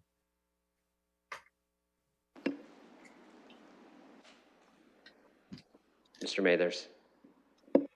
Through the presiding officer, so a couple questions there. One was related to what's the timing if to actually proceed for housing to be constructed. So likely that would take between 1 year and 1.5 years to get through the process. So that's likely the timing on that piece.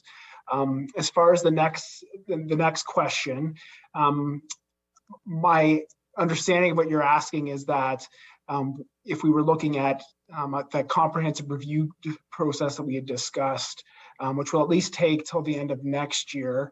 So that would probably push out construction within that particular parcel out to 2 or 3 years from now, if council decides to even bring that parcel in as part of the comprehensive review. So I hope that helps with your questions.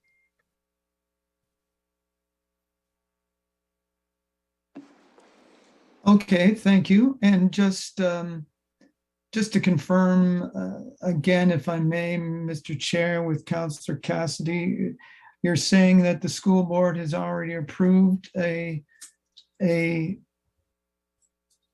expropriation of a property in the parcel where the negotiation is being made for this one? Okay, I don't want to get into too much cross debate, but it's a question of clarification for a point that Councillor Cassidy made. So if Councillor Cassidy is willing to answer it, I'll go to her. Thank you. I can tell you that the school board trustee told me that there was a motion in a public board meeting that staff begin the process of exploring expropriation. And this took place a few months ago. I don't have the exact date. The wording is a few months ago. Okay, and that's in this area. They have approval to build in this area. Okay. Well, thank you. So that seems to solve a number of problems.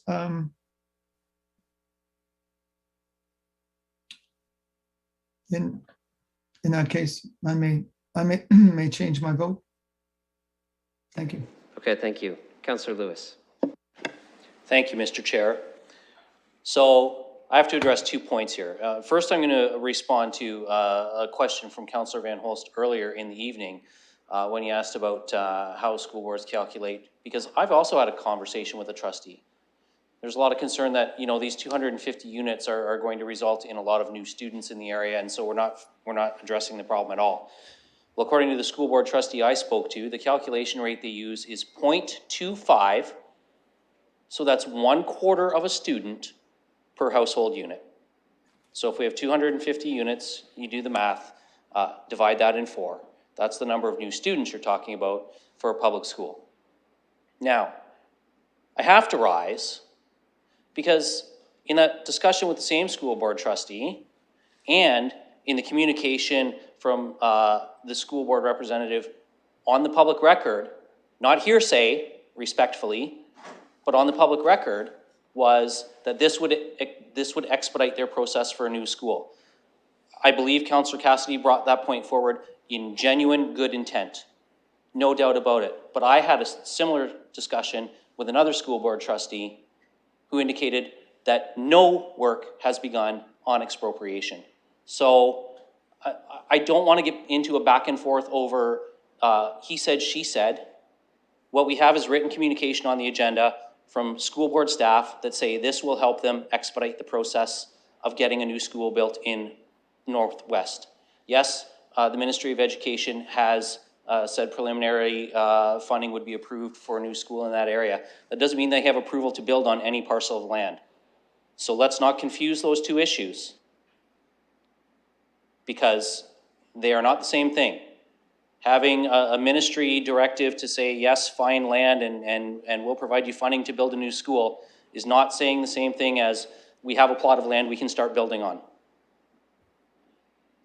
And I don't know whether or not the trustees had a motion, and I don't know, and I'm not going to presume to speak for school board staff as to whether or not they've started work on it. But we can't start to make decisions based on those conversations. I have to base a decision based on the written submission from the school board that was on the agenda, not a conversation with a trustee that I had or that Councillor Cassidy had. So I would encourage colleagues to take the same logical approach there. You have to go with what we've heard, not with what the intention might be from a trustee or multiple trustees or the board. We have to go with what we have on the record. Thank you. Councillor Van Holst, I know your hand's up, but you've already spoken to this matter and we're at council, so, okay. I had just left that up. Okay, no problem. Any further speakers at second reading? Okay, then I'll open the second reading vote.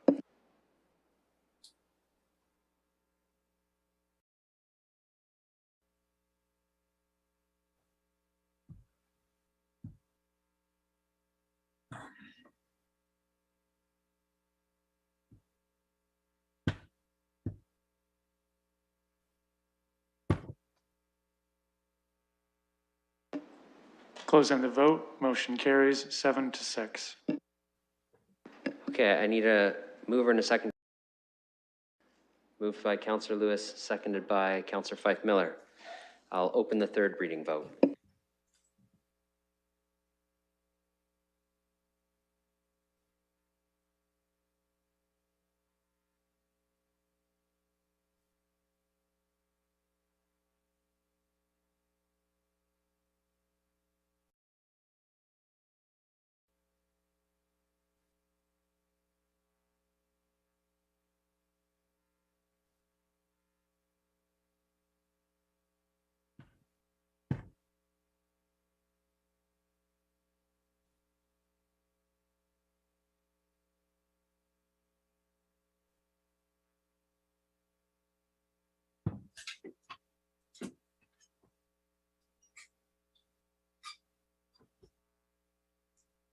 Councillor Lehman.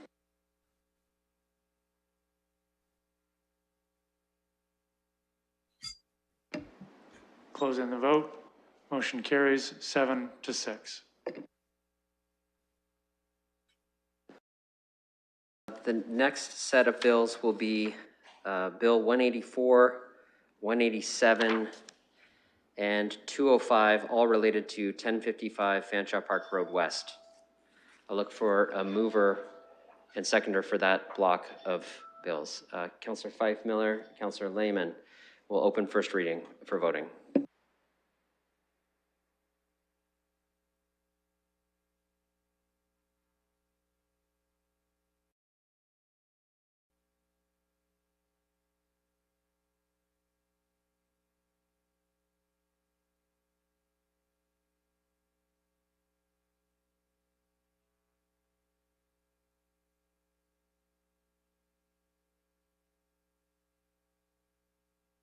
Councillor Helmer.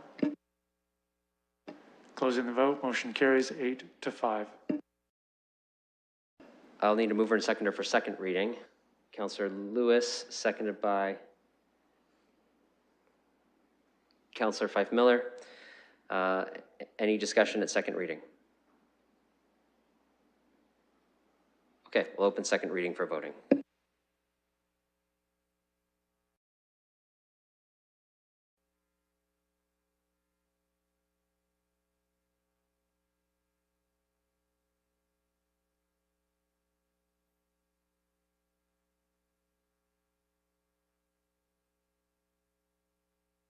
Councillor Lehman. Closing the vote, motion carries 8-5. Third reading, moved by Counselor Fife Miller, seconded by Counselor Hamou. We'll open third reading for voting.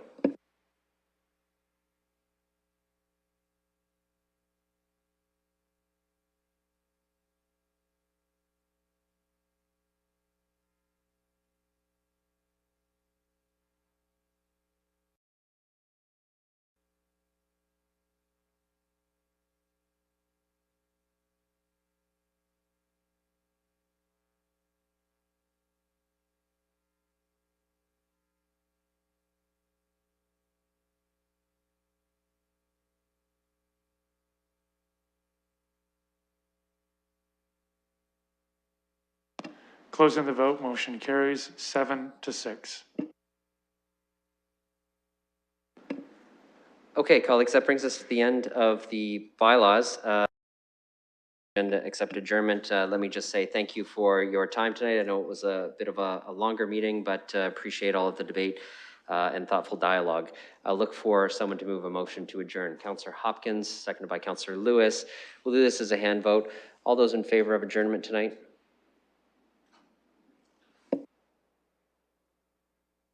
Motion carries. Okay, we are adjourned. Thanks, everyone.